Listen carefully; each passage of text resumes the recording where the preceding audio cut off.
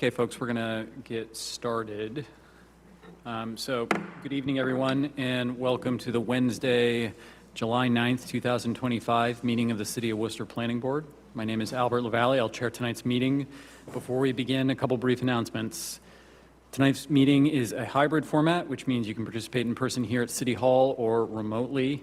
If you're participating remotely, you can log in via computer by going to worcestermass.zoomgov.com/J/1603-0221-385, or by calling in at 1-669-254-5252 and entering access code 160-3022-1385 #.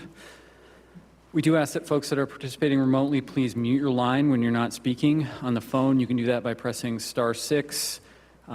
On the computer, there is a little red microphone. Doing the same thing again is what will unmute your line.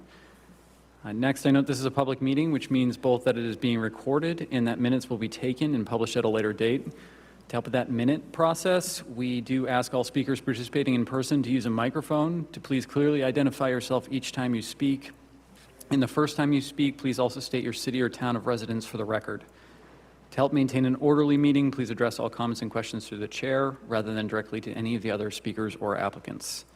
There are a few items on our agenda tonight that are going to be continued or postponed. I'll read through those shortly. If you're here on one of those items, please note that no additional notice will be sent to you before the next meeting. The best thing to do is to call the planning division either the day of or the day prior to the next meeting to confirm if that item will be heard that night. It is not uncommon for items to be postponed multiple times before they're heard by this board.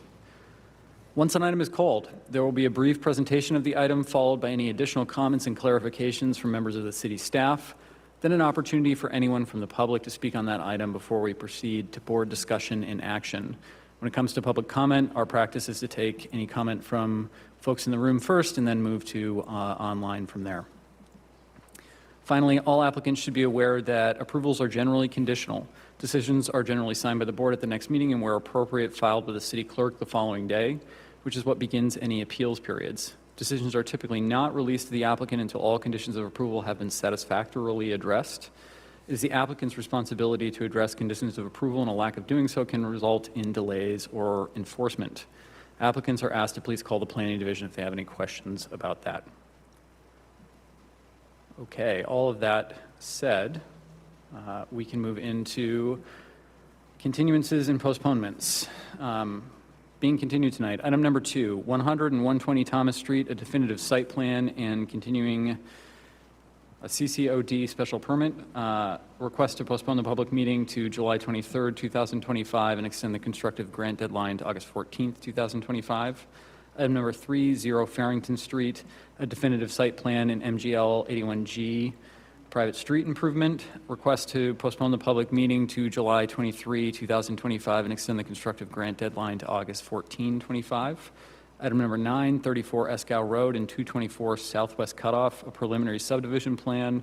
Request is to postpone the public meeting to August 13, 25 and extend the constructive grant deadline to September 4, 25. And item number 8, for Stebbins Street, a special permit, request leave to withdraw without prejudice. Is there a motion on postponements, continuances, and withdrawal? Make a motion to postpone items 2, 3, and 9 and grant a leave to withdraw without prejudice for item 8 for Stebbins Street. Is there a second? Second. On the motion, Mr. King. Yes. Do we have Board Member Delara? I'm here. How do you vote on the motion? Oh, yes. Mr. McCormick? Yes. I vote yes as well. Motion passes 4-0. Move into our agenda. First item we're going to hear tonight is item number 1, 277 Providence Street. This is a public meeting for a definitive site plan. And through the chair, apologies, I think we had a request to go out of order for item number 6 for 10 Renview, just based on a conflicting hearing time in another community. Wasn't sure if you wanted to go out of order. I thought we were going to take that one after the hotel, but It's at your discretion, Mr. Chair. seeing no one from the hotel here, let's go to item number 6 then. 10 Renfrew Street, and 4 Inverness Avenue, a public meeting for a definitive site plan. Hi, Mr. Chairman, I'm James Tatro from Expedited Engineering here representing the applicant, GM Properties LLC. They're also the owner here at 10 Renfrew Ave and 4 Inverness Ave, which are 2 adjacent properties between Renfrew Street on the east side and Inverness on the west side. They're both just south of Grafton Street. They're in the RL7 zoning district. Right now, there's one existing house on that property. That house has been abandoned for a little while now. The yard is overgrown.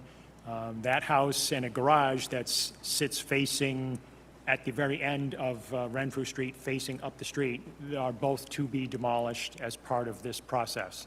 An A&R plan has created these 4 lots. And the applicant proposes on the 4 lots to create 3 duplexes and 1 two-family condominium home. The site itself drains from north to south towards abutters to the south, primarily Bustillo. As I say, it's in the RL7 zoning district. The lots would all comply with the area and frontage and setback requirements for that.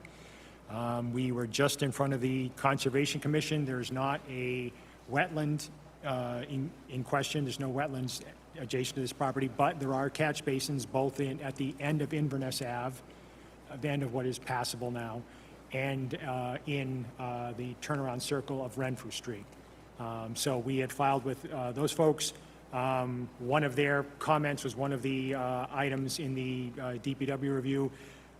The couple of houses on, excuse me, duplexes, I should say, on Inverness Ave, just the drainage of their driveways going to the road was an increase over what was the case right now. So right now, there's sort of a ridge or a peak of the topography right at the limit of the right-of-way, such that for much of Inverness Ave, no runoff from the site would get into Inverness Ave. And just the fact of our driveway would cause that extra. So we were just in front of the Conservation Commission. They asked us to take some extra measures to eliminate that, and we will do so.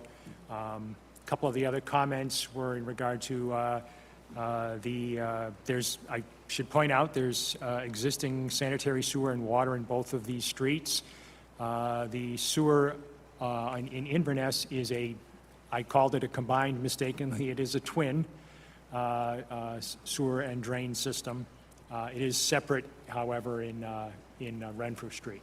One of the comments was asking us to correctly label the utilities in Inverness as twin, not combined. We will do that. We show sewer and water connections to all of these units. Again, we have pretty standard, no more than a 2-to-1 slope anywhere proposed on the site. We're in front of you because we're creating more than 5 units. There's a total of 7 units, excuse me, 8 units being created as part of this process. That's why we're before you. And we're also before you because we're both working on some slopes steeper than 15% and creating some, again, that 2-to-1 slope is steeper than 15%. So we're here because of exceeding 5 units and of having some grading steeper than 15%. But I think what we're proposing is pretty unobjectionable for, on the whole, and we're trying to do everything we can for infiltration. We did some deep holes on site to show what we've got. It's actually pretty hospitable soil, and I think we were a bit conservative in how we described it as a sandy loam texture soil. It's almost the next step up. And at the site, if you've been there, you see here and there on this and abutting parcels, you see here and there some rock outcrops. We did, in the course of our deep holes, I think every one we hit ledge at around 6 feet, roughly. So it's, consistent with what you see and what the soil maps have it as. But I'll just stop it at that. I think everything is pretty straightforward here. We have a little bit of work to do just to keep any drainage out of Inverness, because there's really none going in there now. And we can do that in a couple different ways. But I think we can address all of the comments that have come from staff. Okay, thank you. Speaking of staff, any additional comments on this item from members of the city staff? Sure, this is Rose Russell in the Planning Division. Just to speak a little bit about this petition. So in front of you, this property today has been A&R'd, so there's already 7 lots that have been created. There's a single family at 10 Renfrew. I believe that's the address of the property today, but it'll probably get switched once it's developed. So the applicant is seeking to construct 3 duplexes and a 2-family on that bottom right lot. As stated, there are some slopes in excess of 15% on site. The petitioner stated they're not disturbing some of the steepest slopes on the northern portion of Inverness Ave is where they're particularly steep, but they're not making any modifications or disturbing those slopes. So some of the staff comments we had made, we had asked for some more information regarding the duplexes. The architectural plans provided show that basement level, they're 2-story duplexes with the garage on the first floor, and then there's a walkout basement with the grade change. So we're just hoping to confirm that the percentage of the basement wall does not exceed the maximum allowed where it becomes a habitable story. We'd also asked for some information regarding impervious surface in the front yard, so making sure if they're proposing walkways to the driveways that those are depicted. Those are 2 zoning compliance issues, so we just want to make sure those are all wrapped up. One of the other comments we had was regarding their landscaping plan. It shows some alternative driveway layouts, so we were just hoping to get that updated to reflect the driveway layouts you see here on the civil plan. We had asked for some more soil testing information earlier on, which had been done. I just don't think we had received it, so we're just looking for that additional testing. So one of the comments that had come up during the Conservation Commission hearing, as I understand it, which was held last week, was regarding the post-development rates of runoff. So we just asked that the applicant continue looking at that and provide ways to reduce the post-development rates of runoff. I know they need to do it for their conservation hearing, and it's made note of in the DPW comments, but we want to make sure we get an updated stormwater report that reflects those changes. I don't think I have anything additional to add, but I'm happy to answer any questions that the board has. Thank you, Ms. Russell. Any additional comments from members of the city staff? We don't have anybody from DPW, do we? Oh, we do. Yeah, through you, Mr. Chair, I think we have Leslie Rodriguez online. I don't know if Leslie has any comments she wants to offer in addition.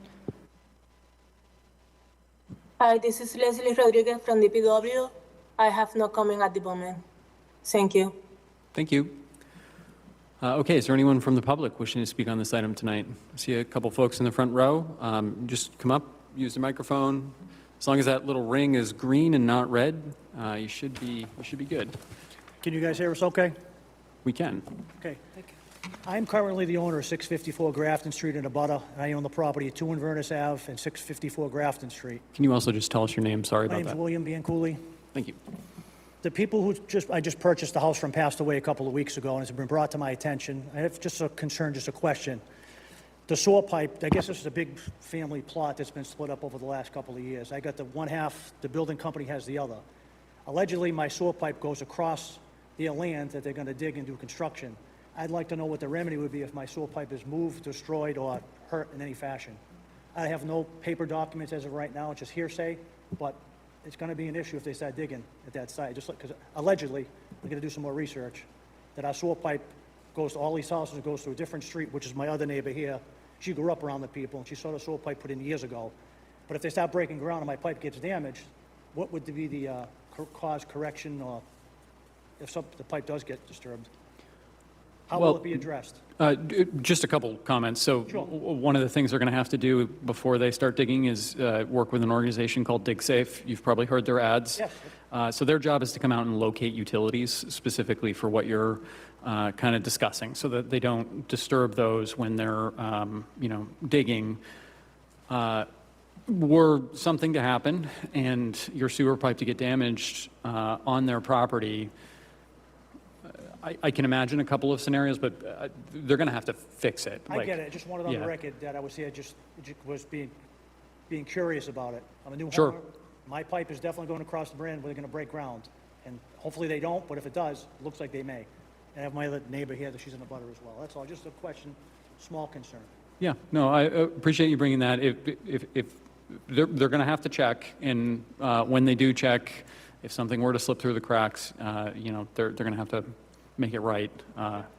Just curious, it's all new Yeah. to me, but they're going to be doing a big excavation over there, and things have to be moved.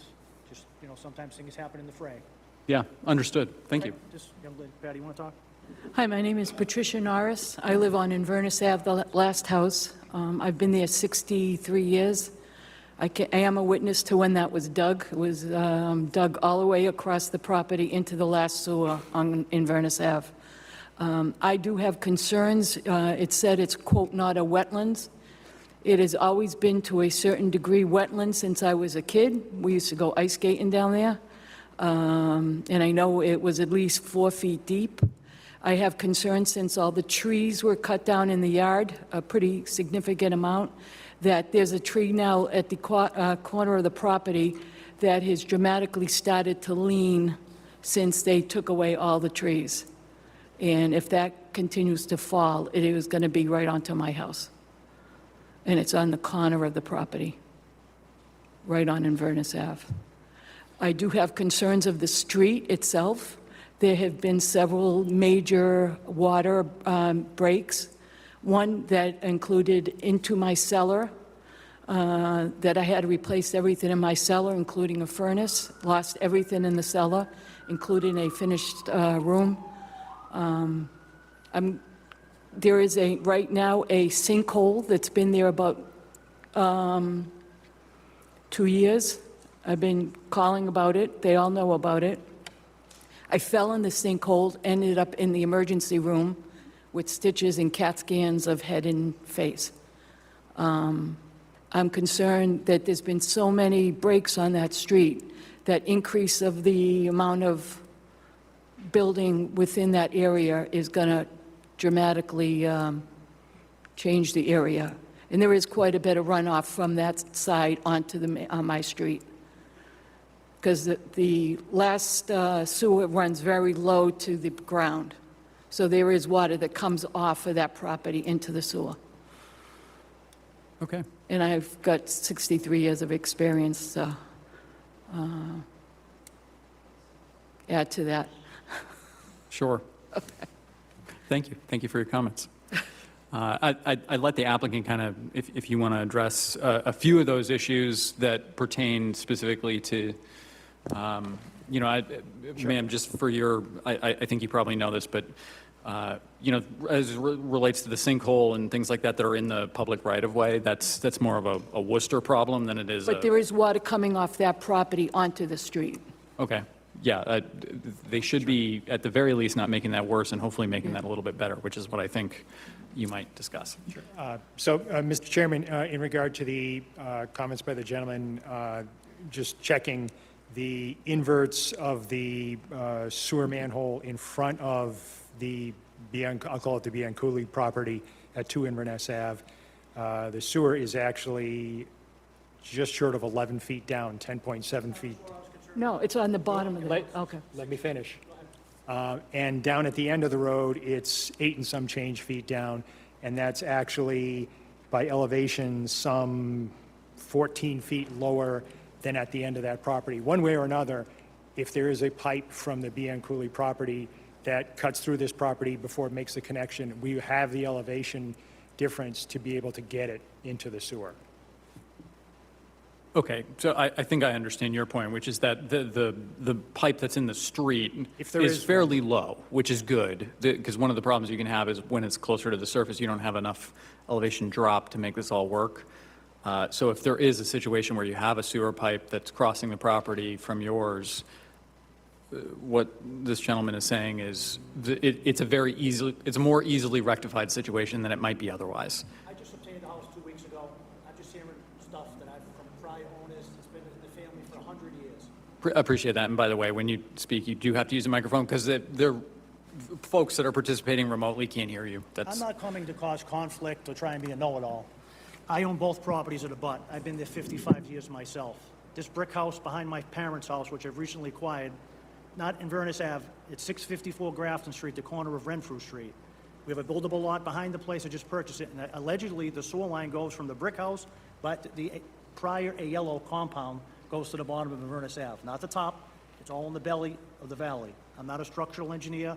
Common sense would say I'm just concerned if the pipe gets damaged, what would be the rectification, like you says, if DigSafe's gonna come? I'm not looking to go against them.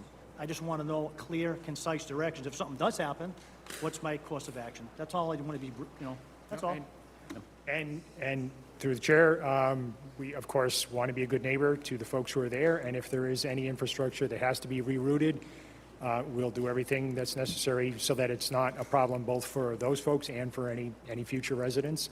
And as I say, I think thankfully, we've got some elevation play here to allow us to probably more easily make a connection than it would be the case in some instances. okay, appreciate that. I was just curious, because have you been by the property? Yes. There's a big stone wall that's been there since, I don't know how long, to get, I don't know, easement or access to buy my property to do this excavation. You're probably gonna have to encroach on my land. I'm not, like I says, I'm not, know the verbiage or however it works, but I want to work happily with everybody. That's what was my major concern, that's all. And that's usually this board's advice to folks is, this all goes a little bit better, construction is not a undisruptive process, so it will go a little bit better if everybody talks, everybody works together, kind of goes into it with a spirit of, we're going to make this as good as we can for everybody involved. Sounds like the applicant's saying that's their approach, sounds like that's what you're saying as well. I wish the best for both of you. Okay. Thank you. Okay, anyone else from the public on 10 Renfrew Street and 4 Inverness Ave? Is there anyone online? And a reminder, it's *6 or a little red microphone somewhere to unmute your phone line. Hearing none, board members? For myself, I don't have any concerns with the site plan itself. If the applicant is okay with staff's recommended conditions, I think I'm all set. Okay, thank you, Mr. McCormick. Mr. King? No overall comments on this one, thank you. Okay, thank you. Mr. Delara? Thank you, Mr. Chairman. So I believe that the staff has covered the concerns, and so, as was said earlier, if the applicant is okay with the staff's recommendations, then I'm okay with it. Okay. Mr. Toomey, any comments you'd like to make? Just one question. Are you aware of the sewer pipe they're talking about? I Or is that something? I just Stephen, became you aware gotta of it. paint your microphone. Yeah. I just became aware of it a day or two ago. Is that something that there is documentation someplace to be able to show that so that you? Well, I can tell you that there's not an easement for it, but that's, that just means, it wasn't legally recognized. But if it's there, it's there, and we will work with the abutter to take care of it in a way that doesn't disrupt his service and is safe for the future residents. But what he's saying is there won't interfere with what you're planning to construct. One way or another, there's elevation play to be able to get a sewer service from either the Bianculli or the Aiello properties north of us into the sewer. So, if we have to create an easement that runs it to the side of one lot and between the two others out to Inverness, something like that, that's just what we'll do. There's ample opportunity to take care of it here. Okay. I think I'm the last one to go. So for myself, I think the staff review has been adequate. I appreciate the applicant's willingness to hear the neighbors' concerns and appreciate the neighbors showing up to offer them. I think we're ready for a motion. With that, I would make a motion to approve the, sorry, right, the definitive site plan for 10 Renfrew Street and 4 Inverness Street, subject to staff recommended conditions of approval on pages 2 and 3 of the site plan. Of staff. Second? On the motion, Mr. King, Yes. Mr. Delera, Yes. Mr. McCormick. Yes. I vote yes. Motion passes 4-0. Good luck. Thank you for your time, and thank you, staff.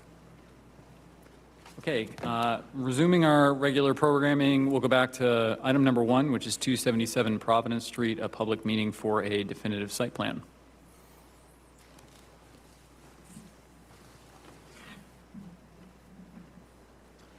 Good evening, Mr. Chairman, members of the Planning Board. Steve Madaus of the law firm Myrick here in Worcester, back again with this application for site plan approval for a hotel at 277 Providence Street. It is located in the business zoning district. It is an allowed use in this zoning district. We did receive this afternoon the staff memo, Mr. Chairman, for review with their comments. We have a few items we would like to seek relief from, if you will. But I know at the prior meeting of the board, there were some questions about traffic impacts. So with me this evening, in addition to the applicant's representative, Mr. Greg Heflin of Park Silver, we have Mr.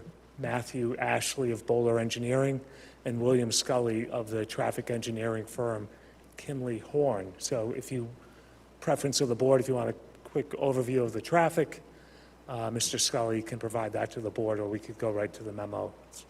Let's start with the traffic, Mr. Scully, if that's all right with you. I will just let you guys know we have a very full agenda tonight, so we appreciate a concise description. Appreciate that.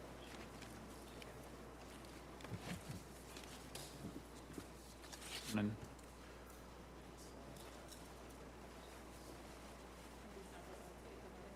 Yeah.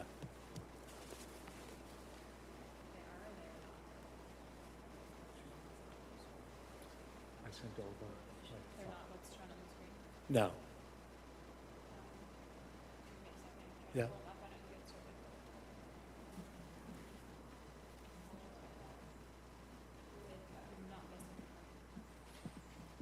No, it was a PowerPoint.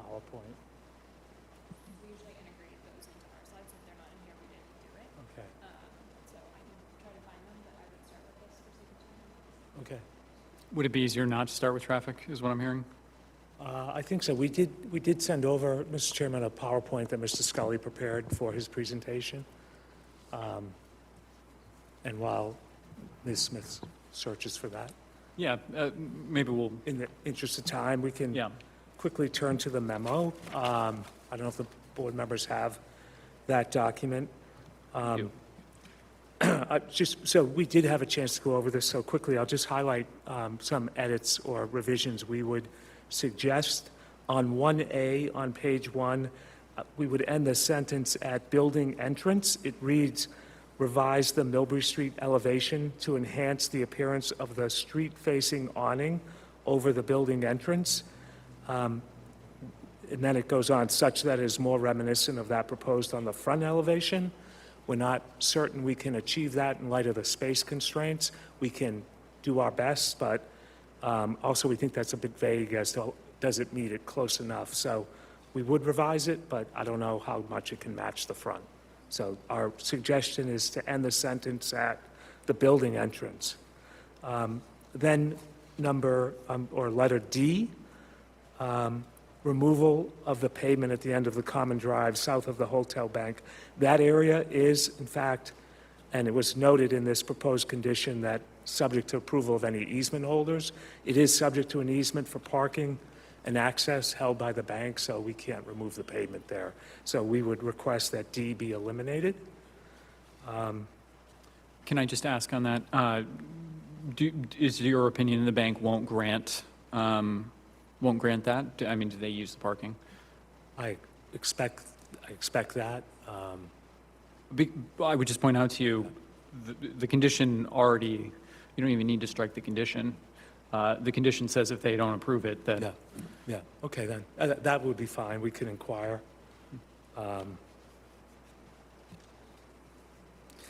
J, J requires a 5-foot cement sidewalk with 2.5-inch caliper shade trees planted every 50 feet along one side of the driveway, connecting the existing public sidewalks, along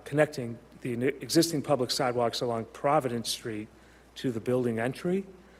So the building, as shown on the site plan, it does have a sidewalk around the entire circumference, and then we have a sidewalk off the rear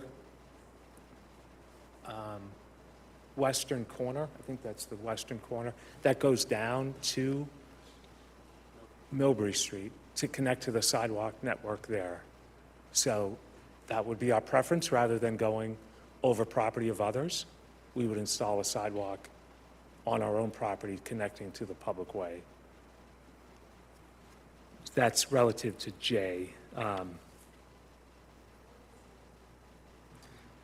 Moving on, O, reflect evergreen trees along the toe of the proposed retaining wall every 10 to 15 feet. We think there's not enough room to plant trees along the retaining wall, and don't think we could accomplish that as a condition. I would also point out, I think staff's trying to write that with some flexibility, because it says where infeasible, some other type of vegetation.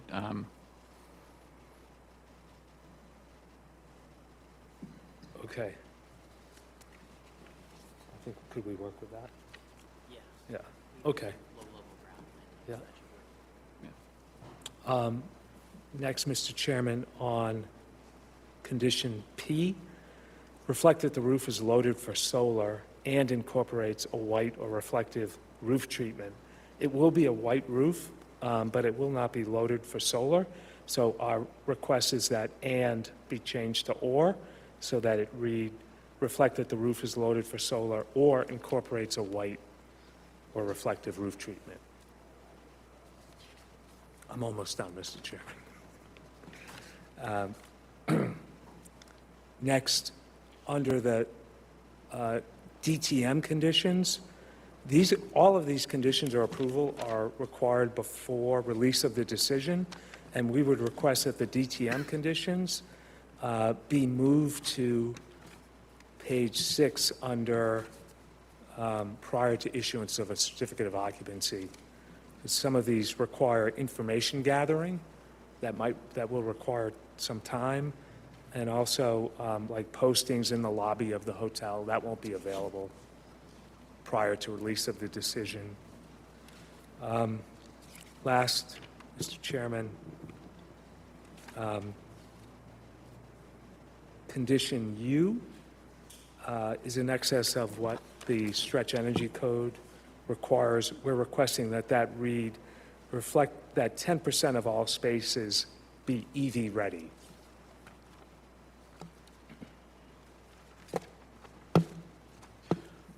Okay. That's the extent of our, Rather than, veering too far from this before we discuss, just, Ms. Russell, I think this is, maybe you're commenting on this tonight. Do you want to go through Attorney Madhouse's points and indicate what you agree with and don't? Sure, yeah, I can go through the different conditions Mr. Madhouse stated. So some of the conditions, we're looking to discuss 1A regarding the Millbury Street elevation. I think that's fine if they want to strike after the building entrance. I think that would be acceptable to staff. Eliminating such that is more reminiscent of that proposed on the front elevation. In regard to condition 1B, reflect removal of the pavement at the end of the common driveway.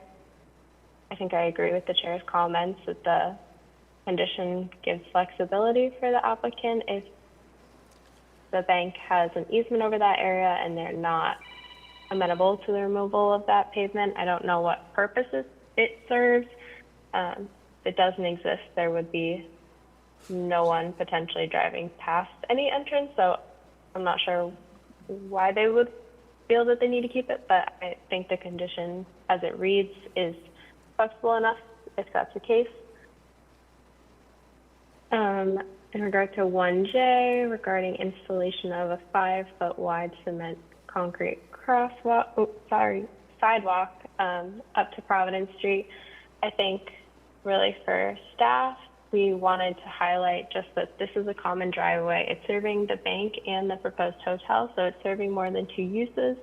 When it comes to a common driveway, they're subject to typical road construction set by the subdivision regulations. So while not applicable here since it's an existing driveway today, that they're not proposing any improvements on, we'd really like to encourage the applicant to provide some pedestrian facilities. There could be, of course, people coming from Mulberry Street, and we appreciate that they do have that pedestrian connection, but this is the main vehicular entrance to the site, and some of our other conditions ask for lighting in this area, and I think it's really an important place to have pedestrian connections, so I'd really like the applicant to explore and be able to provide that. I think if maybe we could provide some more flexibility in the language that allows them to construct it to the greatest extent possible that they can construct it. I think we would really like to see that.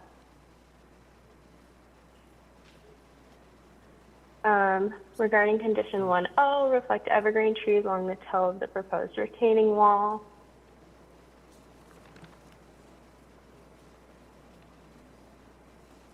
I think the argument was that there is not enough room along the retaining wall.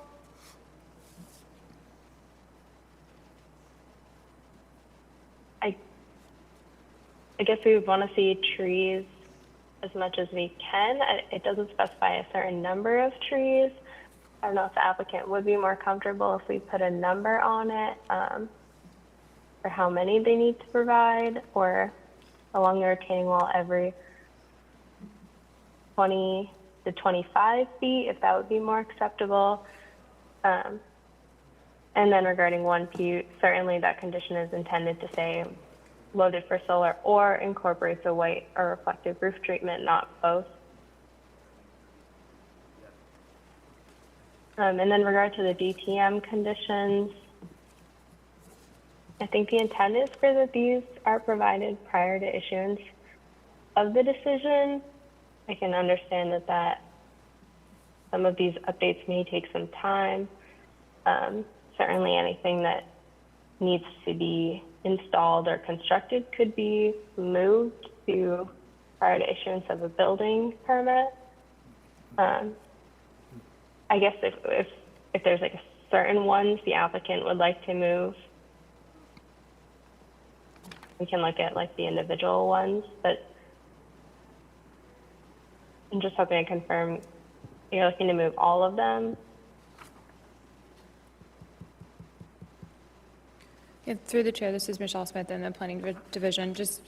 I'm looking at the conditions from DTM's memo, and I'm seeing that perhaps condition S and condition U could be something that could be relocated to prior to issuance of a certificate of occupancy. But typically, an updated traffic study would be something that we would see early on, and then similarly, revising the plans to show where the bike racks are going to go. Those are not appropriate things to push off until after occupancy. So I think if the applicant could identify the specific items they're taking issue with throughout, maybe while the presentation is going on, we could regroup on that just for clarity. I don't think we're opposed to that. Just it doesn't seem like it's appropriate for many of the conditions to move. If I may, Mr. Chairman, it was R and S of the DTM. Those were the only ones.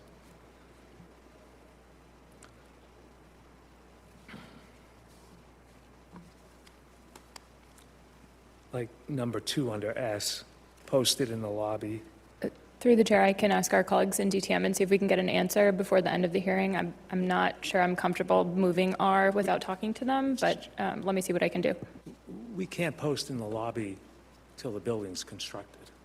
Clearly, I think it's R that staff is concerned with. The one you're discussing is an S, which Michelle is saying we could move to. The other is the crash data you have to get from the police department, and that takes a number of weeks, I understand, so. Ms. Smith, what do you think about, my proposal would be move R to prior to issuance of building permit, move, sorry if I can find as well.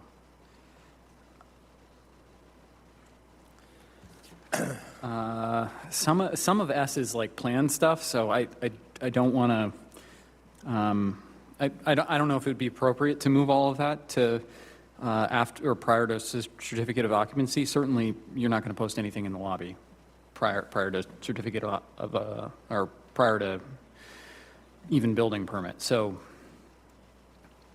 I mean, I think we're generally amenable to that, but as far as the traffic, if that's kind of the city's standard practice, I think this board would want to see that. I think a reasonable to accommodate, you know, the need to get started and the police department taking a little bit of time. I think prior to building permit might give you a little bit more room.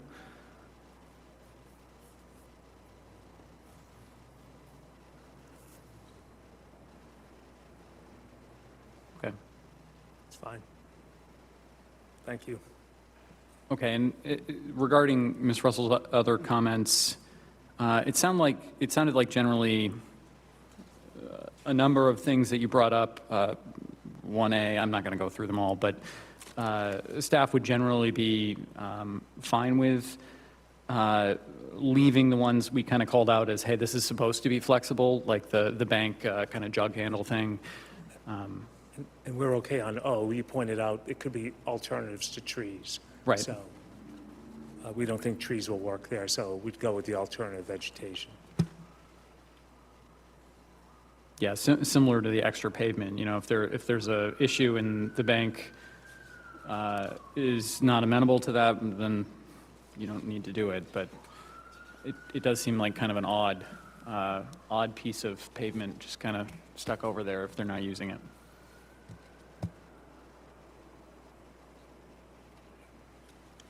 I see that the traffic PowerPoint is up. So I don't know. Before we jump into traffic, just want to make sure, are we generally in agreement on the conditions? Ms. Smith, can we kind of put a bow on this? Yeah, through the chair. So just my understanding is that we're in agreement that we can strike the latter part of the sentence under 1A, which would basically delete such that is more reminiscent of the proposed front elevation. And then we would leave D as it is. We'd leave J, we would leave O as it is.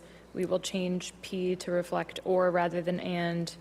And for J, I guess my question is about the wording, and I apologize because I was trying to pull the slides up. I missed the reason that they're unable to provide that, or they think they're unable to provide that sidewalk. So I missed the discussion on that, but maybe we could change subject to approval to something a little bit more flexible. So unless the applicant is unable to obtain approval, but I'm not sure I understand why that's not possible. Maybe the applicant could do their presentation first, and then we could discuss this now that I have the slides up. The objection was because we have a sidewalk proposed at a different location to go down to Millbury Street, the sidewalk there. Yeah, I think, again, to Ms. Russell's comment, it brings you up a different direction and a different elevation. So the Millbury Street is lower, Providence Street is higher, and typically the common driveways, again, the city standards would be sidewalks on both sides. This is an existing driveway. While it's technically serving multiple lots, functionally, it's not really serving a use on the existing lot, and so this is adding potential users who may not travel via car. You know, if they're coming to the city, might be taking transit or otherwise, just encouraging another option if folks want to walk up Providence Street, whether it's to access open space that the city has along the corridor there or otherwise. So ultimately, it's at the discretion of the board as to what you want to require, but that is the comment that staff had and the reason for it. So, off-site improvement for a site plan approval. We show the sidewalk on our property. This would require us to go on property of others to make those improvements. I understand why you don't want to do it. I do generally agree that it's a better plan if you do it, because something that is easy to observe as somebody who walks a lot. Pedestrians are going to walk there. So whether you put a sidewalk or not, people are walking down that driveway. It's your primary access point. I'd rather have them on the sidewalk than in the middle of the road. Understood. So. Okay. I think we can put that aside for just a minute. Let's talk about traffic. All right.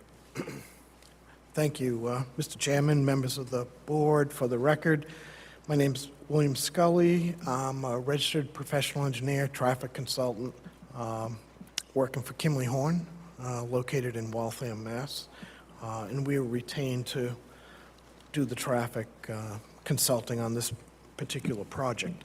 I'll quickly go through some of the slides. And I may either ask a couple questions on the pedestrian or throw out a couple things. I think we've been talking that it's not as straightforward in any of that area, either due to grades, culverts, property ownership. So it complicates it. I'll just quickly go through study area where we evaluated the impact of the project, the proposed or estimated characteristics that we believe and used in our analysis for this project, touch on the city's transportation review, and then end up, I think many of the conclusions, even in the staff report, are taken from our report or responses back to the Transportation Department. We did submit a report. We finished our report in the fall of 2024. We got comments in early in the year from the Transportation Department. We also submitted in February a TDM memo that outlined or made clear some of those things, like making sure the transit information is in the lobby of the hotel and talk about the pedestrian connection on Providence Street. Let's see, next slide. So this type of hotel, as you probably heard in the last hearing, it's a business type of hotel. It's extended stay type of a hotel where the market, it's a little different. Sure, anyone can stay there for one night if you wanted, but many patrons, let's say you're going to be at Holy Cross for 3 weeks, or you're going to be at St. Coban for 3 weeks, working, then this offers a 2, 3 week, 4 week type of a spot to sort of headquarter out of when you're in the city.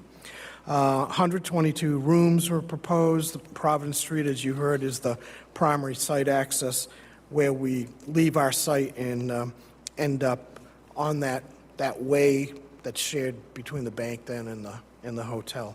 And the VFW is off of that other connection to Providence Street as well.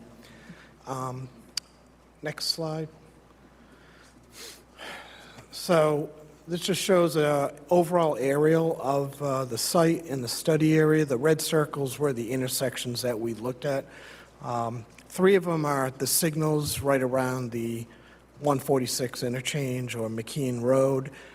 Those signals are owned by Mass DOT, but they're the major spots that one would cross through.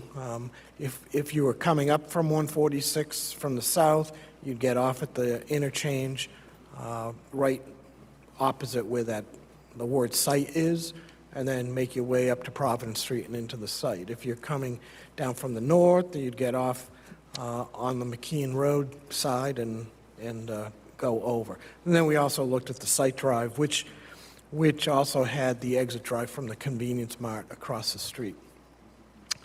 Next slide. We did review the, you can go to the next slide, Michelle. I'll try to keep it going. So we followed the standard traffic impact study procedures and practices that we've used in the state for quite some time. We did review the scope with TMD and took some comments in and added certain I think they added the McKean Road signal to the study scope. Wanted to make sure we had a TDM type of a program built in. Series of we collected traffic volumes during the peaks, and also compiled a series of crash data. Developed the forecast and then did the analysis in the peak times. The weekday morning and the weekday afternoon would be our anticipated peak hours of activity. So a little bit about Providence Street. So Providence Street is a city street, except for that piece right about from our driveway connection serving the VFW down into the signal, which still is under DOT layout. As you know, as you go up Providence Street towards the center, towards town, what I call towards town, you have the playgrounds, you have the ball fields, you have the school. You have two bus routes, RTA bus routes on Providence Street that go past the site and have bus stops further up the hill, which is why we put in our TDM plan and talked with TMD about maybe we can talk to the RTA about either relocating a stop or adding another inbound stop to give, again, some of our patrons may become familiar with the city, may not want to drive everywhere, and if they're doing their type of activity in the center, then having a convenient stop would be beneficial. Let's see, next slide. So we projected site traffic for this use using the national ITE models for business hotel. We did compare, Woodspring has collected some data for PM peak hours at some of their other facilities around the country, and they compare fairly close, a little bit less entering in the PM peak hour, a little bit more exiting, something like that. So very, very close, a little bit less. We didn't have actual data for the morning, so we just did ITE projections. We included a comparison to the Woodspring data in the report for everyone's understanding. Next slide. So we did, as I said, we did existing conditions. We had the future no build, the future build. We're projecting out 7 years of traffic. The change in operations at the signals are very minor. As you could see, the relative number of new traffic coming out or entering the hotel is relatively small. It's about one car every 2 minutes or so, split pretty evenly of either entering or exiting. And then once you get to Providence Street, if you're going to start to distribute your traffic, some going right, some going left. You get down to the 146 interchange, and we do anticipate much of the traffic to be oriented during the peak hours towards 146, but not all. Providence Street's a major street, and it, again, brings you into the center.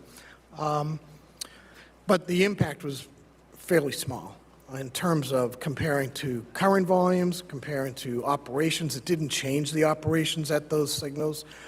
People were able to enter and exit the site drive easily or efficiently. All the levels of service are pretty good. Overall, the signals, I believe, stayed at C or better during the peak hours. Everyone's noted there are issues at the signals, and part of the recommendations, both from us as well as the city staff, is to try to get more information and push DOT to get those locations into the queue for addressing or evaluating to see how you can improve upon the safety as well as the operations down there.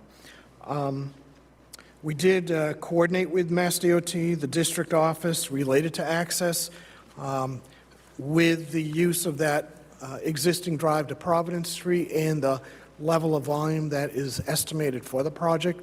DOT indicated that no separate access permit is going to be required from DOT. If it goes further in terms of improving pedestrian crossing on Providence Street near our site drive. If we're still in the layout and DOT is favorable on that, then that would need a work permit later on down the road to actually install. Any connection on sidewalk that affects DOT layout, they would need a work permit again to make sure that they understand what's happening in their property and how it ties into either Millbury Street or Providence Street. We did look at, in one of the recommendations, we wanted to make sure that a patron could leave the hotel and had a walking path, a walkway to lead towards that shared driveway with the bank. The bank has a connection to the Providence-Millbury intersection. From their parking lot, there's a little sidewalk connection. So in theory, someone from the hotel could walk through the bank parking lot and get to the intersection. We looked at, and currently are looking at, if you come out of our hotel, can you get down to Millbury Street? And a portion, as you go south on Millbury Street, it does become very steep from the site down to the street, but up by the bank, it flattens out, but it's bank property. So there'd have to be some communication and an okay on that. Connection on the existing driveway out to Providence Street, where VFW uses, there's the ability to potentially have a sidewalk along a side of that road, that driveway. And in fact, if you look at it now, there's a little bit of sort of graded area to serve that. But then you run into the culvert, and you can't run. It's not an easy thing to bring the sidewalk further to the south and connect into the site. And that property is VFW owned. So, as I said, we recognize pedestrian accommodation is desirable. There's no easy solution for that. With the RTA, we would agree, based on approval, to touch base with the RTA about that bus stop, bring in one, whether it's a relocated or new one, be open to the spot down there by the driveway to be more convenient to the patrons of the hotel. Our in general, conversations with the RTA over the last month or two on other things, they indicated that they do have a major bus stop study underway, looking at all their stops and how they can be improved or modified. They're not looking to add new stops in the immediate forefront, but because of the study, and they don't expect the study to be done for another year or so.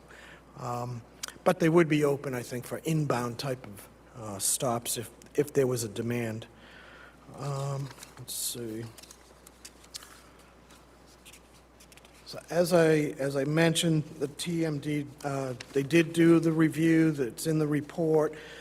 They've requested additional safety information. We provided additional in our response to them in early June, and then indicated that to prepare crash diagrams, we need the actual crash reports, their DOT locations. We may have to coordinate with City Police Department, so we'd be happy to prepare, go through all those reports, but make it as a condition of approval because it is going to take some time.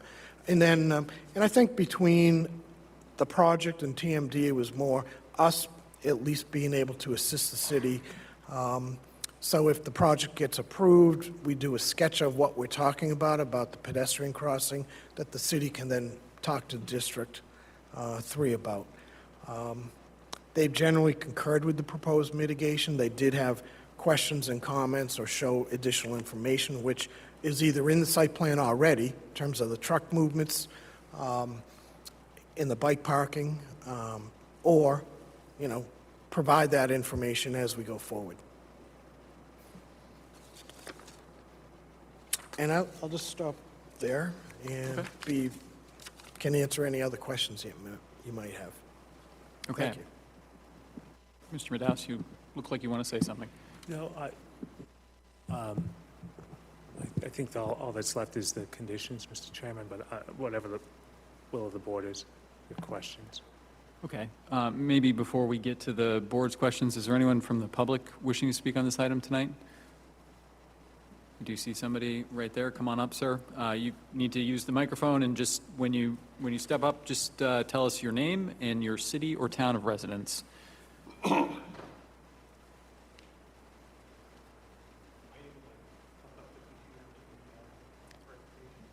don't think so. Okay. All right, no problem. I'll just speak to, I'm going to open up the computer and just speak to one or two references that Sure thing. are the basis of this.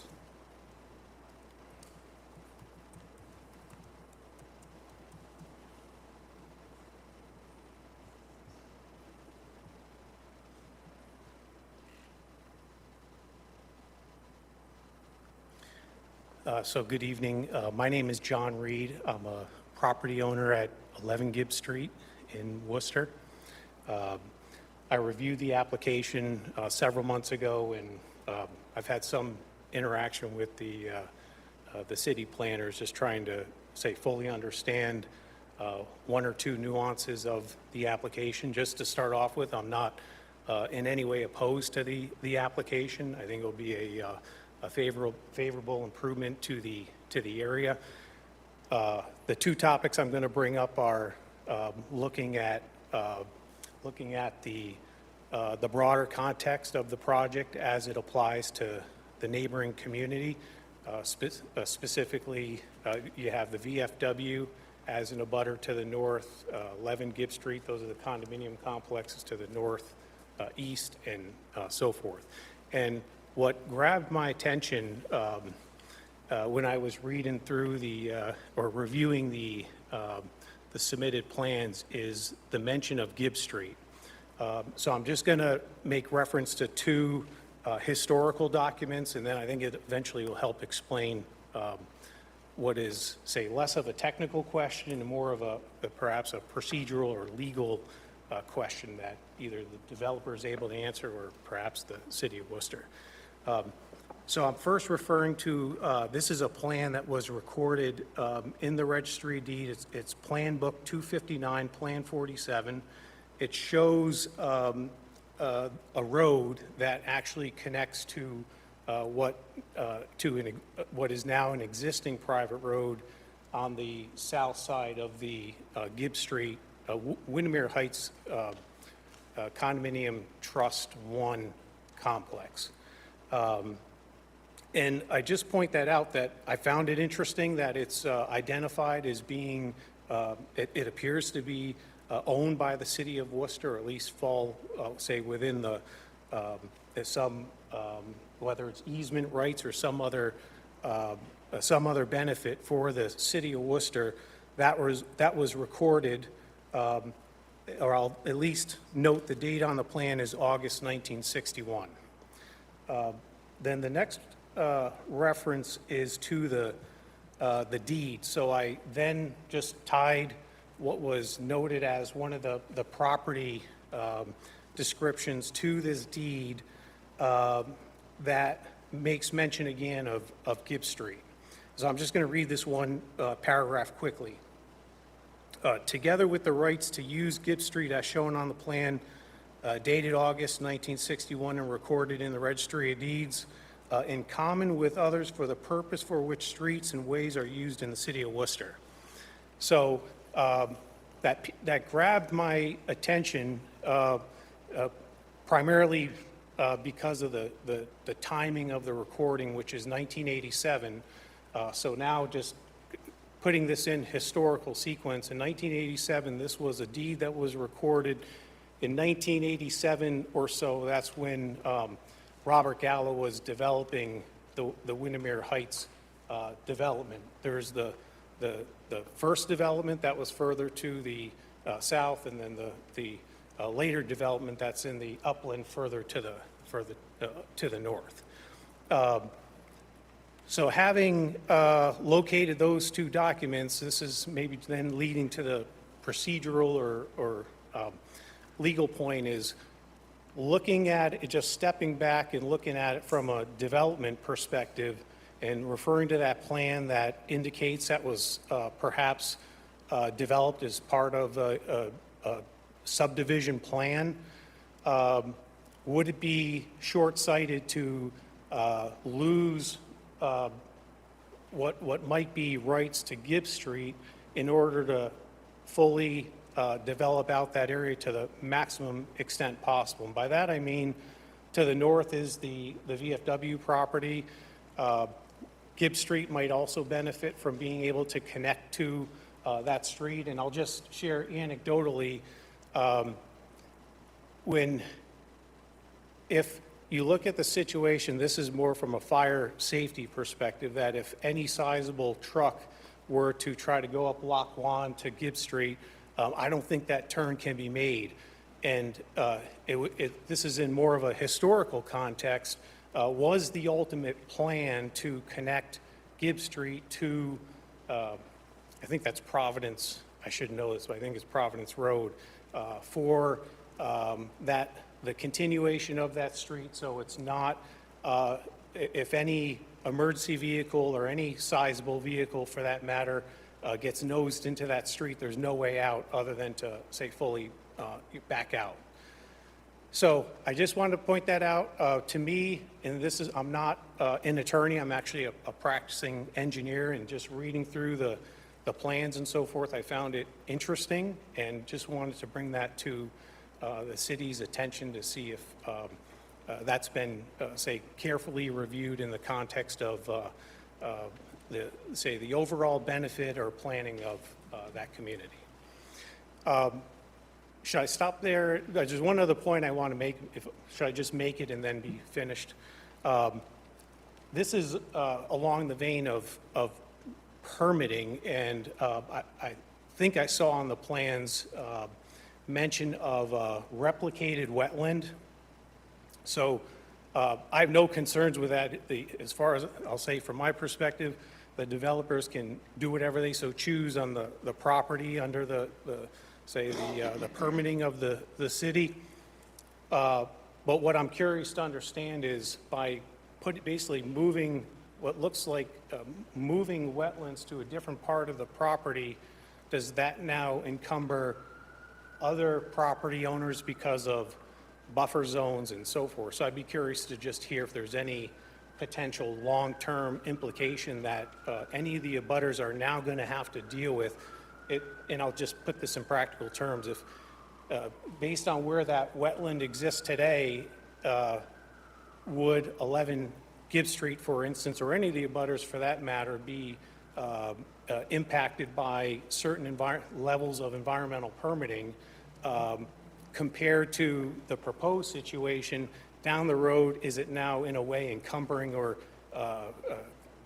adding some complexity to the owners of those properties in the event of any, say, change in development or future development and so forth? Thank you for everyone's time. I appreciate it. Thank you. Ms. Smith, do you want to comment on the right-of-way I'm going to deed? defer to Attorney Madaus on that. I believe he can comment on that. Thank you, Mr. Chairman, and thank you to the resident for those questions. I spent a lot of time on the status of this portion of Gibbs Street with both planning staff and the law department. Gibbs Street does not exist on the official map as it abuts this parcel. It was discontinued, and by not being on the official map, it cannot be opened as a way unless it's submitted as a subdivision plan. And as this board knows, to submit a subdivision plan, you need the owners of the property as applicants. So we would have to be applicants to open that way for our half of the way. The other half, so from the center line of the former Gibbs Street, the Vernon Hill Post, being the abutter on the other side, owns the other half. We own the half from the center line towards our side of what is the Depot Road parcel. We are not putting any structures in the way. We're just putting parking and other improvements. That was one of the questions from the planning staff.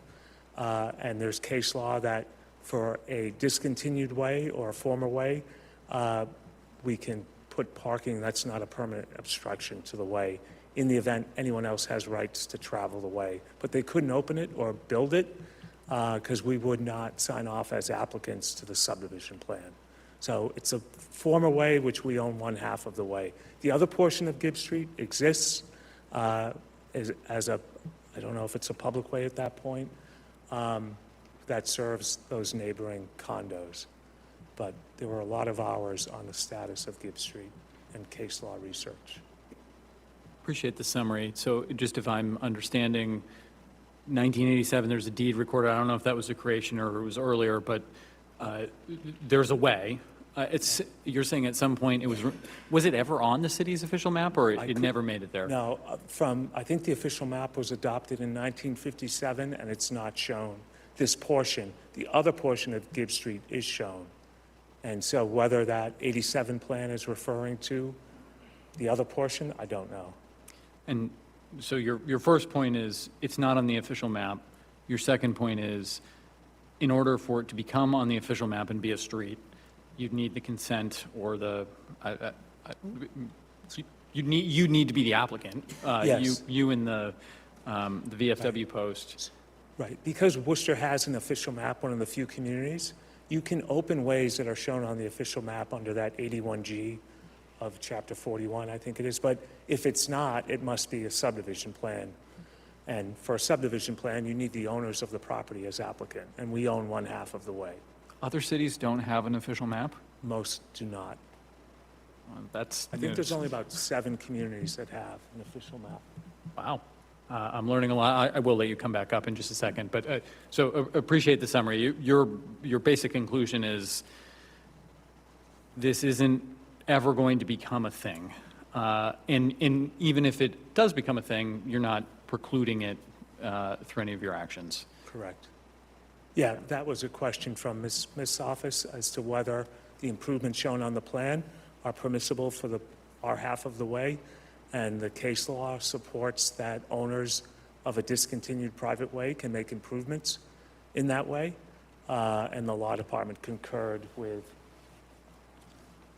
my findings on that. Okay, that was going to be my next question. So our legal team agrees with the applicant's legal team on this. That was some time ago that we spent all that time on this. Sure, through the chair, I can just clarify that Attorney Kalkunis did concur. At the time, the plans were slightly different, but, the only difference since then, I think, is the change to the wetlands, the replication area that's being proposed. So the walls and the parking were something that were evaluated directly by the law department. We don't send every iteration of revisions over, so they haven't looked at that specifically, if that was something you had a concern about. And then just to answer the question related to the buffer zone and jurisdiction for the Conservation Commission and potential adverse impacts, the location of the wetlands, and it's a little bit hard to tell, but I'm just on the plan here. So there's 2 locations where the replication area is. The wetland that's on the site is proposed to be filled in entirely. And so the Conservation Commission requires replication of 1.5 to 1. So basically 1.5 times the wetland that they're filling needs to be recreated. So there'll be a larger wetland that's being created as a result of that activity. And so that's proposed to be located up here where my cursor is, a little hard to tell where my cursor is here, but sort of in the belly of this hill. And then over here by the common driveway, so there's 2 areas where that's proposed. The adjacent property owner that would be affected by the buffer zone is specifically the American Legion, the Vernon Hill Post property. The buffer zone would be 100 feet from that wetland, so I don't believe that based on the property lines and the extent of that it would affect any other properties besides the American Legion property. Right now, that area in particular here is generally wooded, undeveloped. Over here, it's also wooded, but it's much closer to the driveway, so that would have potential impact, but that's also potentially been of discussion as to being regulated currently, so I wouldn't say that that would be an adverse impact over on this corner beyond what has historically been the case. So I don't know if that helps answer that question at all, but. Well, I think as it relates to the abutters question for 11 Gibbs Street, it sounds like it's away from that property and the buffer zones will not impact any of the condo complexes. I believe that's the case, and I think if we got the deed reference right, it looks like the deed that was referenced is a conveyance from one private party to another private party, in terms of what was cited, but I could be amiss. Mr. Chairman, I would note as well that we did work with the Vernon Hill Post. You might recall that, I think it was the president of the Vernon Hill Post was here at the first meeting in favor of our project, but we worked with them on the order of conditions. I think it included their property as well in our filing for improvements on their property, because some of that hydrology comes down from their property, and that had to be captured, all with the approval of the Conservation Commission, so they were a co-applicant on the order of conditions. Not for the replication area, but for the improvements made to their property as well. Okay, thank you for clarifying that. Do you have additional comments you want to offer, sir?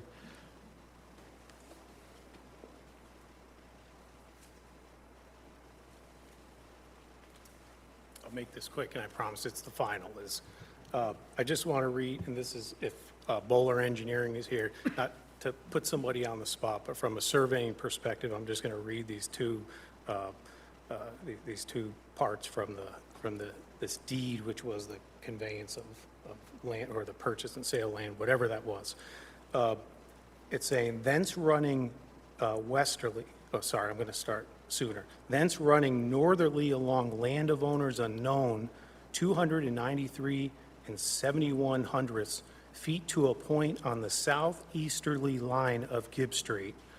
Thence running westerly along the southeasterly line of Gibbs Street, 715 feet or more or less to the easterly line of Providence Street. So the way I read that, and I'm not a real estate attorney or a surveyor, is if you draw out those lines, it seemed to be placing that boundary on the southerly line of that street of Gibbs Street. So in that transaction of land, the way I read that is that land did not get, say, passed in a sense in terms of ownership based on what that boundary description from, say, that owner in 1987 to some future date to today, unless there was perhaps a change of in the legal text included in the conveyance of that, or the transfer or sale of that property. So I just point that out, that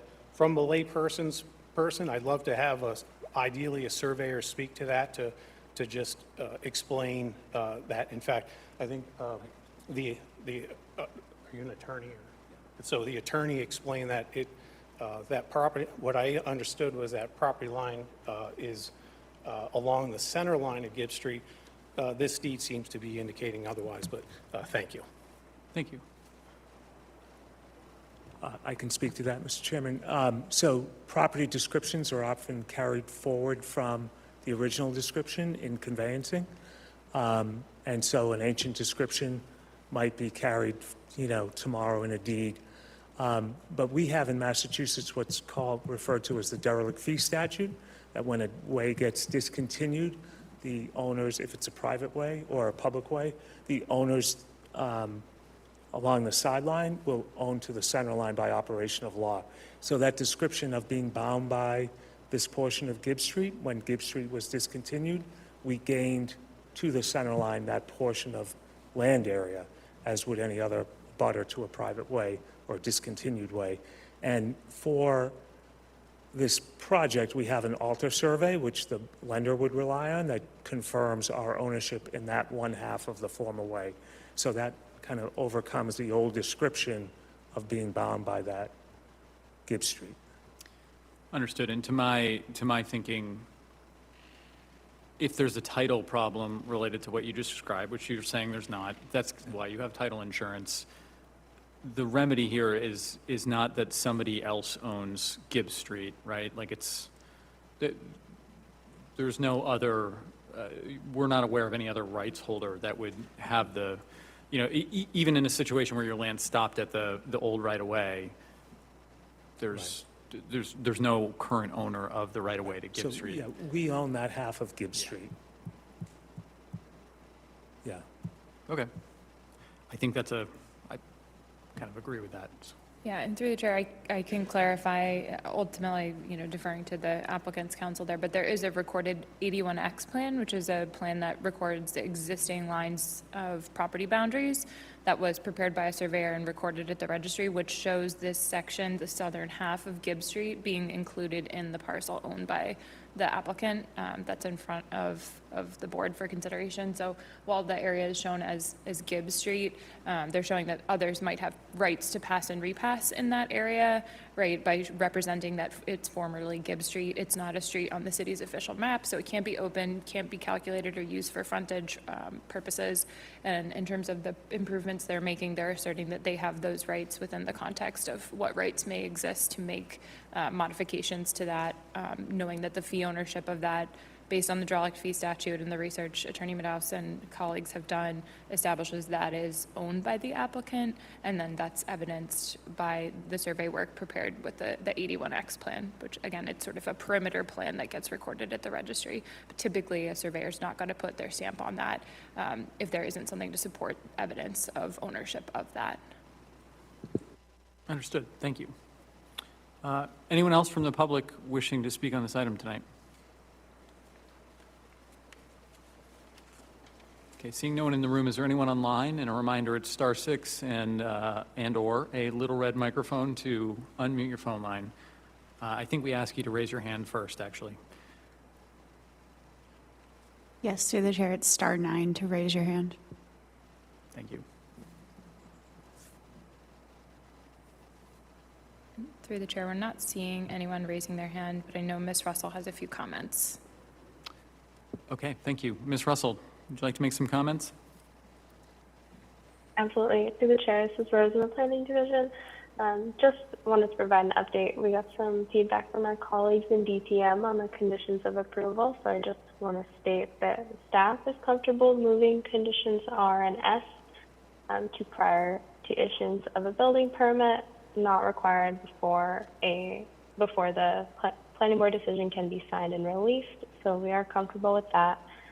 I'm not sure if it was something I missed in the traffic discussion, but I was just hoping the applicant, or it was our understanding that the access common driveway through the property was right-of-way public property. So I'm just hoping the applicant team can discuss the status of the access to the property just a little bit more before we move on in the status of the different portions. Go ahead, Mr. Madaus. Sure. Thank you, Mr. Chairman. That area in between the two Providence Streets, if you will, the original layout of Providence Street, which was not discontinued as a way, was acquired by Mass DOT, then Department of Highway, in 1999 as part of the 146 improvement project, and laid out as a way for the city of Worcester. So that Mass DOT, its predecessor, acquired the fee interest in that land and laid it out as a public way for the city, the area in between what is the new relocated Providence Street and the old Providence Street. So what is shown as an access way is actually crossing over an area designated as a public way by the DOT layout. So I had searched for whether the bank or the Vernon Hill Post had deeded rights to travel that. They do not, or I couldn't find them. And I think it's because that is a public way. It's just not built. What was built is that relocated Providence Street within the bounds of the layout. So it's available for public access to the site. Thank you. Ms. Russell, does that answer your question on that topic? Through the chair, yeah, I think that answers our question. We would just, in terms of the condition regarding the installation of sidewalks, we would just still like to keep that in, but would just leave it up to the board. And I just want to say we also have Leslie Rodriguez from DPW who has her hand raised, so if it would be acceptable to the board to hear any comments from DPW. Yes, I just want to mention the condition for DPW that is in page number 4.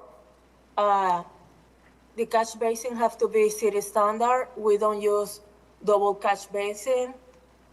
Also, the drain pipe have to be 3 feet low.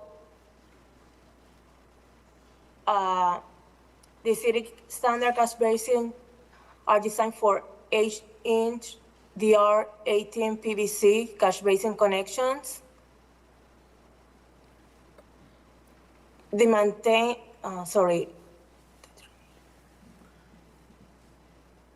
Also, they mentioned to verify if structure A190 is a catch basin or area drain.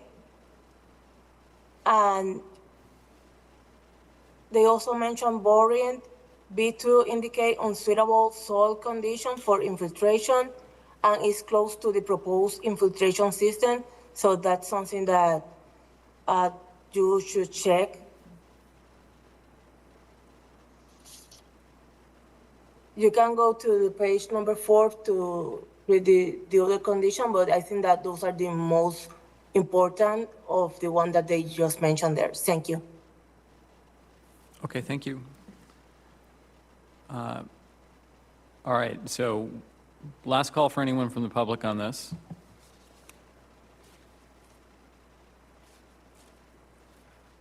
Hearing none. Board members. For myself, thank you for the lesson on rights of ways, everyone. I think for the conditions, it sounds like we had ironed out most of them. In terms of 1J that Rose was just speaking to, I would be in support of keeping that in. I think as we heard in the traffic presentation, there is an expectation that some people would access the site from Providence Street, and I think it would be important to provide that connection. Even, you know, we were even talking about setting up a bus station on Providence Street. So to me, I would like to see that condition stayed in. It sounded like all of the other conditions were amenable. I don't know if we really got back to the EV condition. I think that's 1U. I think the applicants were looking to make 10% EV ready instead of EV operational. I don't know if there's any kind of way to meet in the middle and just have some amount of EV ready spaces. Thinking about our previous board member, Mr. Moynihan, would like to see some amount operational. But other than that, I think I'm all set.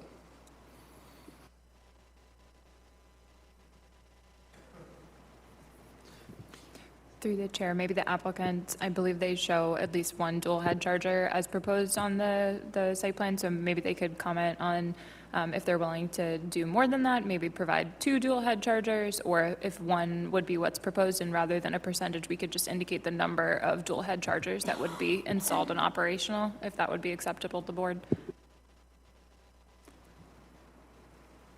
Mr. Madaus, I would ask you to comment on that, because we have, condition U is 10% shall be EV operational, and V is a little bit of a conflict with that. It says minimum of one dual head charger online at occupancy. Right. So we were seeking you to reflect that 10% of all spaces shall be EV ready to be compliant with the stretch energy code. Right. I actually think, I wouldn't mind, I know we like to call it out here. Stretch energy code's going to be the boss anyway, so you could, in my opinion, delete condition U. I would love to see you do 2 dual heads. Somebody who stays in hotels and travels a lot for work and has an electric car, very nice to have 2 or 3 of those. Seems to be the current kind of level of use. I don't know. But we were okay with 1. We'll go with 2. We can accept 2, Mr. Chairman. Okay, 2, and does anybody have strong feelings on condition U in terms of, should we make it reflect what stretch code is, which I think is 10% ready, or do we just strike it because stretch code is going to enforce that anyway? I'm amenable to either. I think we just strike it then. Cool. Okay, Mr. King, any comments from you? Some aligned with keeping 1J in. Thank you. Okay, thank you. Mr. Delera? Thank you, Mr. Chairman.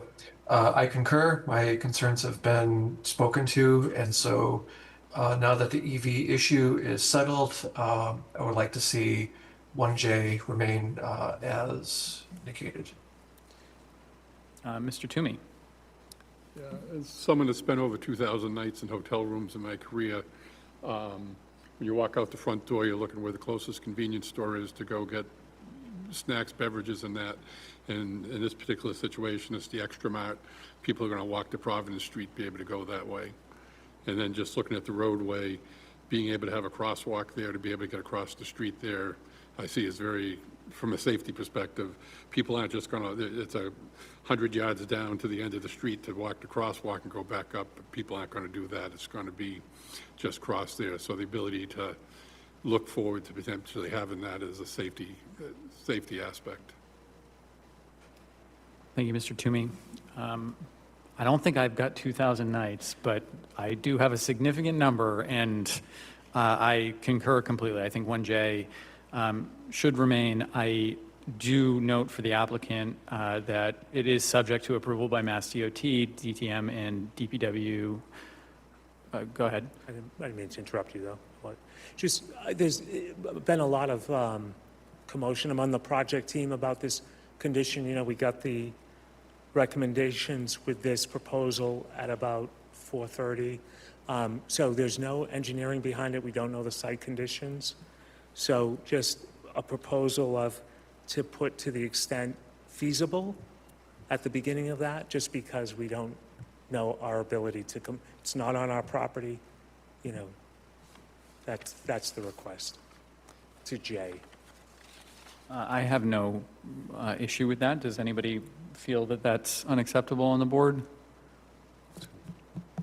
We appreciate the merit of the sidewalk. We just don't know about what the conditions are on the ground there to build it. I understand that. Yeah, I think if we put to the extent feasible and, you know, subject to approval by Mass DOT, et cetera, that won't have you coming back if an issue comes up. Thank you. Sure, and through the chair, just to clarify, the concern is about feasibility with respect to accessibility, yes, in terms of the slope and being able to, is that the concern? Maybe utilities too, I heard a few All times. matters, yeah. Resource areas, you know, just didn't, what is? Yeah, ownership. Yeah. Okay, I think that's everything. We're ready for motion? Mr. Chairman. Mr. Delera. Thank you. So what exactly is the status then of including the qualifier feasible regarding the sidewalk? Correct. Could I get like more clarity on what that verbiage would actually include? Because feasible is a very generic term, and without any additional modifier, like, is it financial feasibility that would be the disqualifier, or some other factor? I'd like something a little bit more concrete included. Through the chair, so staff would recommend that it be subject to approval by MassDOT, DTM, and DPW to the extent feasible in compliance with accessibility requirements. If the applicant wants to offer up other language related to utilities, I don't believe, based on the location, it doesn't seem like there would be a problem in terms of the Conservation Commission if it's on the south side of the driveway. So it would appear that there's an option there, just given the distance from the nearest resource area. And then for utilities, I'm not sure if it would be National Grid that's the concern, or, so I don't know which utility provider, if the applicant could specify, or which utility providers they would want outlined. Do you want to put a box around it? What comes to mind for me is engineering standards, and I don't know what else we could offer. Matt Ashley from Bowler, the civil site engineer for the development. Yeah, accessibility was the first one. I think I've worked through this, and I've come back for a sidewalk before with the board when we determined it wasn't the best location after taking a look at doing a site walk and that sort of thing. So we haven't looked at adding a sidewalk there at that location. In terms of grading and other additional features which may have to be added to accommodate a sidewalk. It also, just thinking off the top of my head, this would involve multiple driveway crossings. Is kind of why we wanted to get everyone down to the bottom where there is a crosswalk already to get across Providence Street versus coming up and going through a couple different active driveways. So I think accessibility is the biggest one. Feasibility, just from construction standpoint, topo, retaining walls that may have to be added. And then there is, I think, active easements through there as well, just making sure that we're not interfering with any of those easements because of that as well.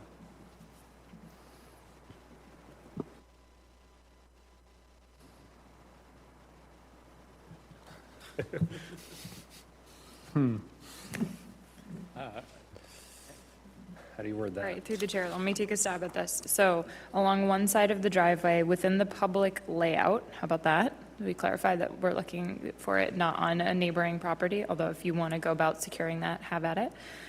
Connecting to the existing public sidewalks along Providence Street to the building entry, unless the applicant is, subject to approval by MassDOT, DTM, DPW, to the maximum extent feasible in compliance with accessibility requirements. Would that work? Applicant's nodding their head. Mr. Delera, do you agree with that? If staff feels that's adequate, then I support it. Okay. Anyone else on the board with any further discussion before we bring this to a motion? Hearing none. I'd make a motion to approve the definitive site plan for 277 Providence Street, subject to staff recommended conditions on pages 2 through 6 of the staff memo, confirming the applicant would like waivers 1 and 2 as outlined. Mr. Madaus, say you want the waivers? Yes. Yeah. Thank you. With the amendments to conditions 1A to remove the wording after the words building entrance. 1J to reflect the wording as articulated by Ms. Smith. 1P to change the word from and to or. Would we say conditions 1R and S would be to issuance of a building permit? Correct. So move the two DTM R&S conditions to prior to issuance of a building permit. And to strike 1U and to add, to change 1V to 2 dual head chargers. I think that's all. And just to clarify, DTM did say they're okay with R&S prior to occupancy. Would the applicant prefer that language? Yes. I would incorporate that in my motion. Thank Okay. you. Thank you. Is there a second? A second. On the motion, Mr. King, Yes. Mr. Delera, Yes. Mr. McCormick. Yes. I vote yes. Motion passes 4-0. Thank you very much. Yeah. Thank you all. Thanks, guys. Okay, moving on our agenda. Item number 40, Marmion Avenue, public meeting for a definitive site plan and an 81G private street improvement. Attorney O'Neill, I think we can do this one a little bit quicker. I will be brief. So Donald O'Neill, I'm here, lawyer here in Worcester, here this evening on behalf of Suham Tepa in connection with this property on Marmion Ave, and this is a proposal for construction of a 2 single-family semi-detached units. We are proposing, in addition to the site plan review, which deals with the slope greater than 15%, we're also making improvements to Marmion Way. Initially, including the paving through the property, basically 53 or 4 feet of pavement to be installed. And there's an additional request from the fire department that we upgrade the access over the balance of the way to King Philip. So we're proposing 54 feet of pavement and then an additional 111 plus or minus feet of grindings, I believe is what it would be, and just to upgrade that portion of the street to satisfy the fire department, and that would be at a 20-foot width with the paved portion above to 24 feet. I have looked at the conditions. I believe we've satisfied the conditions from DPW as well as the fire department. And I have reviewed the staff recommendations on page 2, 3, and 4, as well as to make note of a waiver required on page 4 as to the determination of the lot coverage. I would request that waiver. With respect to the conditions, I have one request for a slight modification, and it also involves condition 1J, as it turns out. And in that is basically just that was a language which indicates that the reduce the area proposed to be disturbed in the rear yard to provide a more sloped but wooded rear yard to help preserve natural absorption and runoff. I would just request the board, after the word proposed, add if possible. I did speak to the engineer. He said that he, in preparing the design, was looking to maintain as much as he could in terms of the rear. We're not looking to disturb anything more than we need to. So I would just want to qualify it with possible. I don't know that it is possible in order to provide, the support that's needed for the houses to be installed. But that, other than that, I have no problem with the other conditions, and they are agreeable to us. And I think we've, as I said, addressed the comments that we received from the various departments. Okay, thank you. Staff comments on this item. Through the chair, this is Olivia Houle in the Planning Division. So the application before you is seeking definitive site plan approval for the construction of a duplex on a lot with slopes steeper than 15%. They're also seeking Chapter 12, Section 12 review and approval for the improvements that they're proposing for Marmion Avenue. So I'm going to start with comments regarding Marmion Avenue. Initially, they were proposing to improve a 52-foot portion along the property's frontage in order to allow both lots, once zero lot line, to be buildable and have adequate frontage. Per the comments of the fire department, they are extending the improvements of Marmion Avenue to King Philip Road.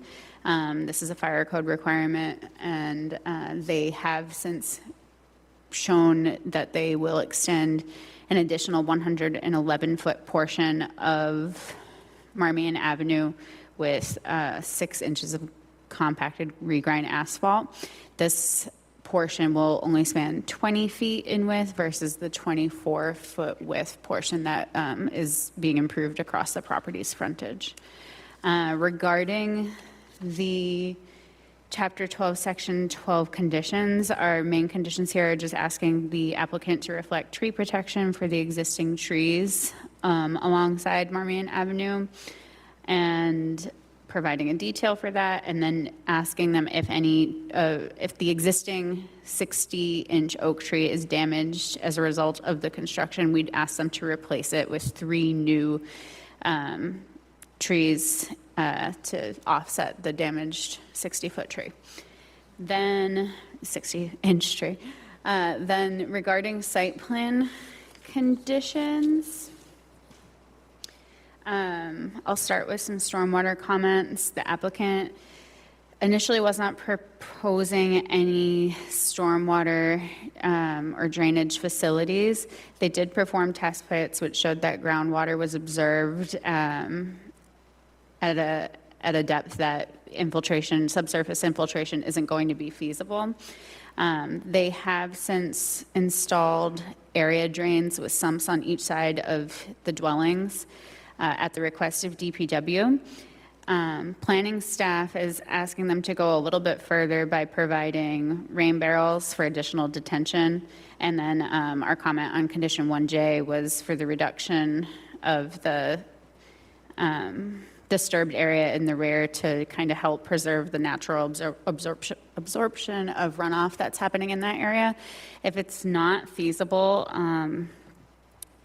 I think that is something we could be amenable to modifying the condition to say if feasible, since they are at least now providing some sort of stormwater management with the detention basins on the side of the structure.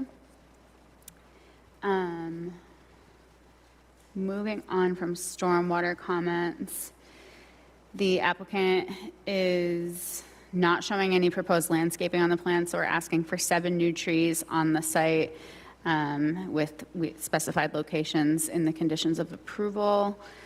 We're also asking for just extension of erosion control measurements. And then I think a lot of our other conditions are just looking for details on certain items. I did skip in my stormwater comments that we're also looking for a dewatering plan to manage groundwater if encountered during construction due to the test pits showing that the groundwater is at a not so deep depth there. So we just want some sort of dewatering plan in place in case it's encountered during construction. I think that about wraps up comments. Happy to answer any questions, or if I missed anything, happy to clarify. Thank you, Ms. Hool. Any additional comments from DPW on this item?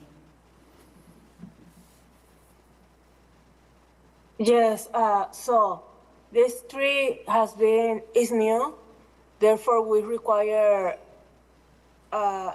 special condition due to new pavement in the street. That means that instead the regular patch will require to the street to be repaired, from burn to burn.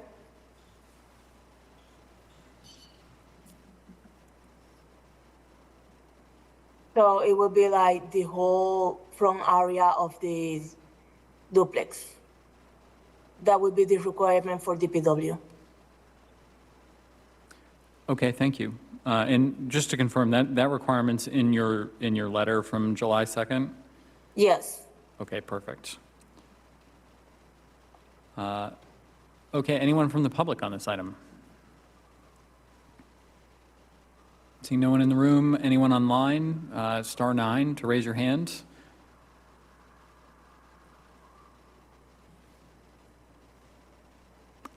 Hearing none. Board members. I have no concerns with this, with the site plan. If the applicant's amenable to the staff conditions, I'm all set. Okay, thank you. Mr. McCormick, Mr. King?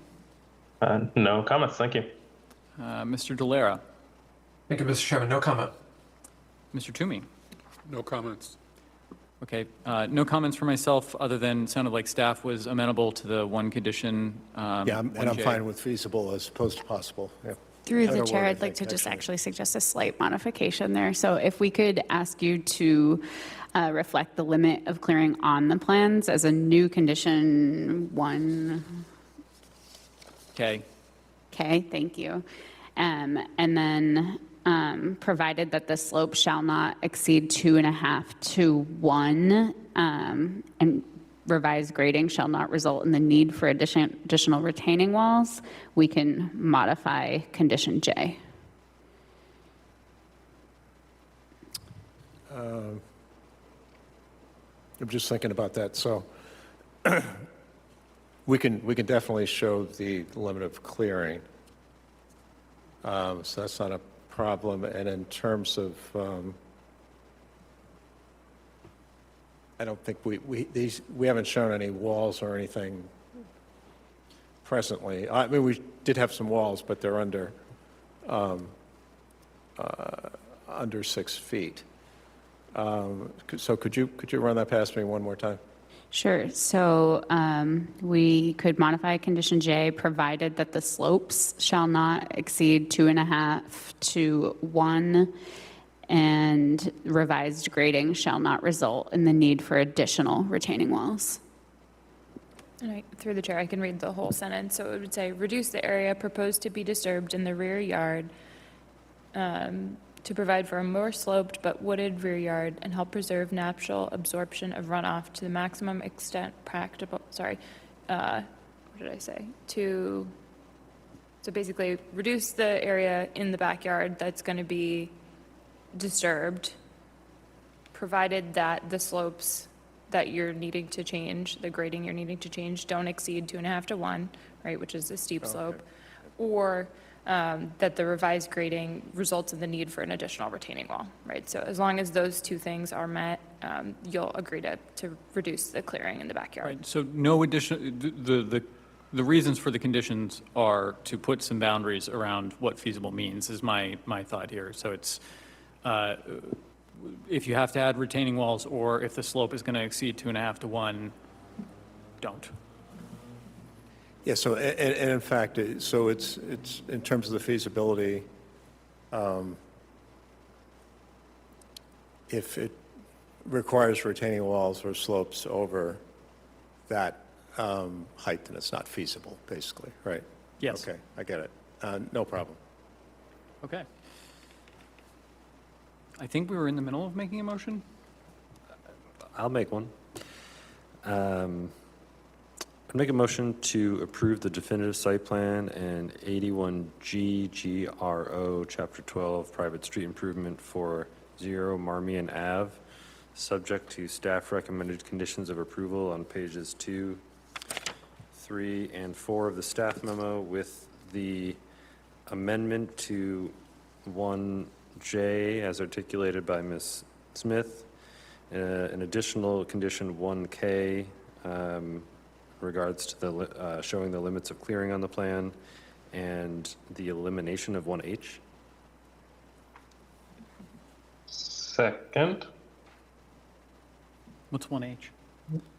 That was the one, reduce the slope on the north side of the proposed retaining wall to no steeper than 2.5 to 1. I think that kind of got folded into 1J. Okay, just confirming, we're okay. All right, I heard a second. So on the motion, Mr. King? Yes. Mr. Delara? Yes. Mr. McCormick? Yes. I vote yes as well. Motion passes 4-0. Thank you. Thank you. All right, moving on. Item number 5, 37A Circuit Avenue East will be a public hearing for a definitive frontage subdivision plan.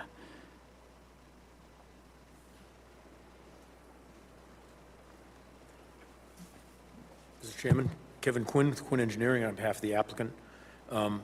We've submitted a definitive site plan application, by the way.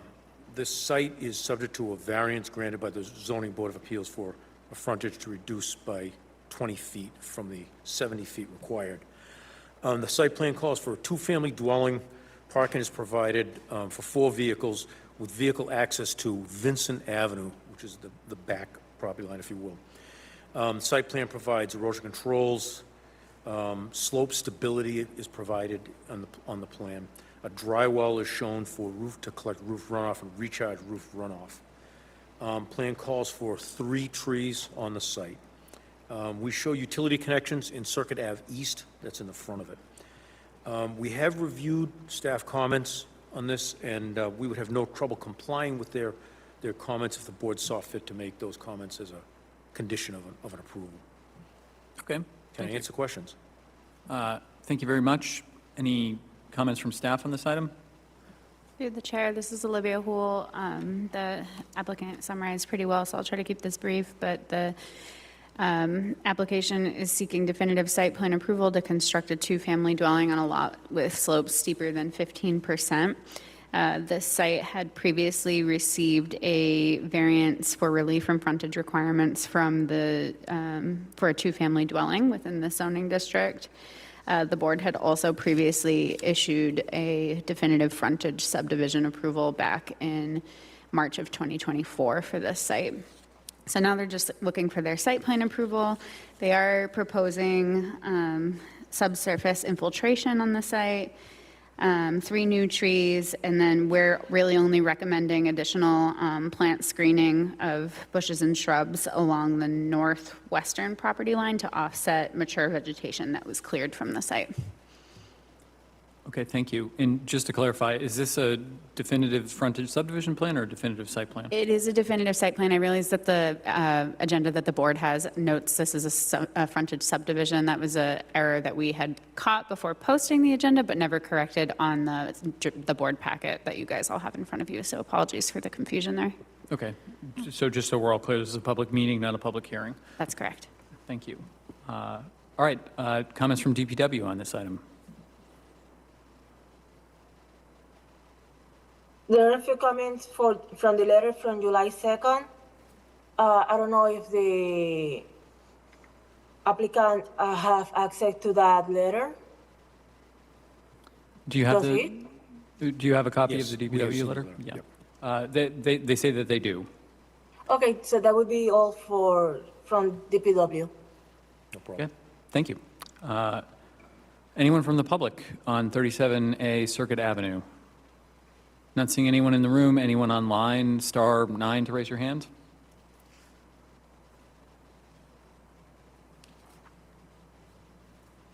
Board members. No comment. Mr. King? No comment, thank you. Mr. Delera? No comment, thank you. Mr. Toomey? No comment. I believe this has been adequately reviewed by staff, and I'm happy to support it. I think we're ready for a motion. I would make a motion to grant the definitive site plan for 37A Circuit Ave East, subject to staff recommended conditions on page 2 of the staff memo. Second. On the motion, Mr. King? Yes. Mr. Delera? Yes. Mr. McCormick? Yes. I vote yes. Motion passes 4-0. Very good. Good luck. Thank you. All right, next up, item number 7, Malden Woods subdivision, AKA Daniels Way, Castine Street, and the extension of Whippoorwill Drive. This will be a public hearing for a definitive subdivision plan amendment. Good evening, Mr. Chair. For the record, Mark Bornstein, an attorney at the law firm of Prince LaBelle here in Worcester and a resident of Worcester. As you noted, we're seeking an amendment to the existing subdivision approval for the Malden Woods. It's pretty simple in terms of the modifications themselves. We are seeking to reduce the width of the travelway of Whippoorwill Drive and also add some catch basins in Whippoorwill Drive and also modify the proposed wetlands and stream crossing. These improvements, according to the team, the engineering team, will reduce peak discharge rates and improve stormwater management associated with Whippoorwill Drive. There might be some references in the application materials that we're seeking an amendment to the site plan approval. That request has been withdrawn. We also had requested a modification to condition 10 in the subdivision approval related to the release of lots 5A, 5B, 6A, and 6B, which are incorporated in the modified conditions of approval in the staff memo. All of staff's conditions of approval are acceptable to the applicant. The applicant did ask me to clarify with respect to condition number 8. I interpret that as requiring, and I'll just read it for the record, during phase 4, materials shall be live loaded where provided, and all overnight stockpiling and equipment staging shall occur on lot 9 or 10 to prevent disruption to Whippoorwill Drive residents. The plans show stockpile on lots 9A and 9B, which I interpret as complying with that condition. I'd look at the staff to confirm. She's nodding yes. So with that, I have nothing further to add. Happy to answer any questions the board may have. All right, thank you. Additional comments from city staff on this item? Sure, through the chair, this is Michelle Smith in the city's planning division. So as stated, this is an application for an amendment to definitive subdivision.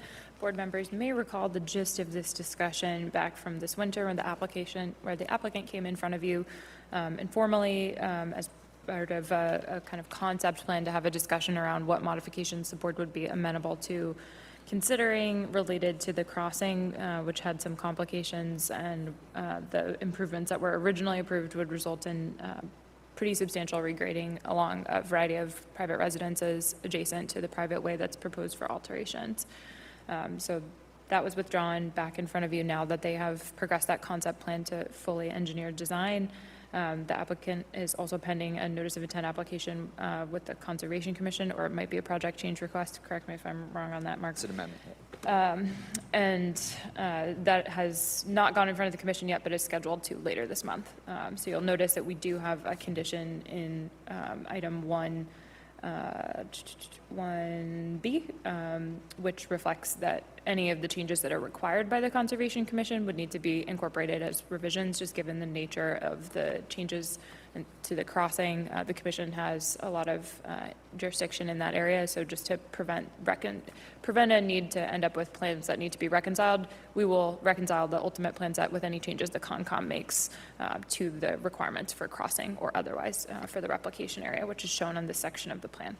So essentially the rest of the project, which is originally a 30-lot subdivision, which comprised the improvements to Danielle's Way, none of which are proposed to be changed as part of this approval, an extension of Castine Street, which has been mostly constructed, again, not proposed to be changed by the proposal, and then a proposal to extend the existing Whippoorwill Drive about 150 feet east to Danielle's Way, which is part of the changes that the applicant is proposing, along with the rest of the improvements to upgrade Whippoorwill Drive, which is currently a private way, to a status and condition that would be acceptable to the city to accept as a public way upon completion of the final project. So that is the kind of condition that the board had requested the applicant explore, and so they've been working with the city to do that. Again, the main drivers here are the wetland crossing and the desire to eliminate the extent of the improvements in Whippoorwill Drive to minimize impacts on the adjacent residences, as well as reduce the impervious area and potential impacts for stormwater management. So the applicant asked for a modification related to one of the conditions, which we have outlined in red. So you can really see most of these are the original conditions of approval, with the red ones being the items that are being tweaked or modified. A number of items have been deleted, which were related to plan revisions from the original approval going back to like 2020.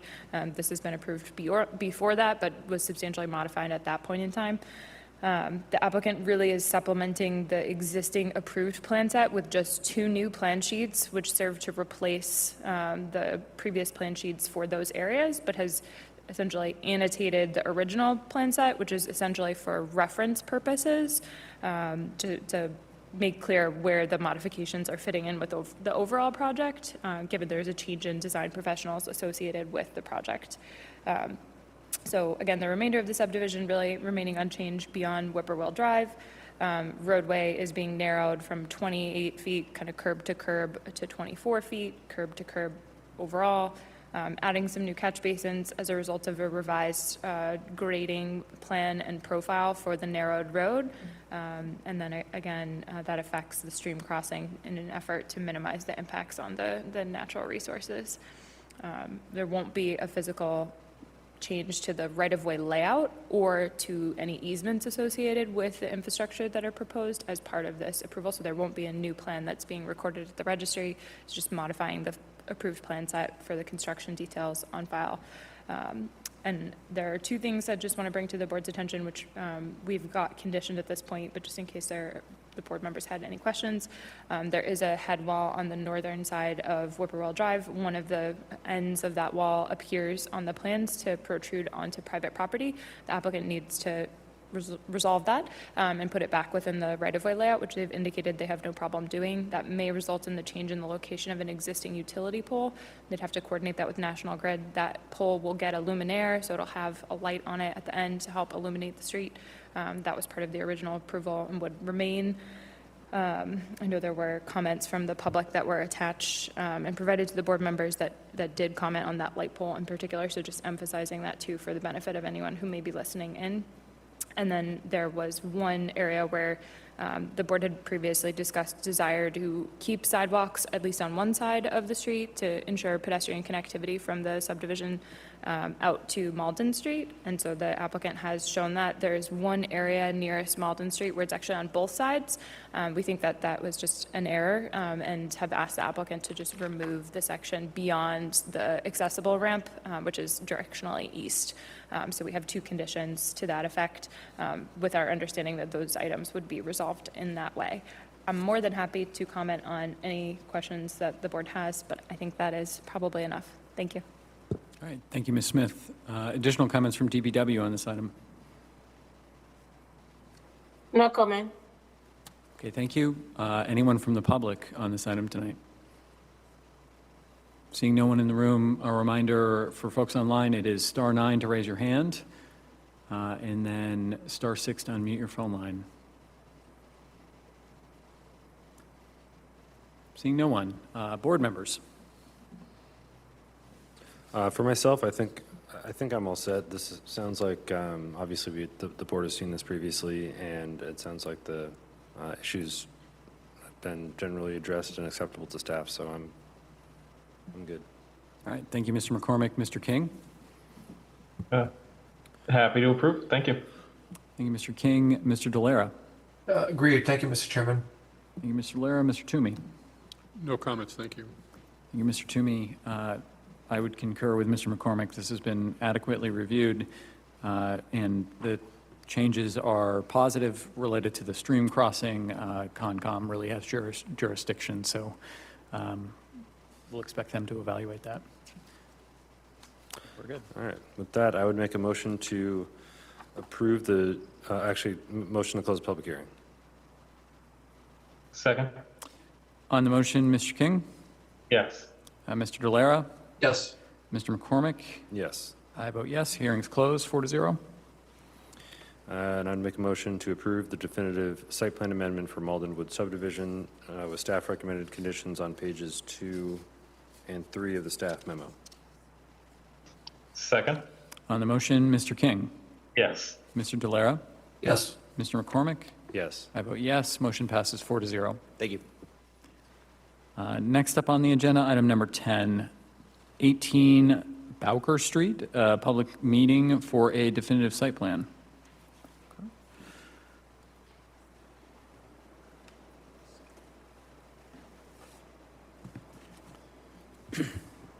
Good evening. My name is Raymond Lopolito. I'm here with the owner, Michael Romeo, and we're here to request for some approval because we have a site that's more than 15%, and so we're here to present the fact that we're be able to put the site in a control method and be able to build a single-family home. So the land, the little history is that originally was purchased with a three-family, and then the three-family is currently owned by the uncle, and he divided up the land to give it to the nephew. And so he's in turn building a house off of it. So the lower part of the land is still owned by a family member. So in turn, they're going to propose to build a single family, and it is in a zone of, it's actually two-zoned, RL7, RG5, and so they're going with the single family versus the RG5 type of zoning, and so they decided to go the less restrictive way. There was some comments that was presented to us from the administration, and so I'd like to address some of those. One is the trees. The trees, there are some existing vegetation there, and they're going to try to keep as much there as possible, but they are proposing to put in some additional vegetation for helping with the site control of the erosion. There's also some comments about, hold on, I got to go look at some of the comments, regarding the Cultec system. So we actually had a conversation with the engineer that actually did the drawings on behalf of my client. And so he did say that it shouldn't be a problem using the Cultec system, and that to be able to do the testing of the water seepage into the ground should be sufficient. But if there's a problem, he said there wouldn't be a problem doing the alternative, which was recommended by the administration to do the rain basin. If that so needs to happen, then they'd be willing to do that. So they're okay with that, having that as part of the approval process. And then there was also some information about the driveway. They wanted to reduce the size of the width of the driveway. They didn't have a problem with that either. So originally, it was a little bit wider, and they requested to reduce it to a 16-foot width. That's not an issue at all. So we can make those adjustments. And I guess the last thing, unless I'm missing something, I'm sure you guys will let me know what we're missing that I'm not referencing to, is that we're going to be looking for a waiver that originally we missed. So we want to make sure we can amend our presentation today to accept that waiver. So, and I think she can probably reiterate what that waiver was requested. Sure, no problem. Thank you for listening. Thank you. So we'll go to city staff. Through the chair, this is Olivia Houle in the Planning Division. So the application before you is a definitive site plan to construct a single-family dwelling on a lot with slopes steeper than 15%. To quickly run through some of our comments here, the applicant is proposing subsurface infiltration. However, they have not provided test pit data to demonstrate that adequate separation from groundwater will be met. So we are asking for them to provide that data, and if infiltration is deemed infeasible, then we're asking for rain barrels to be provided as a sort of detention to manage stormwater runoff. We also noted that the plans show, they are providing 4 new trees in the front of the lot, and the plans show 4 existing trees in the rear of the lot. They are noted as shrubs on the legend, but the applicant has indicated that they are in fact trees. It sounds like some of these are going to need to be removed. Do you have an idea of how many are going to be removed? And if not, I guess we would suggest revising the language for condition 1C to still keep the beginning portion of that sentence to revise the legend to reflect that they are in fact trees, and provide a detail for protection for those that can be maintained. Any trees, and this is where we would add on, any trees that cannot be maintained during construction shall be replaced with, I guess, maybe 2 trees per tree that is removed. Okay. So I guess the question is, so if their comment is about, so if there's a tree in the backyard that we actually have to eliminate because it's in the way for the process of construction, that we replace that trees, yes, that wouldn't be a problem. Yeah, would it be a problem? Because if they're assuming that they're mature trees, we'd probably be looking for you to replace them at a 2-to-1 ratio. So if you're removing 1, we want it replaced with 2 new trees. Okay, yeah, that'd be fine. Okay, so we'll revise condition 1C to add that language. It would be 2.5-inch caliper trees, ALB, ELB resistant trees. Yeah. Then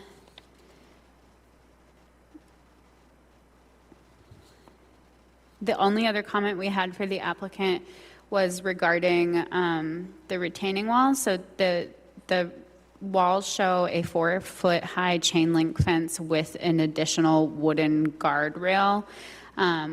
We're not sure if it's necessary for both of those measures to be provided. If it is, I guess we'd just look for a more decorative fencing, and if a more decorative fencing can't be provided, we'd be looking for black vinyl coated chain link fencing. But if both measures aren't necessary, we'd probably recommend that you remove the fencing and just provide the guardrail. Yeah, I think we'd be agreeable to just the guardrail. Okay.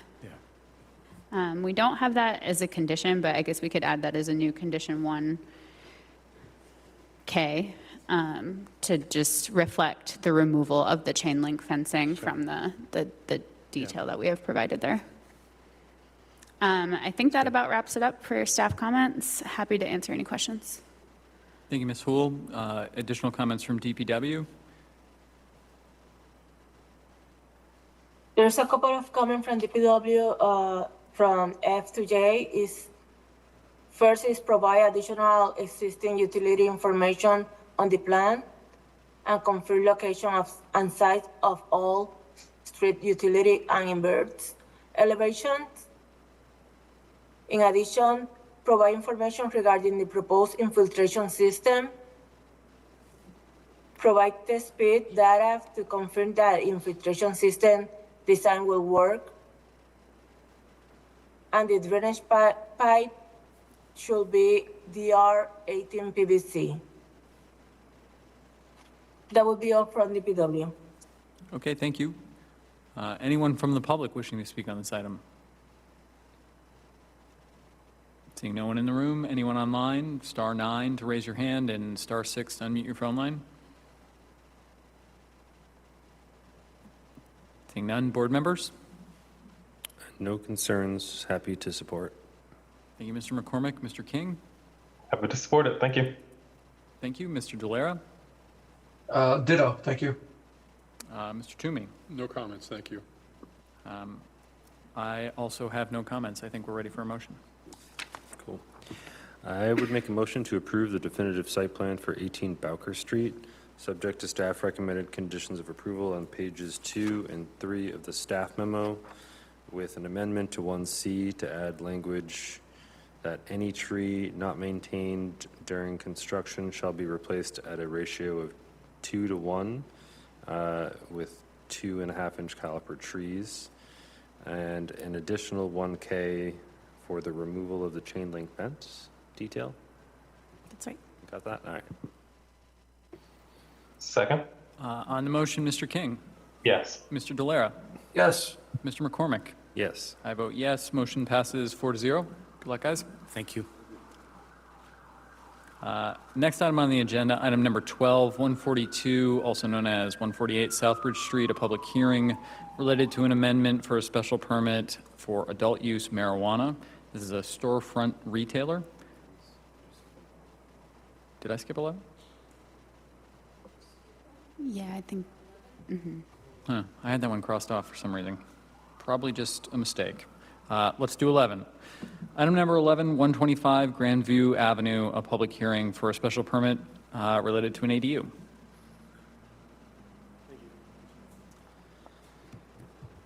Good evening. My name is Brandon Halig. I'm a resident at 125 Grandview Ave. I'm here applying for a special permit related to 3 variances to build an ADU. These variances are for height relief, square footage relief, and orientation relief. Firstly, the height restriction is currently 20 feet tall. I'm requesting 4.5 feet relief just to allow a proper roof ridge. Building a 2-story ADU, and where it currently stands, the main living space is under that 20 feet, but that extra 4.5 would allow a proper roof ridge just to maintain neighborhood character and maintain proper weather relief. Secondly, for square footage, I'm requesting 330 square feet of relief. This is just to allow a better living space and accommodate necessities such as a bathroom on the first floor, a bathroom on the second floor, 2 bedrooms, a kitchen, living room, and then an office space. And then third is orientation. So the current setbacks say that you can't have an ADU on the front yard. Due to the unique configuration of the principal dwelling, it's located all the way on the back left corner of the lot. So a standard ADU that would go in a backyard would not be possible in this situation. However, there is fortunately adequate empty unused lot space on the right side that would be perfect for this ADU. The reason being that at this location, it would allow for a private backyard space, something that this lot's never had. It would also allow a private driveway entrance, allowing for at least 2 cars to park. It's not going to cover the principal dwelling unit at all. It's going to be private and separate, and also maintain the neighborhood character. And then finally, it would just allow proper living space on unused land. If I may, I did bring some extra material and photos that might help show the current lot pictures, as well as the visualization of the Sure, petition. we'll take them up here and take a look.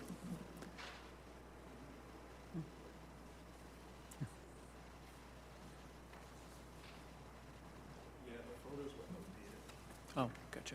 Thank you.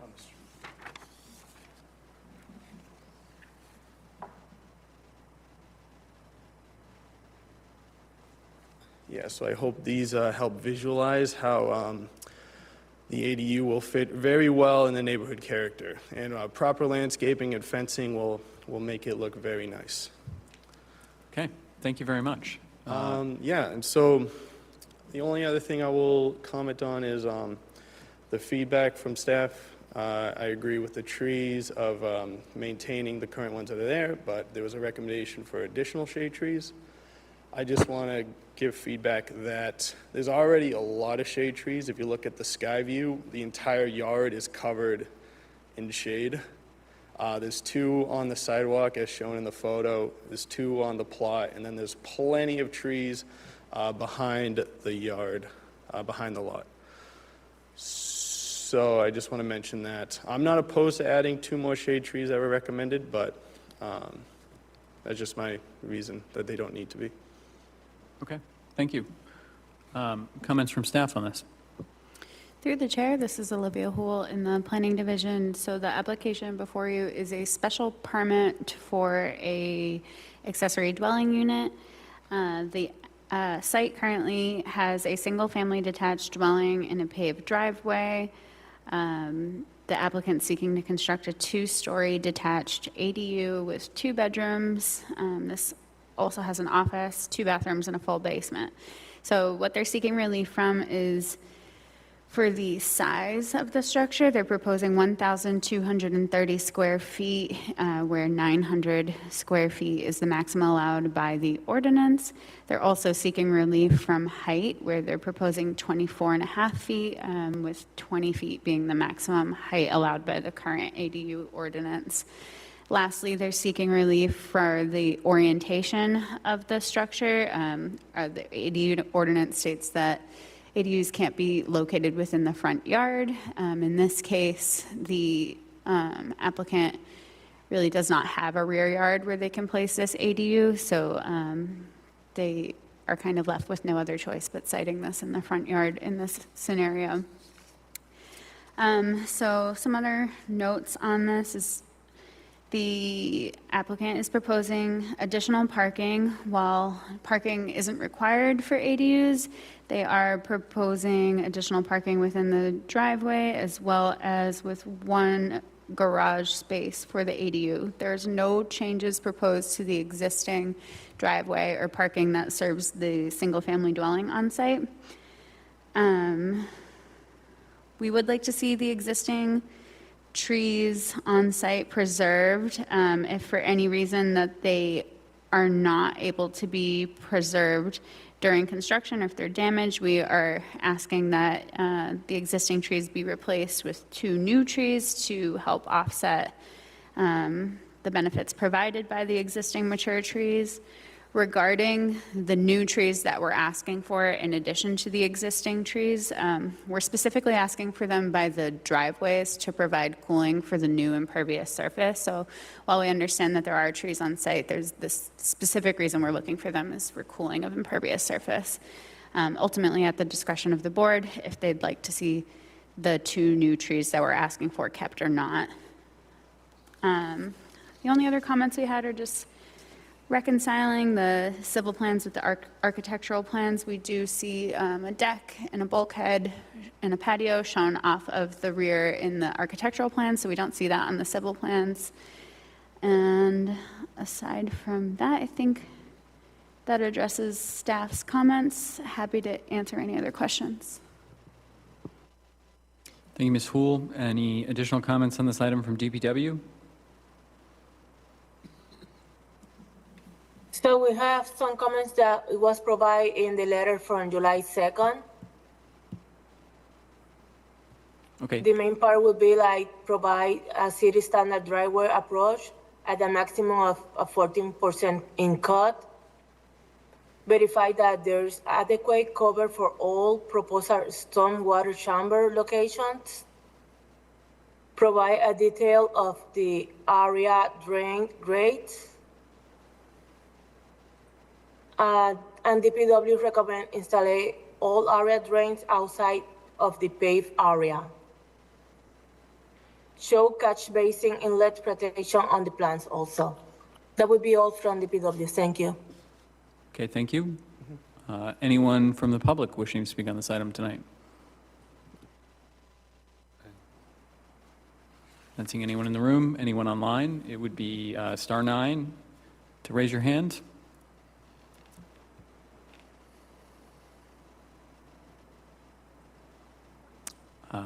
Hearing none. Board members? I think just to clarify, I think those comments we heard from DPW were in reference to 46 Verlander Street. Yeah, I also didn't see a letter in the file. I was wondering if I had missed it. I apologize for that. You're right. That's for Belander Street. My bad. Thank you. No problem. Thank you. For myself, yeah, looking at the requested special permits, no issue with the height.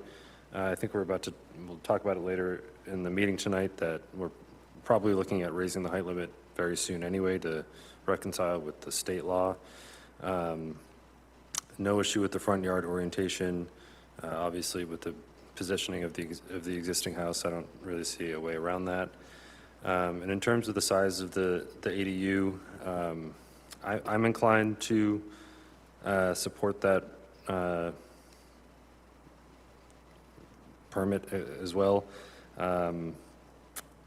I know it is more than what is allowed in the ordinance, but the proposal in front of us, I think, looks reasonable given the size of the lot and the kind of the character of the surrounding area.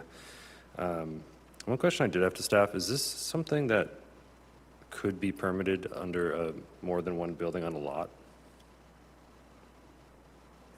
Through the chair, I can clarify that.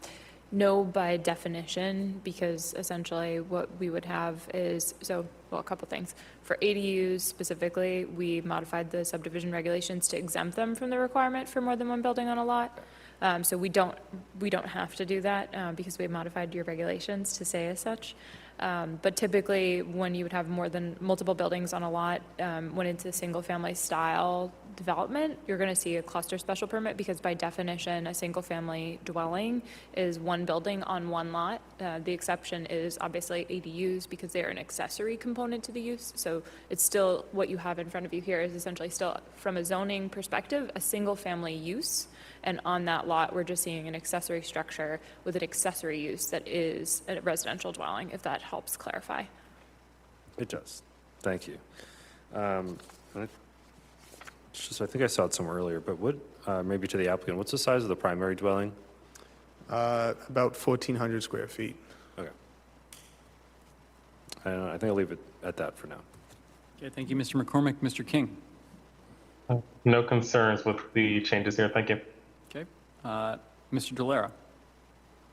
Thank you, Mr. Chairman. I have some concerns about the proposed size. It feels like we're encountering this issue with several of the recent applications where the proposed size rather far exceeds the 900 in the statute. And so I understand that this particular property has some unique characteristics, that make it difficult to follow the letter of the law regarding the sizing, as well as the orientation. But at the same time, it feels as though this goes beyond the spirit of what the law is intended. And in this particular case, I would probably be inclined to support it, but with some significant reservations. Thank you. Thank you, Mr. Delara. Mr. Toomey? Yeah, like my colleague, I also have a issue relative, the rules basically call for 900 square feet, and it's not like we're off by a small dimension, we're off by 36%. So just again, early in the process, if everyone's going to be having bigger than 900, the 900 goes away, and you can't down the road say, well, we got to start enforcing 900 now. Thank you, Mr. Toomey. I'm going to support this. I did note the square footage. I think 900 is a bit arbitrary. I've worked for 20 years in housing. When we build apartments, 900 is huge. When you talk about building a detached dwelling, it's not very big. I mean, this is 1,200 feet is a very small house. And just speaking, this is a personal anecdote, but my in-laws recently, sold the family home that they had raised my wife and her brother in, and are looking around for something that's smaller, but they have a firm requirement that it must have 2 bedrooms for when my wife's brother visits with his family, and they also would prefer to have some office space, and that's really hard to do in an ADU configuration without putting all your 900 feet on one floor, and it feeling sort of cramped for somebody who's used to a full house. So I personally think we're going to see, you're right, both you and Mr. Delara, we're going to see a lot of applications that are asking variance above 900 square feet, and I think we have to consider them on a case-by-case basis. But I'm not going to not support an ADU that fits in the broader context of the neighborhood over that 900 square feet, because I think it's kind of maybe the wrong number. Through the chair, could I offer a little context into our future conversation around ADUs related to some of the changes with the state law, and also just we didn't go through the by right alternatives, and I think that might be a helpful component to just have in the back of your mind as you consider this one. So by right today, without coming to this board for special permission, like the applicant is seeking from you tonight, the applicant could construct an ADU that is up to 900 square feet in size. They could do that in a way that the height would be allowed by right based on the state law. They could do that in a way that the location would be allowed by right based on the state law. So the only thing that doesn't comply here technically by the state law today, the reason really that they're in front of you, is that they don't meet that size threshold, so they don't get those exemptions. So just want to be clear about some of the things we already can't regulate. So the only reason that you're seeing this is because it's over 900 square feet. The ordinance is written to say that anything under 900 square feet just goes right to building permit. Bigger things come to you all to decide if it's appropriate and what conditions might be necessary to fit into that site and location in our community. So you have the purview and discretion, right, to decide, is it appropriate, if some form of mitigation is needed, what design changes you might want to see to make that feel appropriate, or if it's really not appropriate at all. As it relates to that, on this lot, with the dimensional requirements that it has today, the applicant could demolish that existing house, build a 2-family, and build a 900 square foot ADU. So I think it's important to have that context in your mind as you consider if what they're proposing is appropriate, because they can do that without your permission today. In terms of what that would look like, that could be up to 35 feet tall. It would have to be set back 20 feet from the street. It would have to meet the primary structure setbacks if it was a 2-family, but the ADU under current regulations and under the state law would just have to be out of that front yard setback and setback 5 feet from a property line. So the ADU could be 35 feet tall, setback 5 feet from the property line, by right, 900 square feet. This is an area of the city that's mapped as sort of our long-range plan as a managed growth area. So it's an area that's within walkshed to transit. This particular lot's about half mile, I believe, from the nearest transit stop. So it is walking distance to transit. And so this is an area that in the plan, our community said we want to encourage housing development and density in these areas, so this is one of those areas. It's not a transformative area where we're expecting, huge changes in design from kind of an auto-centric area to something that's more pedestrian-friendly, but it's an area where we said, maybe more than gentle density is appropriate here. So just as context, I wanted to provide that, as some longer range planning items and related to policy and what they could do regardless of the board's permission tonight, which obviously the board has the latitude to consider, but just as context to what else could go there should the applicant choose to withdraw their special permit. Those are options they have that are not discretionary. So happy to answer questions too, and I know we'll talk more about ADUs later, but. Okay, thank you very much. Just because this is a special permit tonight and 4 votes are required, I think I heard 4 votes, maybe even 5. But if anybody is planning to vote no, I think it might be helpful to know that now to give the applicant the option to continue or not. I would be willing to support this application. I would probably be voting no. Mr. Delara, do you have a sense how you'll vote tonight? Yes, I would reluctantly support it. And Mr. King, am I correct in understanding that you would support it as well? Yes. Okay, so we have 4 yays. Any additional discussion from board members on this topic?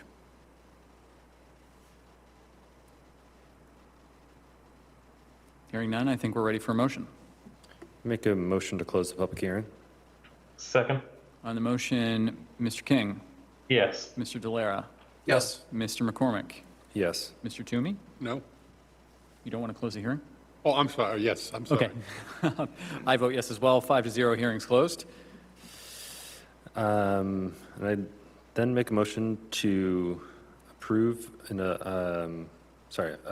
motion to approve the special permit to modify the dimensional requirements for an ADU for 125 Grandview Avenue, subject to staff recommended conditions on page 3 of the staff memo. Second. On the motion, Mr. King, Yes. Mr. Delara, Yes. Mr. McCormick, Yes. Mr. Toomey? No. I vote yes, motion passes 4-1. Good luck. Thank you so much. Okay, now we'll move to item number 12, which is 142, AKA 148 Southbridge Street, the public hearing for an amendment to an adult use marijuana establishment storefront retailer use. Do we have someone representing the applicant online?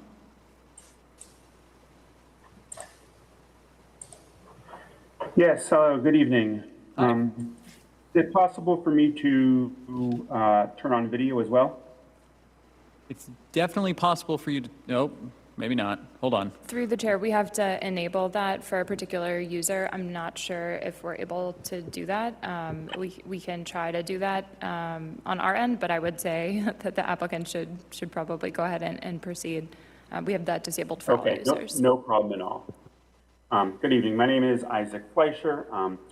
I'm here on behalf of J.O. Worcester, Inc. As legal counsel.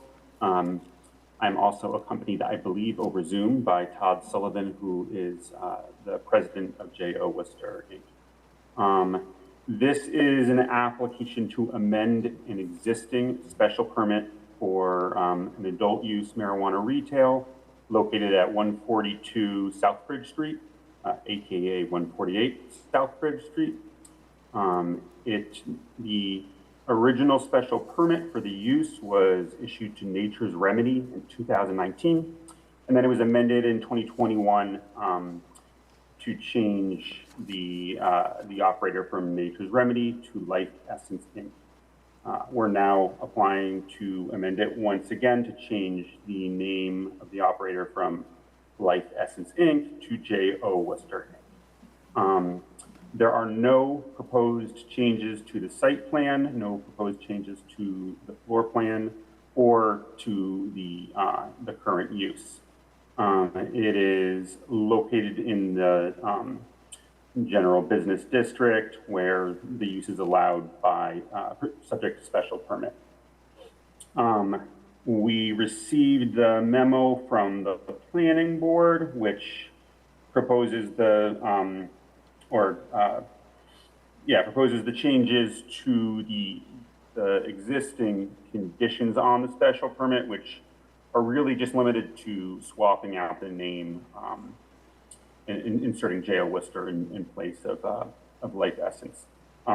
We have no objection to any of those.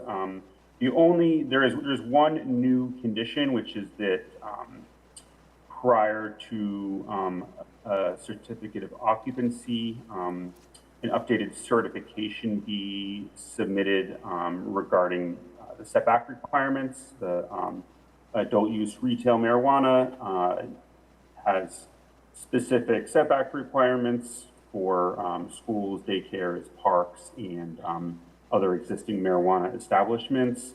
All that we ask is that certification can be in the form of a letter from the applicant rather than a new engineer certified survey, because they're the only relevant business that is that's even remotely close is there's a new child care center called Jubilee Career Center for the Performing Arts, which is located at 653 Main Street. And we, using the GIS mapping, are able to establish that it's well outside of the 500-foot radius, and we can send a letter certifying to that. So that's the only change that we would propose. I think I'll keep it brief and allow the planning director to run through the details of the memo. Okay, thank you very much. I'll turn it over to planning staff. This is Rose Russell in the Planning Division. Just a quick overview. It's a pretty straightforward application. The applicant seeks to amend an existing special permit to allow an adult use marijuana retail location. I'm sure most of the board's familiar with this location. It's a couple storefronts down from Coney Island, so right on at the intersection of Madison and Southbridge Street. It's in a BG6 zoning district, CCOD, and within the Canal District and Union Station overlay sign districts. There's no by right alternatives for marijuana retail locations in any zoning district, and the prior adult use marijuana special permit was conditioned such that it ran with the operator. So the applicant's just seeking to modify the special permit to allow a change in the operator and to change the ownership to J.O. Worcester, Inc. So the application hasn't been before the board in a while. It was previously in front of the board on April 14th, 2021 for a very similar change in ownership modification, which they're back in front of the board for now. So as stated, the applicant's not changing anything in regards to any of their plans, security plans, odor plans. They have provided an updated host agreement and CCC documentation. One thing I don't think we had talked about was just some updates to their architectural plans. It's not listed as a condition, but we would encourage the applicant to provide.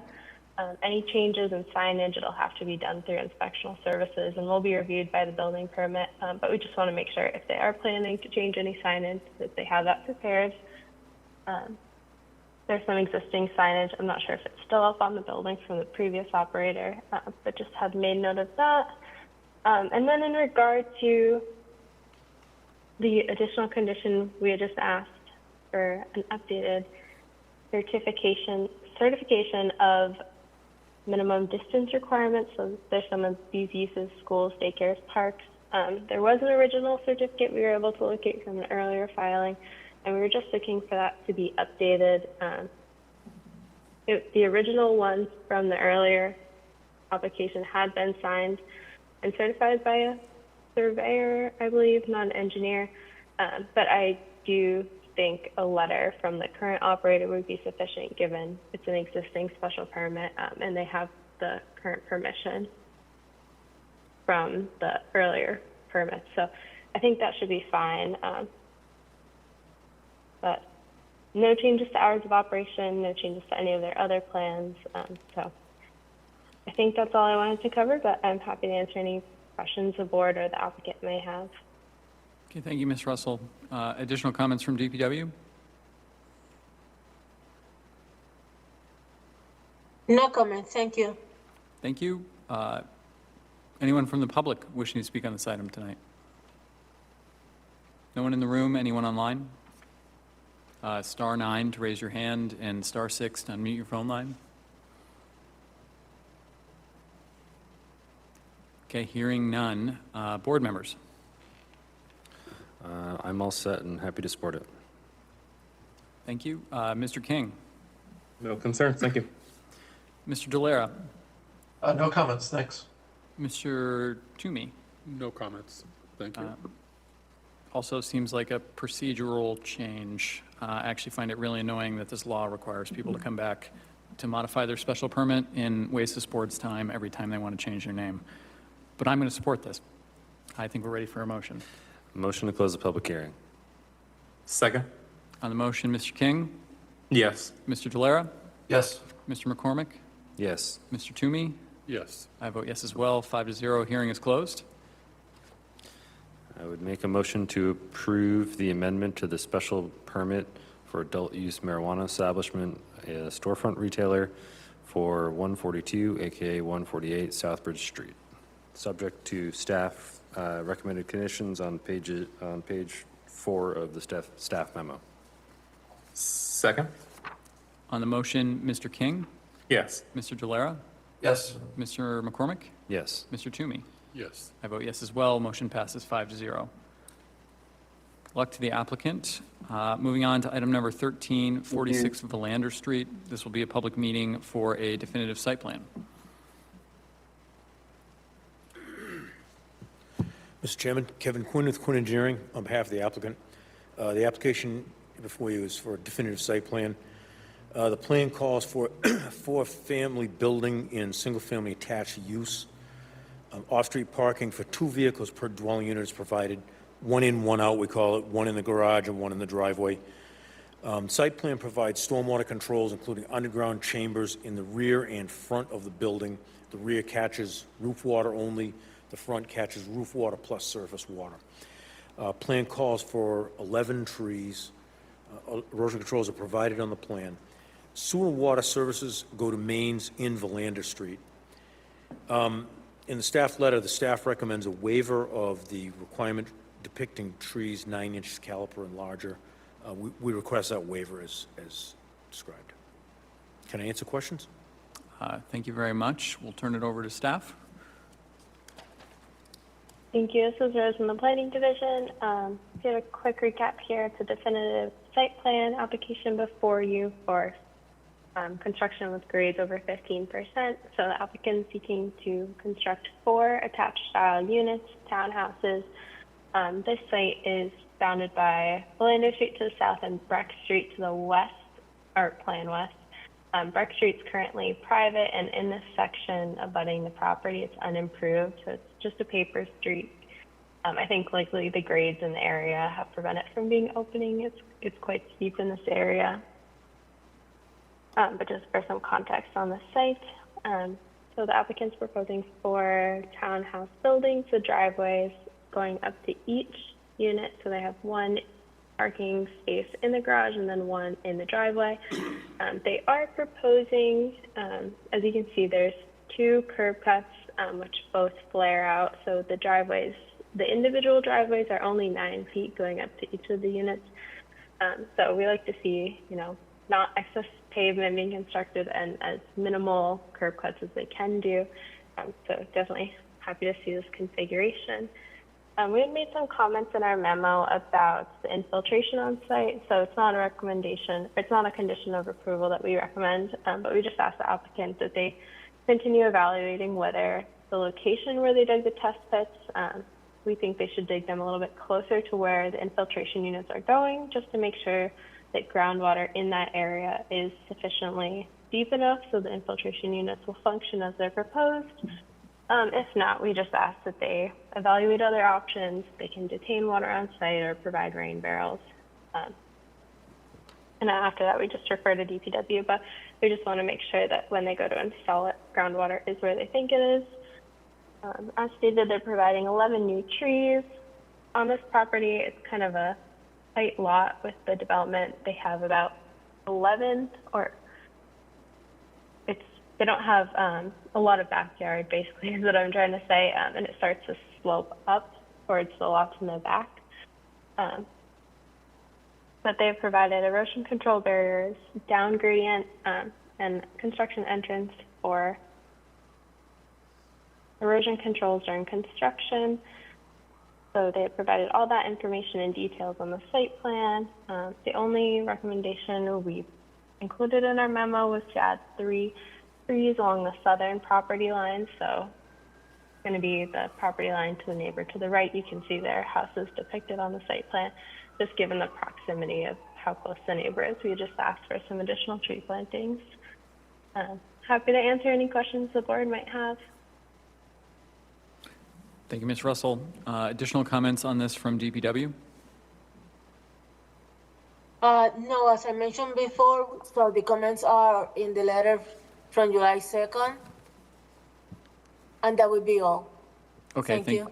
Thank you very much. Anyone from the public wishing to speak on this item tonight? Anyone online? Star 9 to raise your hand, star 6 to unmute your phone line. Seeing none. Board members? I'm all set with this. Happy to support it. Okay, thank you, Mr. McCormick. Mr. King? Happy to support it. Thank you. Mr. Delera? No comments, thank you. Mr. Toomey? No comments, thank you. No comments from me either. I think we are good for a motion. Make a motion to approve the definitive site plan for 46 Verlander Street, subject to staff recommended conditions of approval on pages 2 and 3 of the staff memo. Second. On the motion, Mr. King? Yes. Mr. Delera? Yes. Mr. McCormick? Yes. Mr. Toomey? Yes. Oh, that's right. Sorry. I'm sorry. Yeah, you can't vote. My bad. I vote yes as well. Motion passes 4-0. Thank you. All right, next up, item number 14, 124 Rodney Street, a public meeting for a definitive site plan. You're Mr. back. Chairman, still Kevin Quinn, Quinn Engineering, on behalf of the applicant. Applications for definitive site plan. Plan calls for a 3-family building in single-family attached use. Off-street parking is provided, again, 1 in, 1 out, 1 vehicle in the driveway, 1 vehicle in the garage. 2 parking spaces per dwelling unit. In order to comply with the Mass Stormwater Management Policy to the greatest extent practical, we again use underground chambers in the front and rear of these dwellings to capture roof runoff and also surface water runoff. Plans call for 10 trees on site, and an option is provided in the plan for 0 lot line division in the future if the owner elects to pursue that. We've shown how he can do that. There was a waiver requested for the percentage of lot coverage. It is provided on the plan, but if the waiver seems to be appropriate, we're happy to request it. Can I answer questions? Okay, thank you. Comments on this from city staff? Through the chair, this is Rose in the Planning Division. So very similarly, this is a definitive site plan application triggered by slopes on site in excess of 15%. So this property is just to the north of the one we were just looking at, and they're proposing a similar townhome style construction, but with three dwellings on this lot. You can see they have modified that leftmost dwelling to kind of fit and run with the lot lines and their parking area on that side yard. So they're proposing 2 parking spaces per unit, 1 in the garage and then 1 outside in the driveway. Similar configurations with the driveway. They had a lot of similar comments to steep sites. They are proposing a small retaining wall around that left most parking space just to accommodate that. But it is set back sufficiently from the lot line, so there's no issue on that. We have the same comments about asking for updated soil testing and locations of the infiltration units, and then same condition of approval requesting some additional trees along that southern property line. So it'll be the property line on the right there. But that's all I have on this. Happy to answer any questions from the board. Thank you, Ms. Russell. Additional comments on this from DPW? The comment are expressed in the letter submitted in July 2nd, 2025, and mostly are focused in the drainage situation. Thank you. Okay, thank you. Anyone from the public on this item? No one in the room, star 9, and then star 6 if you're online.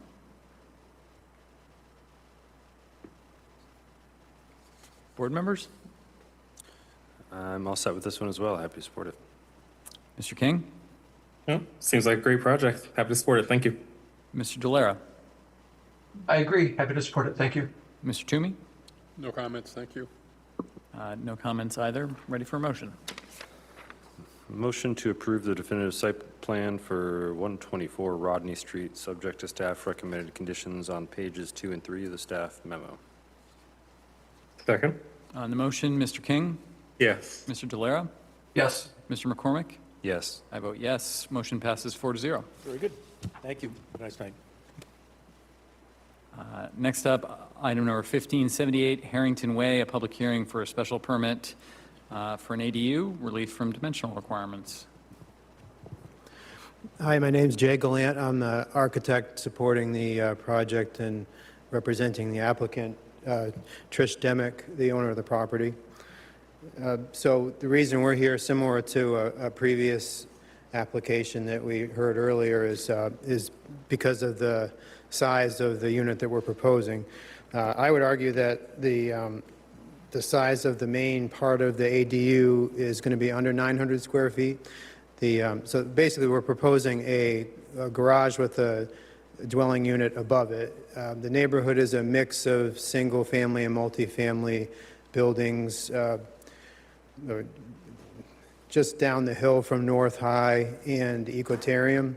So it's a busy area, but a nice area, and the house is nice. It may have been, I assume it was built as a single family and converted to a multifamily at some point, but it's now a very nice three-family building. The owner lives on the second floor, and then the first floor faces the street, kind of at street level, and the topography of the site is interesting in this case, and I'll get to that with the height of the building. It slopes down towards where our proposed garage and ADU is going to be. So the lower level of the building, where the third unit, the existing building where the third unit is essentially at walkout level of the driveway. So our proposed building will be significantly shorter in stature, visible from the street, than the existing building, even though it's proposed to be full two-story. So essentially a full-height garage,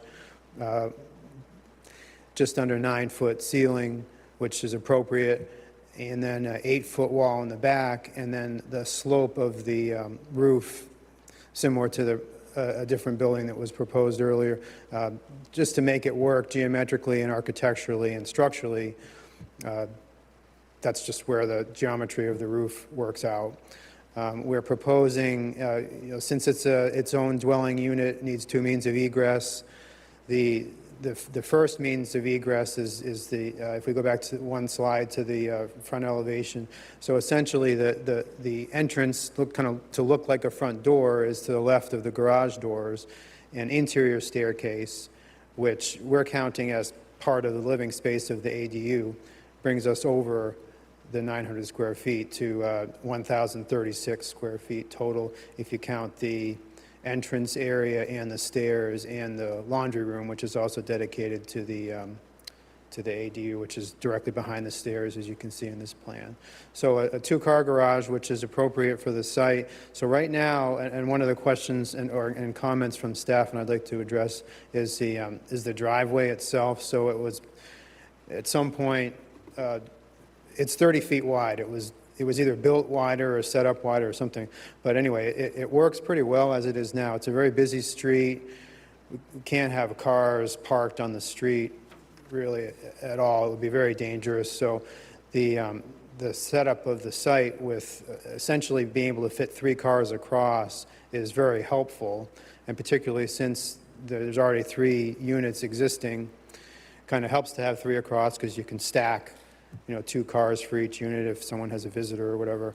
And then so with, even though additional parking isn't required for the ADU itself, it's appropriate for the site and nice to have the garage space to provide additional parking. And we'd like to keep the driveway width similar to what it is now. So we're proposing in this plan to actually widen it, which, was frowned upon, which makes sense. So we definitely wouldn't want to widen it if it's going to create a problem, too much pavement, that sort of thing. So what we'd like to do is reduce the width of it to 3 actual parking spaces wide, which is 27 feet.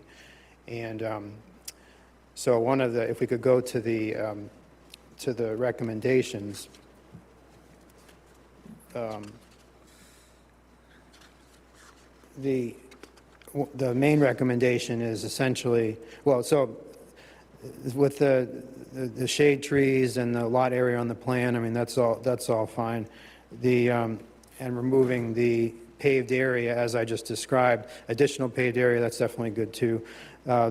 But as far as shifting the building, as you can see, the setup of the lot kind of works pretty well for how we want it set up.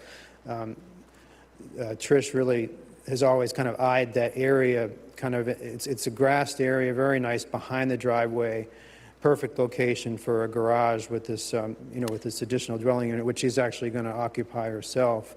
And so if we move it towards the street, so we're already asking for relief from the distance required between the 2 buildings. Will be at 8.4 feet, I believe, where 10 feet's required. It's because of the roof overhang of the building that we're proposing. But essentially, if we pull it forward, that would make it worse because there's a portion of the existing building, which is the entrance to the lower level unit. It would be within 5 feet, maybe even closer than that, if we pull it forward really at all of where it's proposed now. So I think that would be a hazard and potentially detrimental to the site and to the neighborhood. So anyway, if we keep the building where it is, that alleviates that problem. And I think it's a safety concern if we make the driveway less wide than 27 feet. So we'd like to keep it where it is and try to compromise on the width of the driveway. And thank you. Okay. Thank you. Additional comments from city staff on this item? Sure, through the chair, this is Michelle Smith in the Planning Division, another ADU.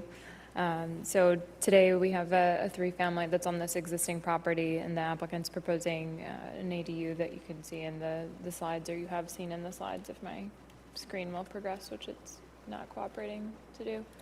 There we go.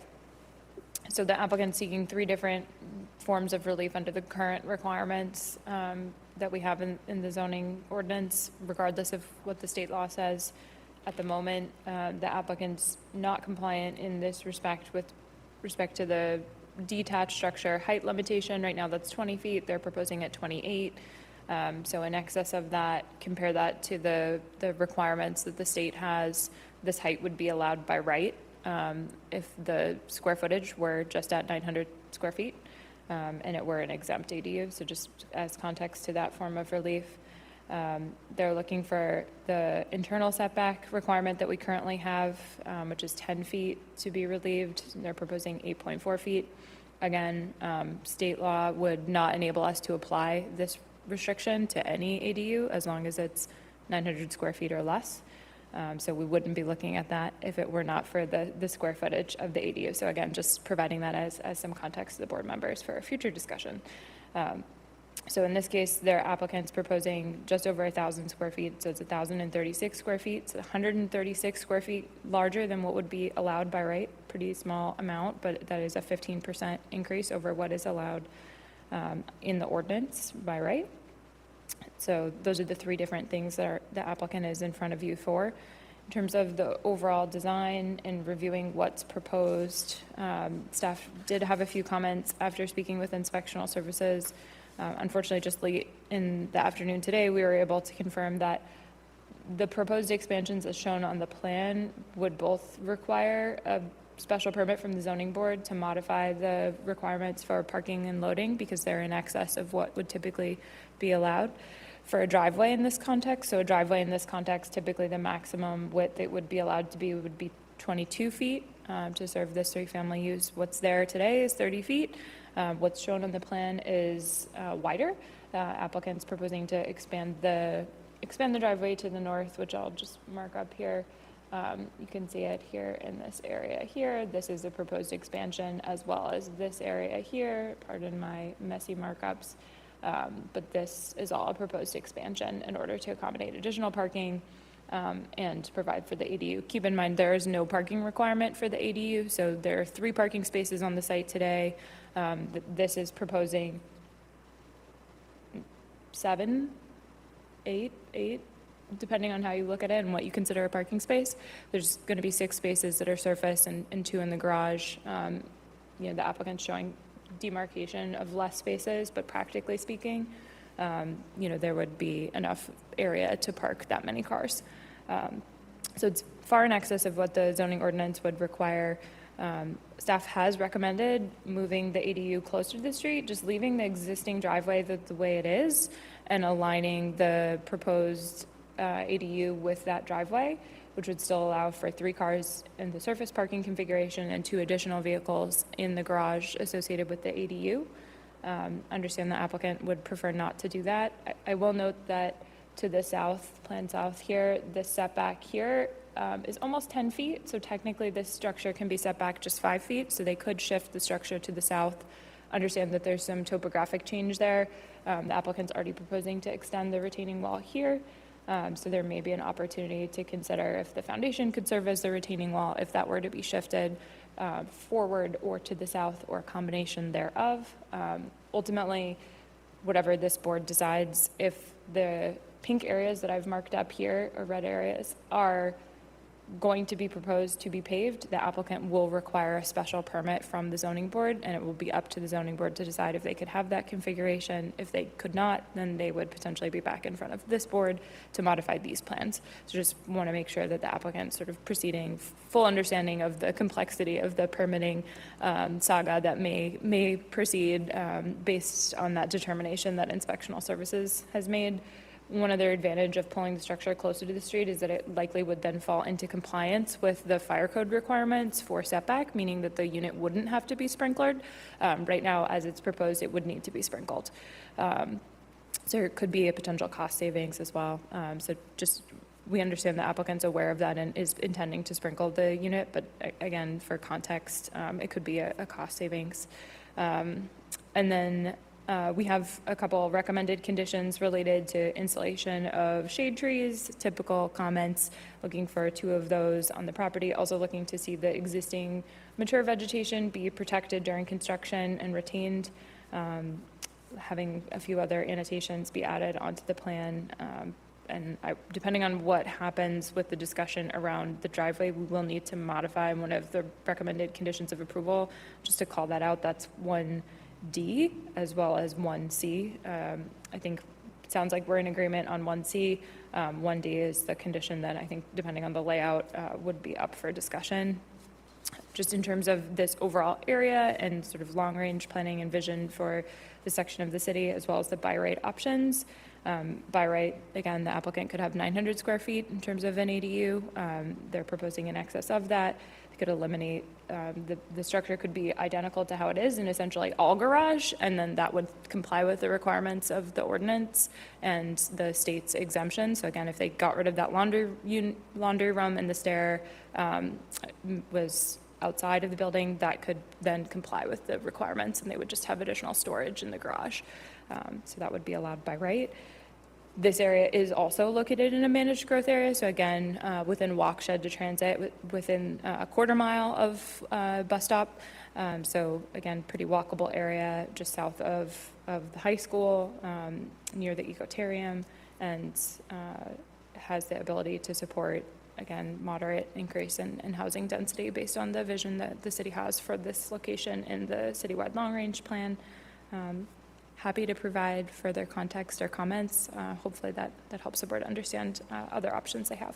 Thanks. Thank you, Ms. Smith. Additional comments from DPW? No comments, thank you. Anyone from the public wishing to speak on this tonight? Come on up, ma'am. You can use either microphone at the table or the one at the stand. Just got to make sure the little circle is green. Hello, my name is Patricia Weber. Our property is at 29 Superior Road, which the rears butt each other. I have a question to ask first. Where the rear yard setback, the requirement is only 5 feet? Is that? Yes. Ms. Smith could give you a lot of maybe a more technical answer to that, but yes, the setback requirement's 5 feet. Okay, and I think the proposal is 11.2 feet. Yes, as I that's understand accurate. it. Yes. The ADU is proposed to be 28 feet, which is 8 feet higher than, they're looking for relief of 8 feet. As it is, the ADU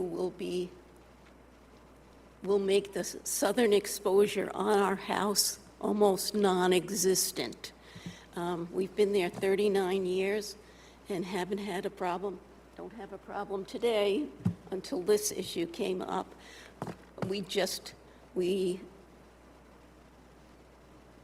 I'd like to take it down, if it's approved, I'd like to take it down to the 20 required of the ADU, and if it means cutting the square footage by 100 feet, 200 feet, so be it.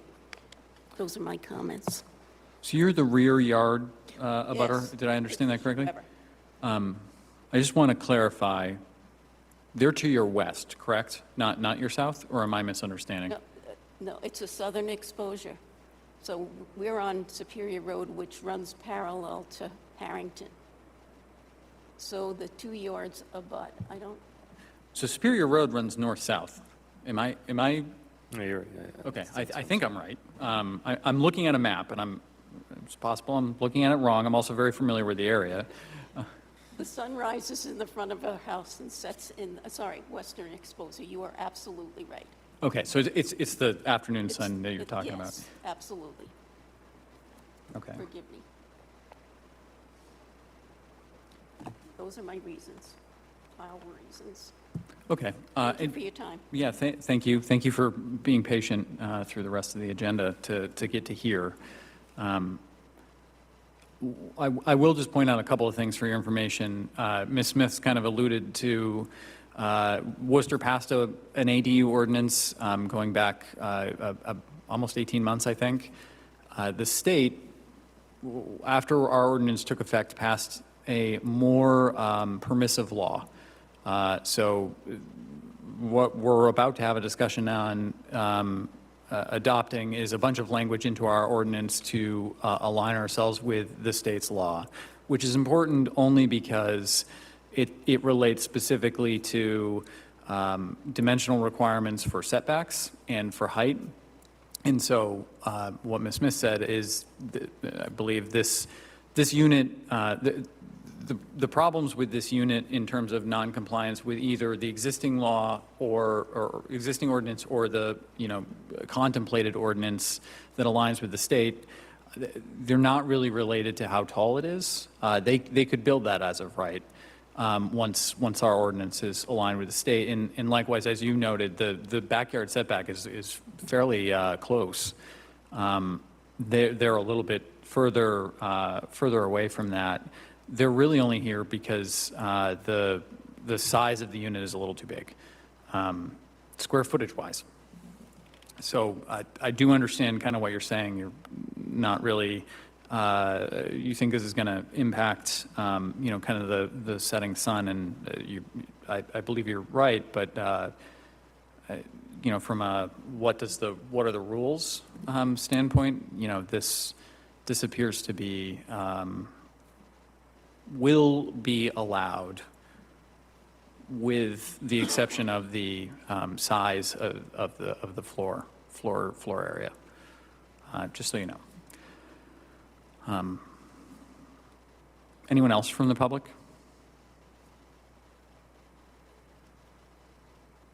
Star 9 on the, if you're online. All right, board members. For myself, for the special permit that we're looking at and the relief that's requested, kind of as you were just talking about, the height limit relief up to 28 feet, I don't have an issue with that. I understand the abutters' concerns, but I think, as we've discussed, that the state law already allows for a higher use, and I think the city is very likely to change that when we start talking about it in the next agenda item. So I don't really see an issue with that. I think the positioning of the proposed building is farther away than it could be, and I don't think it will be a huge imposition to the neighborhood, and hopefully not a huge imposition to the abutter here. The internal setback of 1.5 feet, I also don't have a big issue with.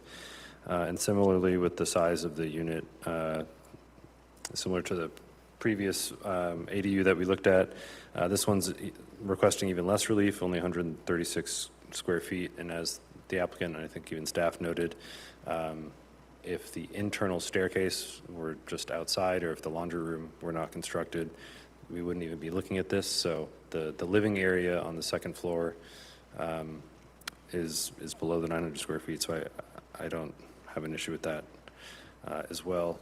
As for the parking area, it sounded like there's the two options are basically to shift the building forward or trim the curb cut down.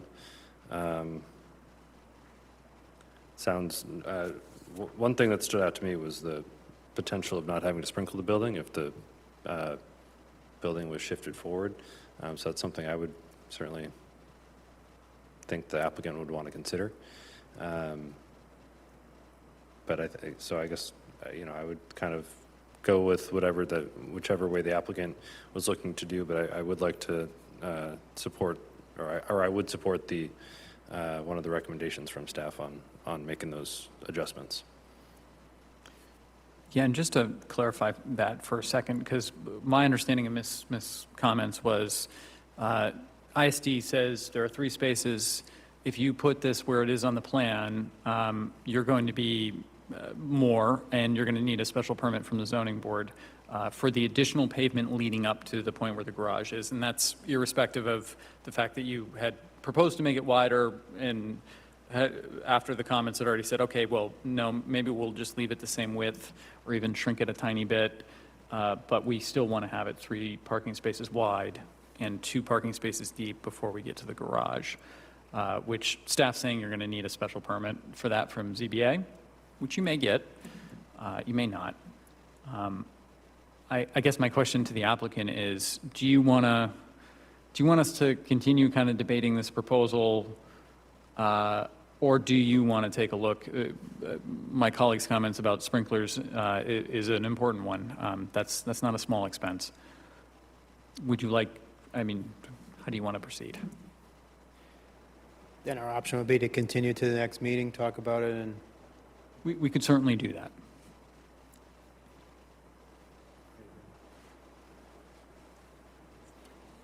And through the chair, while the applicant concurs with their client, maybe it would be advantageous for, just given the context of the other ADU we heard, maybe for board members to share any thoughts or concerns, so that if we do continue, the applicant has the benefit of whatever those might be, and fully resolving, hopefully, all of the concerns, if there are any others that board members have.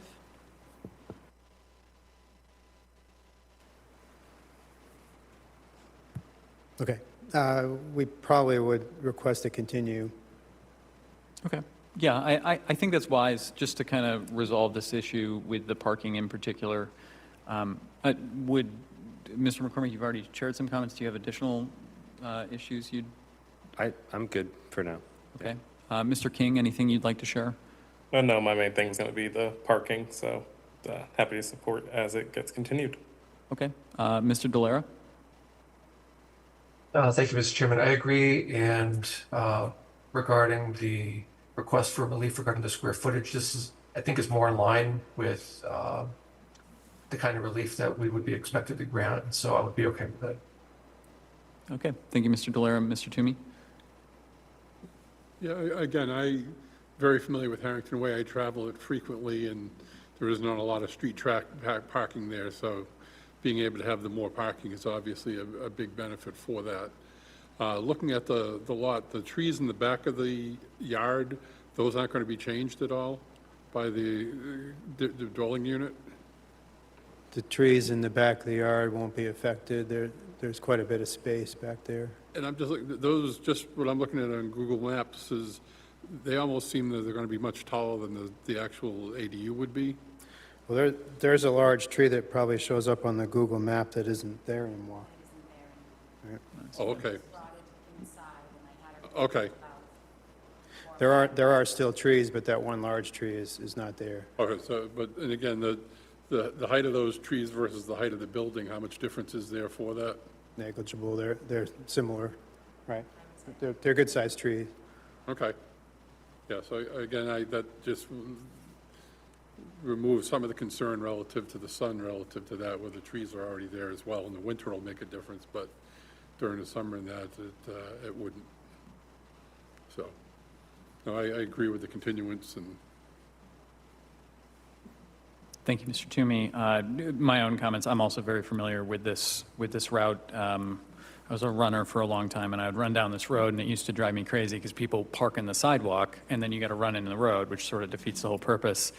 Now I'm a cyclist. I ride on this road, and it would be much harder with all the buses and the drop-off traffic if folks were parking more on the street than they are already. So I kind of support your wanting to keep as much parking as you can. I also support the relief from the height and the floor area. I think when people talk about ADUs, they talk about wanting to build them over garages. This is an ADU over a garage. This is kind of what we had in mind, I think. So I would be supportive of that. And if you move it forward a little bit and it affects the neighbor a little bit less, and you don't have to put in sprinklers, could be win-win. But you guys have to kind of evaluate that and make a decision. I think we're ready. All right, I would make a motion to continue the public hearing for the special permit modification for dimensional requirements for an ADU for 78 Harrington Way to the July 23rd. Does that give you enough time? Planning board meeting with the constructive grant deadline of August 13th. Second. On the motion, Mr. King, Yes. Mr. Delera, Yes. Mr. McCormick, Yes. Mr. Toomey. Yes. I vote yes as well, 5-0. See you in a couple weeks. All right, speaking of ADUs, item number 16, accessory dwelling units, a public hearing for a zoning ordinance amendment. Through the chair, do you mind if we do just a attendance check to see if there's anyone here for that? And if there isn't, maybe do other items, because we do have folks in the audience for some of the street petitions that are on. Sure thing. So I'm hopefully maybe there are folks that are interested, but. Are you guys both here for street petitions? That's an A&R. Okay, so someone's here for an A&R, someone's here for a street petition, and anyone online, I'm looking, it's mostly city staff. I see one person whose name I don't recognize. If someone online is here for the ADU, could you just raise your hand? It's star 9. Sorry? No, I'm not seeing it. Maybe we could go out of order just so the folks that are here for other Yeah. items, and then we can keep discussing. Sure thing, though we're going to be fast about ADUs too. All right, Other business, we'll go to 17, item 17, street petitions.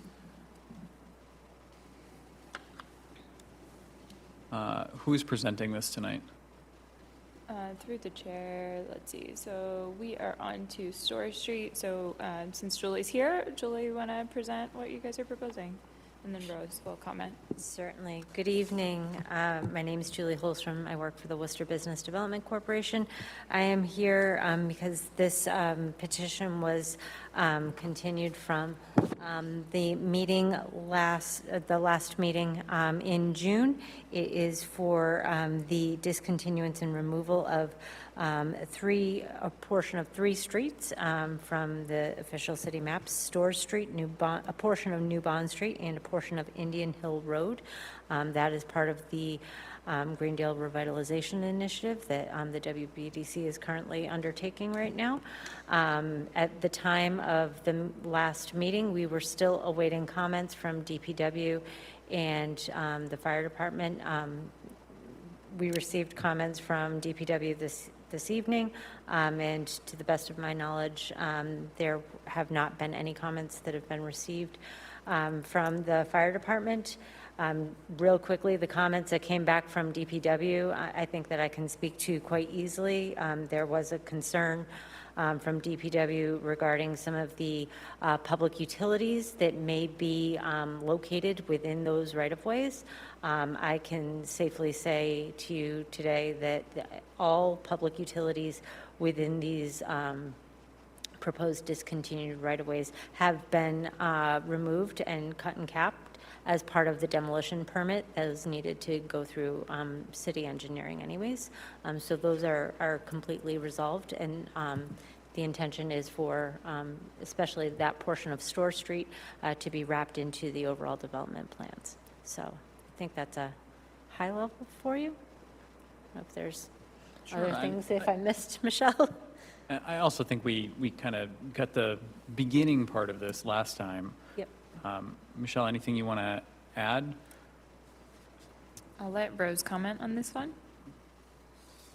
Hello, Rose Russell in the Planning Division. So we did briefly talk about this item at our last meeting. The applicant had also filed a preliminary subdivision plan that we did look at last time and was approved by the planning board. This was filed in conjunction with that one, and we had been holding out for some comments from our colleagues. And so apologies, we did receive a letter from DPW late this afternoon, so the board may not have had a chance to look at it, so I'm just going to read those comments into the record once I get through a couple overview comments. So before you, the planning board is considering a removal of a couple different streets. So there's a portion of New Bond Street. The petitioner is looking to remove a portion of Indian Hill Road and then all of Store Street. So you're looking at 2 portions of Store Street, really, cut off by New Bond Street. So it's going to be 2,690 feet from Air Street to New Bond Street, and then additional 470-foot strip of Store Street.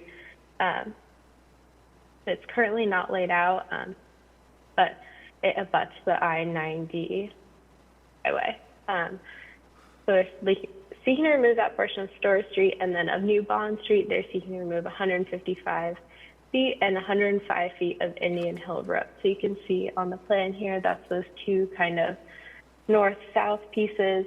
They're just strips of the existing layouts that ran or did run through the area where I-190 is today. So they're just some old remnants that were left behind and never cleaned up as part of the installation of the interstate. So in terms of a private street removal, the planning board has final action, removal of the way from the official map. So the planning board is determining the removal of the official map, with the exception if there's any abutters in opposition. As you can see in our staff memo on page 2, there's a plan of the property owned by New Garden Park or WBDC, and they are the majority of the property owners along the way being removed. So I don't expect there to be any abutters that exist to be concerned about. So really this is just the first step in the process. They filed a preliminary subdivision plan and they intend to develop these sites. So they're looking to eliminate some of the old portions on the official map to get ready for redevelopment of the site, as we kind of got a preview with the preliminary subdivision. As you can see on the plan here, they've outlined in red where they had originally sought to remove. Staff had requested that they seek to remove additional portions of Store Street, just to kind of clean up the map and take off everything. So when they go to file a definitive plan later on, they won't have to come back and remove any conflicting parts of the ways that were left behind, and it'll just be a little bit cleaner. So I think that was all I wanted to cover on the petition itself. There's some other images in the memo regarding the layout on the official map and the earlier iterations of the ways. And then we've been waiting on some comments from DPW and fire. This site today, I believe both sides of Store Street are gated, so we're concerned if it's removed from the official map, and there may be concerns from the fire department. Ultimately, we didn't hear from them, but I think the existing access is not functionally serving of public use. So I think through the development, I'm sure we'll have fire comments on their definitive subdivision plan, so we're comfortable moving forward without those, given just the existing obstruction to access along Store Street. But we did get some comments from DPW this afternoon.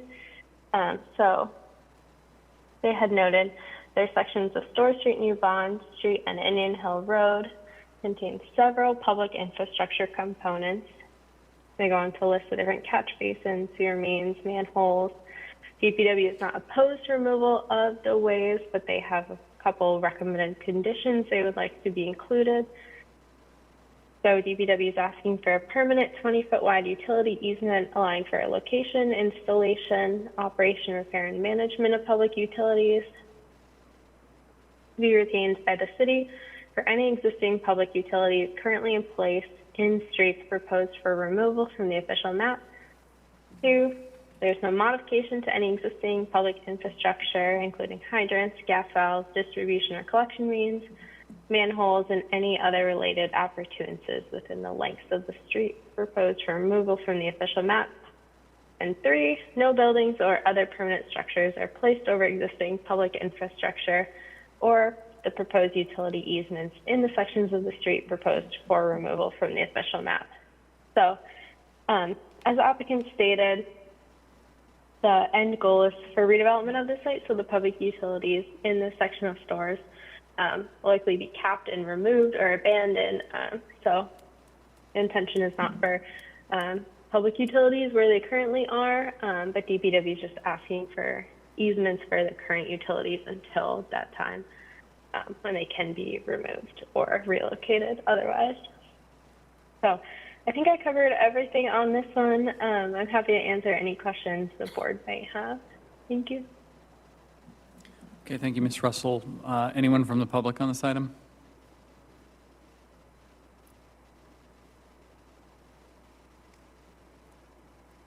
Hearing none. Board discussion? I'm all set. This seems pretty straightforward, and I'm happy to support it. Thank you. Mr. King? Makes sense. Happy to support it. Mr. Gilera? I agree. No further comment. Mr. Toomey?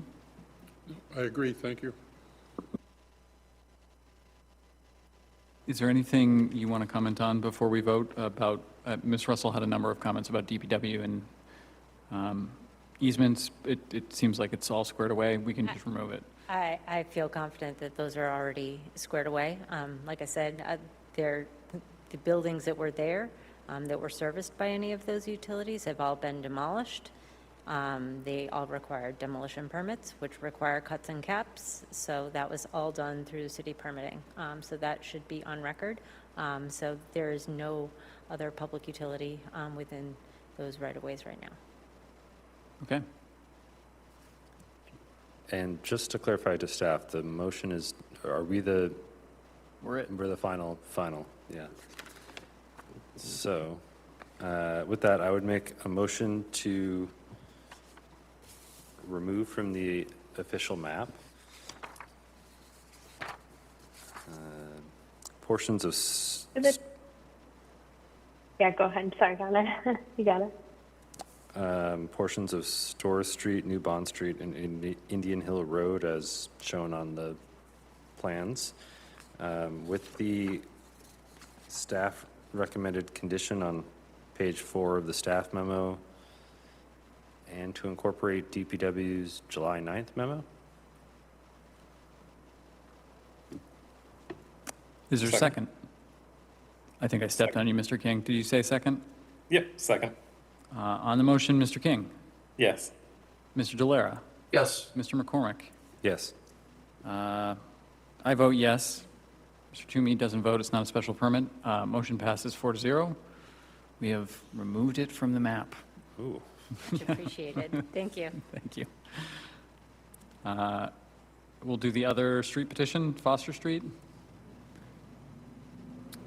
Through you, Mr. Chair, I can comment on this one. So this is a request from the city to remove this. So as part of public right-of-way layout alterations, the planning board is a consulting party, so you advise and recommend city council, but city council is the final acting authority compared to what we just saw, which was a private street where you're the final acting authority. So in this case, this is a public street.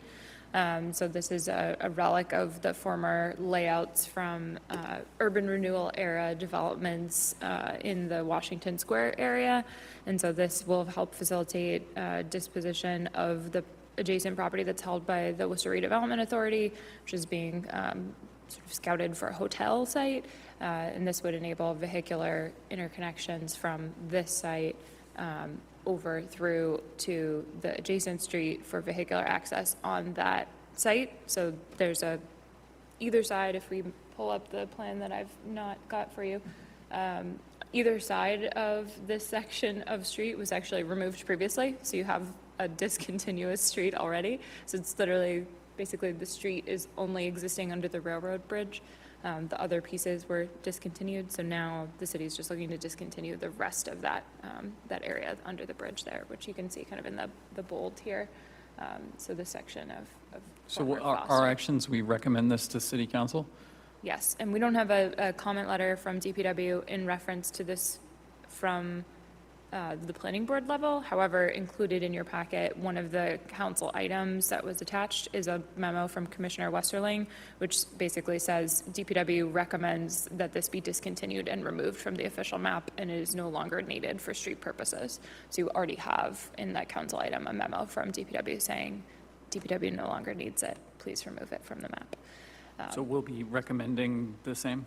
So you can just favorably recommend the petition back to city council, which is the discontinuance of a portion of the street from the map.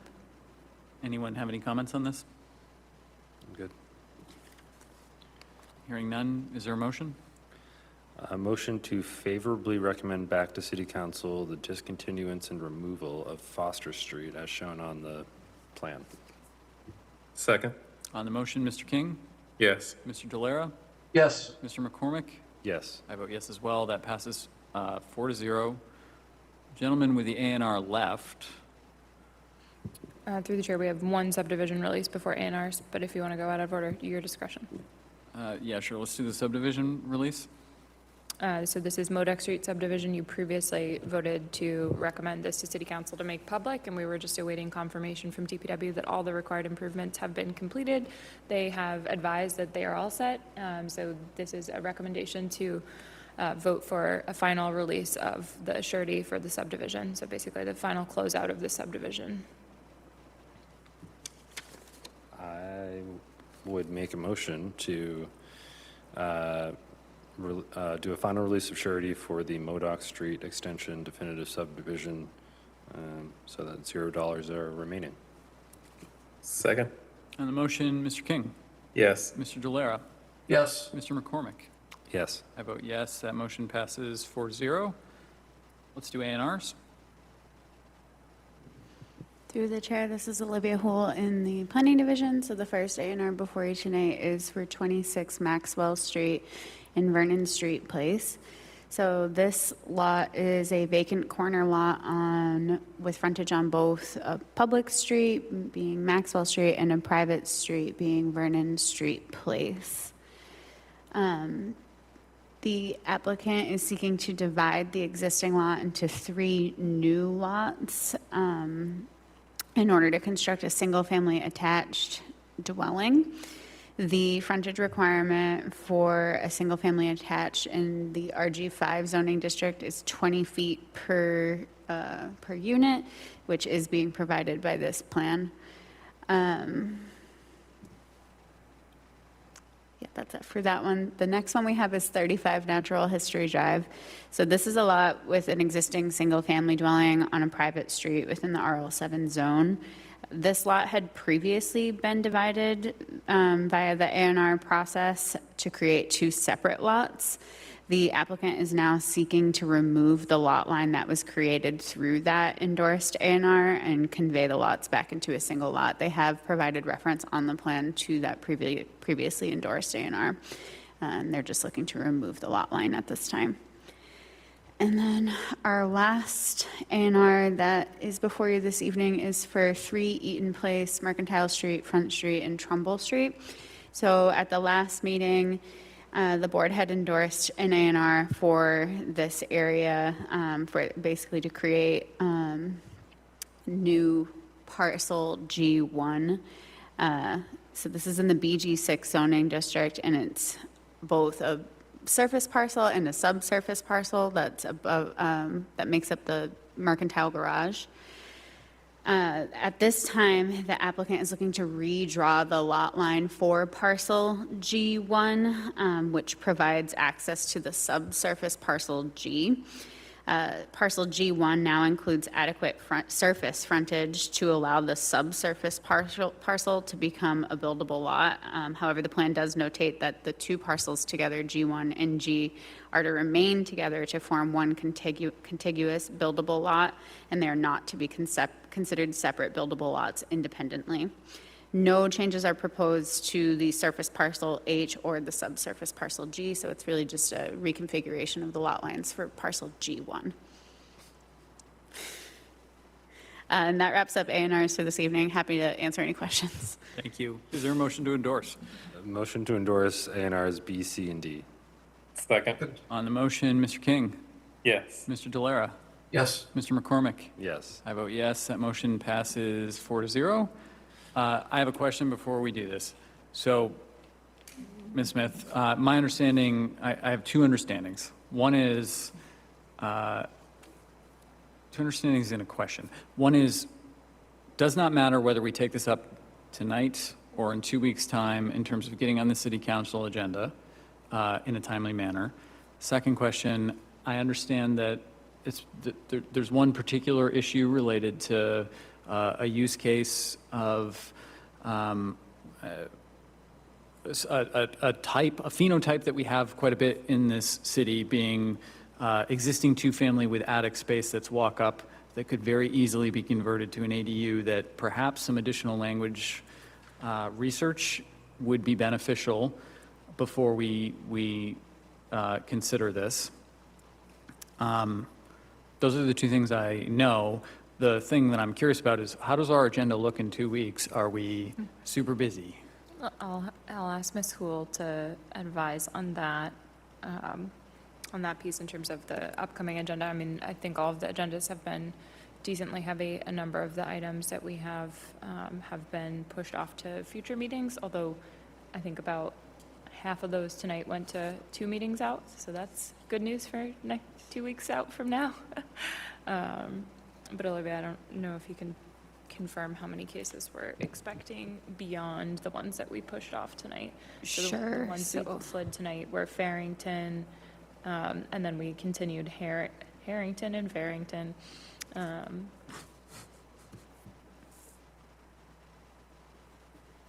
So in addition to those 2, we also have continued item for Thomas Street coming up on our next agenda. That was heard at the April 30th meeting, I want to say. So that is old business coming back before the board. And then we have I haven't put together the agenda yet, but I'm doing a quick count right now.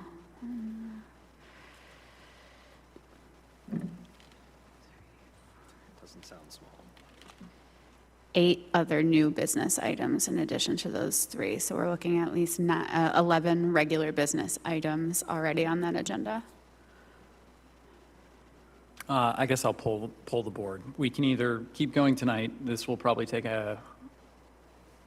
will be efficient, but we should give it some time. Or we can postpone this to our next meeting and hopefully take it earlier in the evening. I'm happy to do either. I feel like we're a little bit in the mindset right now, but Valid point. I can also share the feedback and present what's proposed, and if you feel like you want time to let it simmer, you can always push off your discussion. Up to you all. I'm a like, if we're going to talk about it, we should just do it. But Mr. King, do you have any thoughts? We can just do it. Delara? Yeah, I'm okay with just doing it. All right, I'm noticing a trend. Mr. Toomey, anything you want to add? Nope, 6 one, half the other. All right, let's do it. All right. I'm not going to be brief, but I'm going to be thorough. So, so we've talked about this now, but the board adopted, or the city adopted, and the board recommended provisions to allow for accessory dwelling units back in 2023, and then it was adopted finally by City Council in 2024. So we've had legally on the books ADUs allowed by right in much of Worcester since January 9th of 2024. So we've had, as the chair said, about a year and a half of that playing out. We did some data crunching through May when we submitted this item to council. We haven't continued to refresh that for a variety of reasons, more operational than anything else. But at the time, there were 31 ADUs that had been proposed in some form. 26 had active building permits. 2 of those were completed. 4 of those in total required a special permit due to a dimensional control, and all of those special permits had been granted at the time. Obviously, things have changed a little bit since that kind of data report out, but that's sort of the metrics that we had provided as some context to like what is the impact on ADUs that we've even seen in the last year and a half. The state adopted new legislation last August that affected the Commonwealth. So every community throughout Massachusetts now has the superseding law that's parallel to the law that provides exemptions for educational and religious uses, essentially saying these are critically important uses in our communities and we have to make accommodations for them, and went even further beyond that to prescribe a variety of things that communities cannot do, and set forward a model bylaw as well as regulations that the state promulgates around what is reasonable and what isn't reasonable. So the Dover Act, or the Dover Amendment, which is a provision of the state law exemptions to zoning, basically puts ADUs in that same category. So ADUs are exempt from zoning provided that they meet certain criteria. So again, communities throughout the Commonwealth are working to kind of reconcile their local regulations, or if they didn't have regulations, put regulations on the books, because otherwise these things are allowed with a lot of flexibility, and we still have to honor that flexibility, but we are working to reconcile essentially our regulations that we have now so that they comply. In doing that, there are some things that we've done intentionally that will make things a bit more permissive than they are today, but most of that additional permissiveness is coming from the state law. So as some context to that, the ordinance that we have in the books today requires owner occupancy. The state said you can't do that. Sorry, that's not allowed anymore. So our proposal will eliminate the owner occupancy requirement because we can't enforce that today already. As of February, the laws actually came into effect. So the only way we can enforce that is if an ADU is greater than 900 square feet, because anything that is 900 square feet or less is exempt. It is just like a church, just like a college. We have to allow it. Just whatever, site plan review you want to allow, you can have that, but we don't have that currently for ADUs. We're not proposing to reintroduce that. So we're planning to keep no parking requirements, no site plan review, still required to have the ADU be located on the same lot as another use, right? It's accessory inherently. That's why we call it an accessory dwelling unit. So it has to be accessory to something else on that same lot. But it does not necessarily have to be owned by the same person as the other structure on that same lot. Like it could be a condo, for example, which our current ordinance would prohibit. Again, we're of the impression that the state is preventing us from regulating that. And then we would keep the ability for the board to modify any requirements for square footage. When someone hits a 900 square foot threshold, they go above that, then they would still come in front of this board, just like you've seen tonight, the two applications we've heard, as well as various others that you've heard in previous weeks and years. So we're keeping all of that, and then we're keeping the requirement for the ADU to be located out of the front yard, with the exception that the state is not even letting us do that. We have to apply a reasonable determination to that. So for example, in the scenario of Grandview that we saw earlier, you saw the structure is located way in the back. There's no reasonable way that they could put that structure out of the front yard being the distance between the primary kind of plane of the main building and the back of the street. So in that case, there was no option for that. So the state law would say you have to allow that, whereas our current regulations and what we're proposing to keep would say keep it out of there, but we still have to have this caveat that says unless you absolutely can't do it, in which case we'll make an exception. So that's the language that we're proposing. Our current requirements are that you have an existing dwelling unit in order to be able to add an ADU. So if you're building a new single-family home, you can't build an ADU until after you get your occupancy permit, then you can come in and get an ADU. We've seen this affect folks that were building, a single-family home for themselves, and they want to have an ADU for their kid, their other family member, for rental income, what have you. Regardless of it, they would build it and then come back later to get a permit to make it a legal unit. So the state is not letting us do that anymore. Again, it can't be existing. It must be allowed to be built concurrently. So we're proposing to change that. Right now, ADUs are only allowed on single, 2, and 3 family lots. The state law changed. Any district in which a single family structure is allowed, we have to allow ADUs. So right now, an RG5 zone that has a multifamily in it, that can have an ADU by right now because of the state law. So we're proposing to just reconcile this by striking it's only allowed for 1, 2, and 3 family uses, and just letting it be in any zoning district throughout the city, provided that there is some other residential dwelling unit that is legally established or proposed at that location. Bedroom count, we cannot regulate. We currently say you're capped at 2 beds. We can't regulate that. There are provisions that prevent us from regulating occupancy, that it includes, who lives there as well as how many people live there, essentially. So the state specifically says, no, you can't tell them how many bedrooms they can have, because it could be for a family that's going to live in that ADU. So we're proposing to strike that. Setbacks and height, this is a kind of bigger one. The state went in and said, regardless of what your current regulations are, you have to enable anything that is the same as an accessory structure. So in Worcester, accessory structures are set back 5 feet. So that means an ADU is subject to a 5-foot setback. That's parallel with our current regulations, but in some zoning districts, we don't have setbacks for primary structures. So what the state regulation says is you take whatever is the most permissive, the existing use, what a single family would be in that zoning district, or what an accessory structure would be in that district, and whatever is the most permissive is the regulation that applies, which is a complicated nightmare to apply and write out in a code. So essentially, we've used the state model bylaw language in our proposed ordinance, which essentially goes down to say that it's going to have to comply with whatever is the most permissive. In most cases, in residential districts, that's going to be a 5-foot setback. In business and manufacturing districts, that setback might be 0. So just like you could see, whatever that type of structure that would be built there or might exist there, there is not a requirement for that. So that's a change. We're also not allowed to enforce the interior setback requirement that we have today. Today, we say structures have to be set back 10 feet from another structure that's on the same lot. the state says, unless we have that requirement for other structures, we can't be enforcing that. We don't have any requirement in zoning that separates one structure from another structure on the same lot, so we're proposing to eliminate that as well.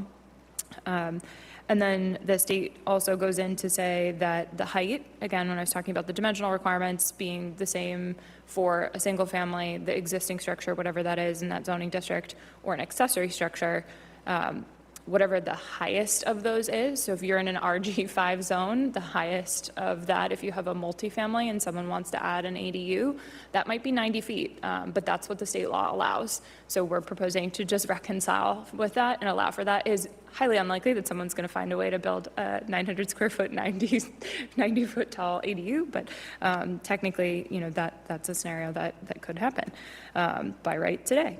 So height. And then floor area ratio is something that ADUs cannot count towards, so we're just proposing to introduce language that says, from a dimensional standpoint, we're not including that when we talk about ADUs' contributions to density and build out on a lot and what the maximum would be. I talked about the front yard. In terms of definitions, the state's definition and our definitions are slightly different. So we're aligning our definitions to align with the state's. If we don't do that, then we end up having to apply every single time we see an ADU. We have to figure out, are you measuring from the interior of the wall or the exterior of the wall? So people have to do these, you know, overly intense calculations to figure out what their square footage is under the current zoning versus what the state zoning is, and if it's exempt or if it's not exempt. So we're just proposing to adopt the state's definition for purposes only of ADUs for gross floor area. The existing gross floor area definition will remain for everything else in the zoning ordinance, just not for ADUs. We're also adjusting the definition of accessory dwelling unit so that it aligns with the state's definition. Kind of a key component of that is saying that the ADU has to be on the same lot as the principal dwelling, so some other dwelling. And then it reiterates also that it's still, the ADU is still not being used in making a determination about land use, right? And so whatever that underlying land use is, multifamily, 3-family, 2-family, single family, et cetera, that's still the land use of the property. It just now has an ADU. And then we talked about the common ownership provision. One of the things for gross floor area, if you really want to get into the weeds, is that today we include or we exclude basements when you calculate gross floor area. So you could have, in the example of Grandview that we saw earlier, they were proposing a full-story basement. So basically, we're looking at the square footage of the proposed structure, but we're not counting the basement in that. If you count the basement, that could get finished and built out as another space, as long as under the current regulations, it's not a bedroom. They could build that out as another livable area. Under the proposed regulations, we would include basements in the square footage for the calculation for an ADU. So if someone's really proposing that, that's an area that we're going to count because it could be converted into habitable space because the state counts that. The state is going to ask us to measure from the interior face of an exterior wall. Right now, we do the interior face of a wall. So it just, again, little changes in metrics where we are getting some extra space, whereas we're kind of losing basements, if you will, in terms of square footage and permissibility. We are gaining square footage because we are not going to count things like enclosed porches. So that area would not be counted. So if you have an enclosed porch, like on a 3-decker, and someone encloses that, we're not going to count that as part of the square footage for the unit. But again, we would count that basement area. So again, that's all in alignment with what the state's definitions are. And then essentially we're proposing for pre-existing non-conforming structures just to adopt the state's model language. So in talking with the chair earlier, there's potential concern about how that language may apply for some of our 2 families going to 3 families or 3 families going to a multifamily with that attic conversion or potentially a basement conversion because of so much of our city being topographically constrained. There are a lot of units there are walkout basements that could be converted into habitable space. So we're happy to kind of continue to investigate that. We are proposing to just adopt the standard language that the state had proposed in their model ordinance around nonconformities, which I can read for you if I grab the right sheet. Maybe.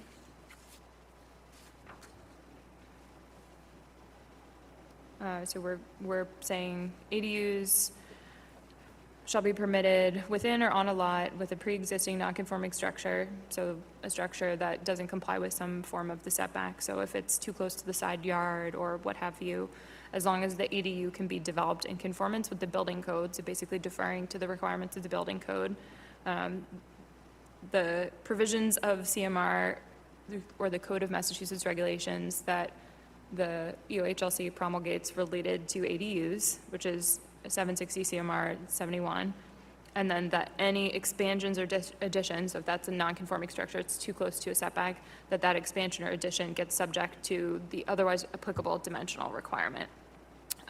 So I think there is some question around, what does that mean and how exactly would that be applied? And I think we can work to try to see if we might be able to clarify that language further, in particular, kind of thinking of those two-family walk-up scenarios where maybe now this could be construed to say, oh, well, by creating the attic space as a habitable story, you're creating a violation of zoning because you're creating a new nonconformity. The current ordinance says as long as you're not expanding that, it's not a nonconformity. You can use your attic for another unit. But in this instance, I think you could, I can see how it could be more ambiguous or less clear about how that is handled. So we can work on addressing language around that and other nonconformities in the ordinance. And I can talk about anything else you'd like, but I think that's a summary of the bigger pieces that are changing without getting into like a red line, because we're essentially doing a find replace the whole thing instead of, edit out. It's most of it is it's really, we're just replacing what we have with something new, because so much of the provisions and the way they were previously worded is changing by virtue of the state law and it's really that setback provision and that height provision where it says take what's most permissive, which is sort of the tongue tire in trying to codify that in a clean way, because we have so many different requirements in so many different districts where we allow ADUs, which is everywhere. So by virtue of allowing ADUs everywhere, we now have to say that times every zoning district. So rather than attempting to do that in the text of the ordinance itself, we're just saying take what's most permissive of what applies for that scenario, and then you just look at the zoning table and evaluate that. And we'll make a guide and cheat sheet for folks to use, but rather than putting that out in the ordinance and then creating another place that needs to get updated if we change a setback.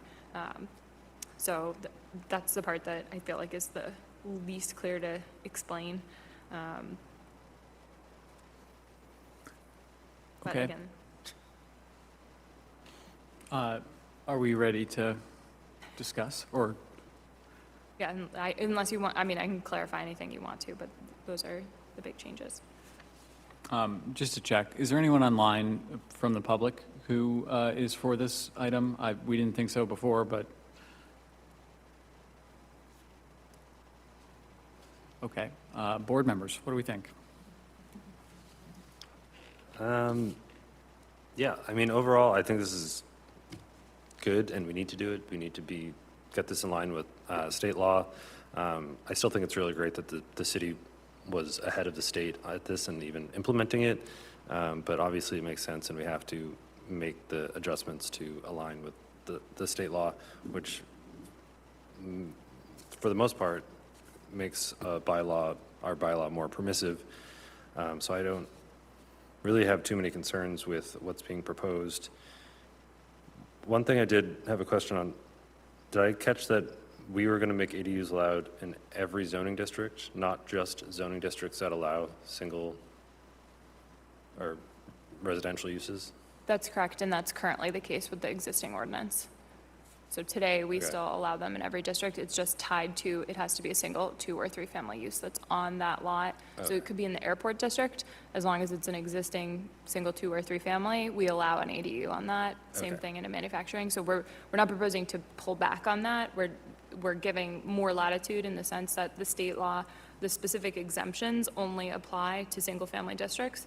So with that logic, I think the BG6 and the manufacturing districts don't allow residential dwellings. So those would be the only districts in which we wouldn't be allowing, right, those uses. So those would be the only districts where these regulations wouldn't apply. But today, you would still be able to have an ADU and a single 2 or 3 family in that district, meeting the requirements that we have now, which is, 5-foot setback or no setback, depending on what they're proposing. Like BG6, there's no setback. Okay, so there wouldn't be a scenario where there's a manufacturing parcel in a manufacturing district with no residential on it, you can't put an ADU there? No, because there would have to be a legal way to establish the principal Accessory, dwelling. yeah. So the only case where you would see that in a manufacturing setting would be there's an existing manufacturing structure, maybe there's an accessory apartment and they want to add a second accessory apartment. Or in many cases, we have a lot of relic manufacturing zoning, so we have a lot of worker housing that was located in manufacturing zones or adjacent to manufacturing zones, where that manufacturing district went over and included those houses. So we do have a lot of 2 families, 3 families that fall in those areas, and without redrawing all the zoning lines, which we hope to do in the future, for right now, we have a lot of units that are in fact, in manufacturing districts. And when we did this initially, we did identify that we do have some residential units in the airport zoning as well, which typically you wouldn't be thinking of, having residences. So airport, BG6, and manufacturing districts are where that would be applicable. Everywhere else, it ends up being by right because of the underlying zoning. So it seems like effectively, we would still have special permits for ADUs over 900 square feet. Yep. And effectively, the only reason we're going to see special permit applications are for being over 900 square feet, because it seems like the height will not be an issue. The separation from buildings on the same lot won't be an issue for the most part. Setbacks are going to be pretty permissive, so. Yeah, I mean, I think for me, it would be, do we have any criteria for reviewing special permit applications? We have the 6 criteria that exist for every other special permit. There's nothing specific for ADUs. We could certainly add something if that would be of interest to the board. We intentionally didn't include it just because sometimes they get, in other cases, we have, for example, when you see signed special permits, which this board doesn't see, but there are so many different criteria that sometimes people forget to even fill them out in the applications. So we didn't want to make it overly complex. We wanted to make this process as simple and easy for folks. So we just stuck with initially those core 6 findings. So impact on the environment, traffic and circulation, character of the neighborhood, public utilities, et cetera, were the 6 findings, which you have been reviewing these applications against. But if the board wanted to recommend the inclusion of additional findings, certainly could do that. Not something we've proposed, but certainly could be added. Yeah, I mean, I'm not trying to make it more complicated or for the applicants or for the board or staff to review, but yeah, I don't know that we want to view a special permit as like a variance where, the applicants are trying to say they have a hardship and that's why they're requesting more square footage. So I don't know how I'm thinking about that, but I think we're going to see a lot of these scenarios where people are asking for something over 900 square feet, and it would be good to have a framework on how to evaluate those. I think for the most part, for me, it's mostly like, are they not going to be impacting X neighborhood context, or, looking at the by right alternatives rather than why are you asking for 950 square feet? Like, what's your hardship? I don't know. I guess I'll leave it there and see what else people have to say, but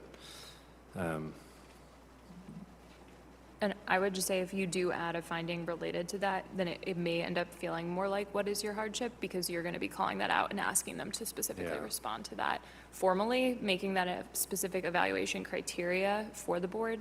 So if you know, again, if that's something that you all feel is appropriate, then you can do that. But then that would mean using that to evaluate each one, rather than right now, which is the, you know, those 6 criteria where you can use, you know, neighborhood character, social structure to say, you know, this, it doesn't fit here in the context because it's just too big. You know, if they reduced the size or altered the architecture in a way that made it more compatible, you know, we could see giving the extra square footage because it feels in place with that versus, you know, what's being proposed where maybe it doesn't seem to, in scale or context of other lots in that area, be appropriate. But we could absolutely do that. We could come up with some suggestions for that if that's something that the board would be interested in seeing. Well, I guess I'd be interested in hearing what everyone else has to say. Okay, Mr. King. I'm not sure if we would want to add additional language as it relates to the square footage. I'm just thinking standard garage in Worcester might be 24 by 24. If they add a second story to that, we're already exceeding that 900 square feet just from adding that. So I guess, yeah, we'd have to go back to the basis of why we decided that 900 square feet. But overall, the changes do seem more permissive, so happy to support them. Thank you. Mr. Delara. Thank you, Mr. Chairman. So I guess I see this subject as kind of an organic issue. On one hand, we have the proposal before us, which brings the city in line with the state, and I think that's it's helpful to do that. Obviously, it'll eliminate some confusion that some abutters, for example, in the last application that we had dealt with regarding this issue, she was unaware about the state regulation superseding the city regulation.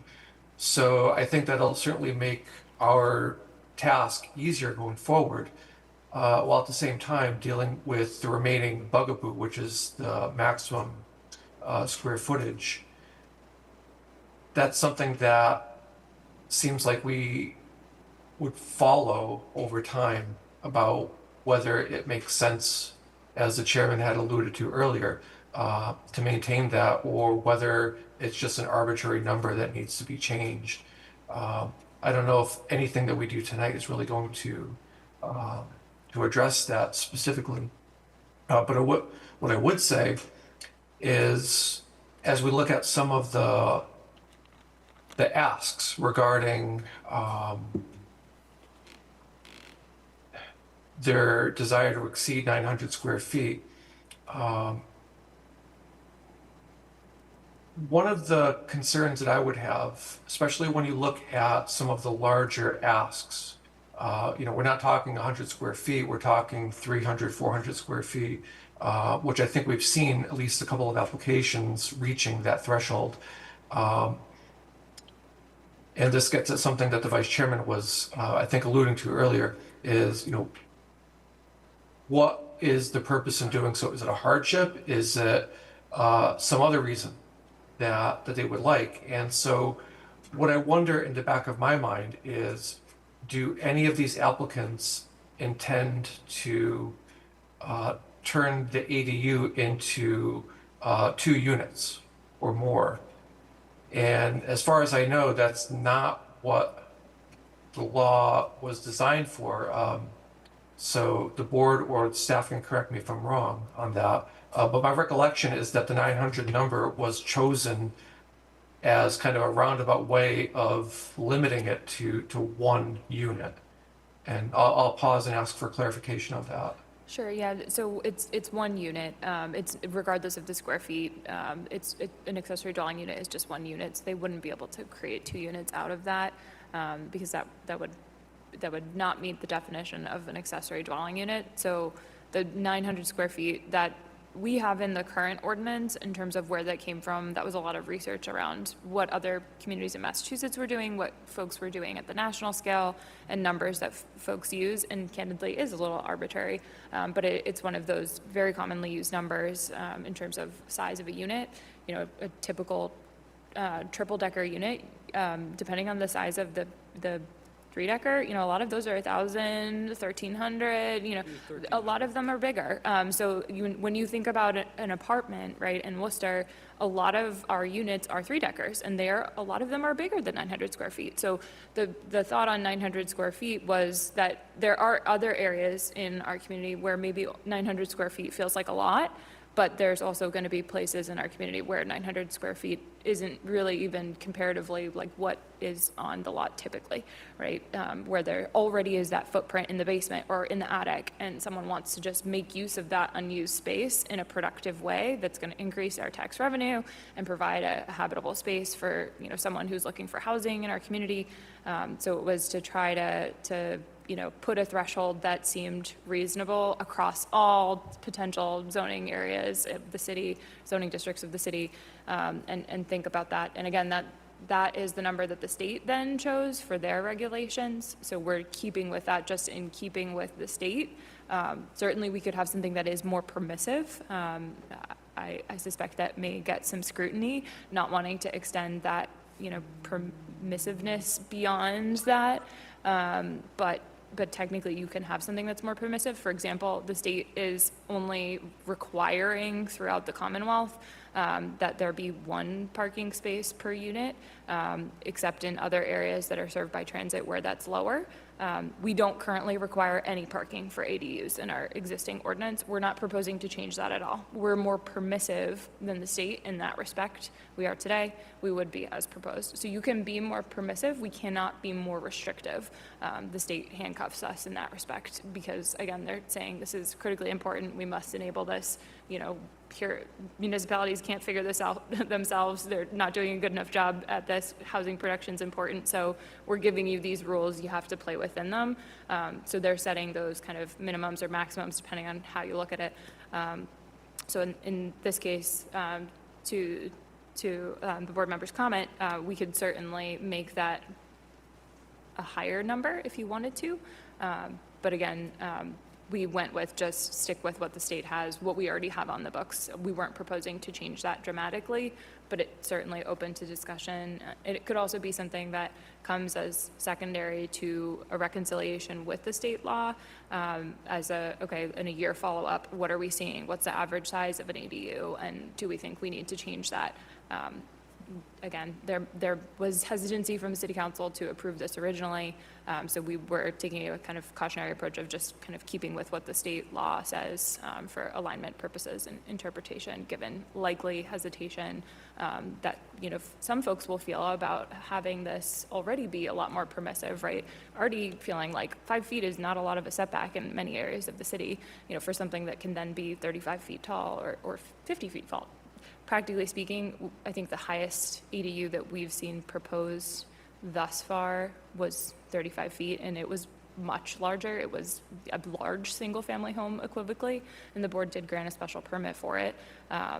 But again, in an instance like that, that's what the special permit's for.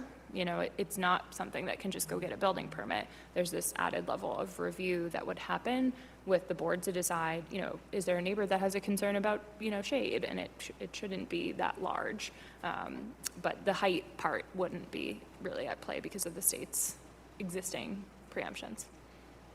Okay, thank you, Ms. Smith. Mr. Delaire, do you have additional questions or comments? Not really. I guess I would just conclude by saying my sense would be to maintain the status quo, follow what the trend is regarding the request for relief beyond 900 feet and see what the actual numbers are, whether they're the exception rather than the norm. And, if in time it seems as though exceeding 900 feet becomes a norm rather than the exception, then, we either need to pause to reflect on whether the rules need to be changed or whether our evaluation needs to be changed about the relief being requested. Because again, if the ADU is intended to be a single dwelling unit, and if some of these requests for relief, may have an ulterior purpose in enabling there to be more than one unit that the structure is used for, then in essence, we're enabling that, that transgression. Okay, thank you, Mr. Delera. Mr. Toomey? Yeah, again, I think the complying with the state is an important thing to do to make sure we're in the same place for that. Makes things easier. Again, I think the 900 square feet is, a base to be able to work from, and you need to look at them on an individual basis. And, there's some point, in my mind, it's maybe, that under 20% where it's more reasonable to do something like that. The one tonight where the staircase, if they moved it outside versus inside, they comply with that, that makes a big difference. Or if someone comes in, the one a couple, the last meeting, where they were, almost 1,400 square feet, that's a big difference. We just got to, find in our minds where that line is and what that is, and, why is someone doing it, and what's the logic, and again, the neighborhood where you're putting it in, are you putting in a 1,400 square feet accessory dwelling unit next to a 1,100 square foot house? And that the accessory dwelling, becomes bigger than the actual property that's going with. Can I ask a question? Yeah. Is there anything saying that the accessory dwelling unit has to be smaller than the primary residence? We don't currently have language, I don't believe, to that effect. Let me double check it, but we just go based on the square footage. And we had done that intentionally to not provide two different mathematical calculations for folks to have to do, instead, because 900 square feet is a pretty small unit. It's not the smallest unit you're going to find in the city. But generally speaking, if you think of a single-family context, there's not very many single-family homes that are smaller than 900 square feet. Sure, there might be a few, but they're going to be few and far between for the most part in the city. And that's why we chose to strike that language, again, making it easier for people to understand and apply versus have to be like, oh, well, my house is only 700 and whatever square feet, so now I can have a smaller ADU than my neighbor just because I have a small house. But my neighbor can have one that's 900 square feet by right. So we chose not to include that for that reason, from a sort of equity perspective in terms of allowing that kind of infill, and also thinking about, if you have a unit that's 750 square feet that we're talking about, that's half, aesthetically 900 square feet, that 300 square feet, is it really going to make the architecture look that different? Probably not. And depending on how you're calculating it, it may be as a result of something silly too, in terms of like stairs or where the wall is. And but that was the thought initially, was we don't want to make it more complicated by having another number for folks to calculate, another number to go through, and then for the prevalence of it in our community, which I think is generally low, and then the reality of, the neighboring lot can just have a much larger unit. So a lot of the language in the laws say 50% of the existing unit or 900 square feet, whichever is less. So we just, rather than say whatever's less, we just said 900 square feet. That's the cap. And then anything over that, you can come in for a special permit. Cool. I'm all for keeping it simple. Yeah. So support that. I don't think adding a review criteria makes sense at this time. I think we risk running into the adult use marijuana thing, where we saw there were 15 licenses in Worcester, and we saw, it felt like every meeting we had 3 of them, and they took an hour each, and we approved them all, and all the review is done by staff. So it was like, what is the point of this giant waste of time? I don't want that scenario. I think that's kind of what you're getting to, is how do we get around that? Sounds like what we need to do first is get the ordinance through city council, kind of see what the variances look like in the special permits when they come before us, and maybe consider adopting a different regulation if we find that it's onerous. Unlike adult use marijuana, which if we could just strike that from the books. I know it's a condition every permit. Yeah. So I don't think that's going to happen. But in terms of addressing the concern, though, rather than a finding, I think what we could do is we can add another question on the application form that kind of gets to the heart of that in terms of like explaining why they need that extra square footage or why they can't comply with the setback requirement a little bit more. A lot of times people don't really get at that particularly well in those 6 criteria, so maybe just asking them to explain a bit more about that in the application, just as context, if that would be helpful. I think we've sort of already been talking about this based on the conversation that the board has been having at the last few meetings about trying to pull that out of applicants earlier and called more attention to that in our memos for you all so that it helps expedite things and get the information that you're looking for, but without making it a specific criteria. Because I think that you do want to consider that these are special permits, they're not variances. You're just deciding if it's appropriate there. We're not deciding if there's a hardship or not. It just doesn't make sense in the context of that lot. So I think it's a little bit different in the, like, we set the standard, if it doesn't meet the standard, it's not appropriate, right? It's just on that lot, given what's there, given the reason they're proposing it, given what's around it, does it make sense?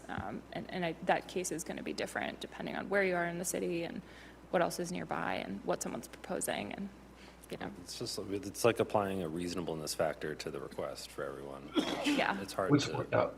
Yeah. Yeah, what is that? Yeah. And Right, and and we're what is the trying to- next board going to think that is? Yeah. Okay. Our role here is what? You're making a recommendation to City Council about the proposed changes that the administration has proposed. So you can make a favorable recommendation, you can make a recommendation with modifications, you could ask us to adjust the recommendation or explore something and come back to you at the next meeting with clarifications, or you could not recommend what we're proposing and propose something entirely different. It's up to you. In the past, so for example, for the last time we had ADUs, the board specifically asked for us to remove the owner occupancy requirement and had pushed back We saw how on that that worked, originally. So you have in the past said, City Council, be more progressive, do this, or City Council, we're worried about this. And then that gives us a cue as to, we should plan to do more research to support, that or where the proposal is with respect to those concerns. So for example, the nonconformities, it's certainly something we can do and work on ahead of typically just process-wise, this goes to the Economic Development Subcommittee of City Council, so that's typically where this would go. Once the Planning Board recommends, it would go there, have a subsequent hearing by the committee members, and then if it's favorably recommended, back to council from them. Typically, it would get advertised and discussed when it gets voted to be advertised, and then they just vote on it later, usually without discussion if it's voted to be advertised. But there are lots of other public comment opportunities too. Okay. I think we're ready for that motion. I would support it, including the language you just mentioned. Can you said it better than I'm going to say it. Specifically related 2 families to 3 families. Sure, yeah, so that you would request that the city evaluate the flexibility that's being proposed relative to privileged nonconformities and conversions of attics and basements. You're looking for language that maybe more explicitly and clearly addresses how that will be handled to someone who's reading the ordinance than what it says now. So getting clarity in that respect. Yes. Okay. Get behind that. I'll write that up more articulately. Sorry, I'm tired. Yeah, me too. So, Mr. Chairman, I have a question. So if we were to, if the staff were to include the question about why the relief is being sought, does it have to be part of this motion in the No. recommendation to the council? No, forms are within our purview, so we can ask for any information we want on them. Okay. And we can change them from time to time. And it may not have happened since you've been on the board, but it's happened a number of times. Okay, very good. Thank you. For all good, I would make a motion to favorably recommend to City Council the zoning ordinance amendment for ADUs as proposed with the additional language. So, with the request to clarify privileged nonconforming structures and specifically look at attic and basement conversions. Thank you. Yes, with that language. Yeah, that's my motion. Second? On the motion, Mr. King, Yes. Mr. Delera? Yes. Mr. McCormick? Yes. I vote yes as well. Motion passes 4-0. Last item, I believe we only have the 6:11 minutes, correct?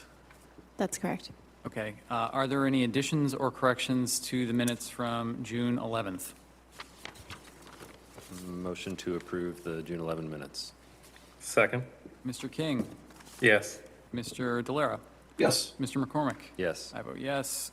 4-0, minutes are approved. Motion to adjourn? Motion to adjourn. Second. All in favor, say aye. Aye. Aye. Aye. We're adjourned. Thank Good you. night.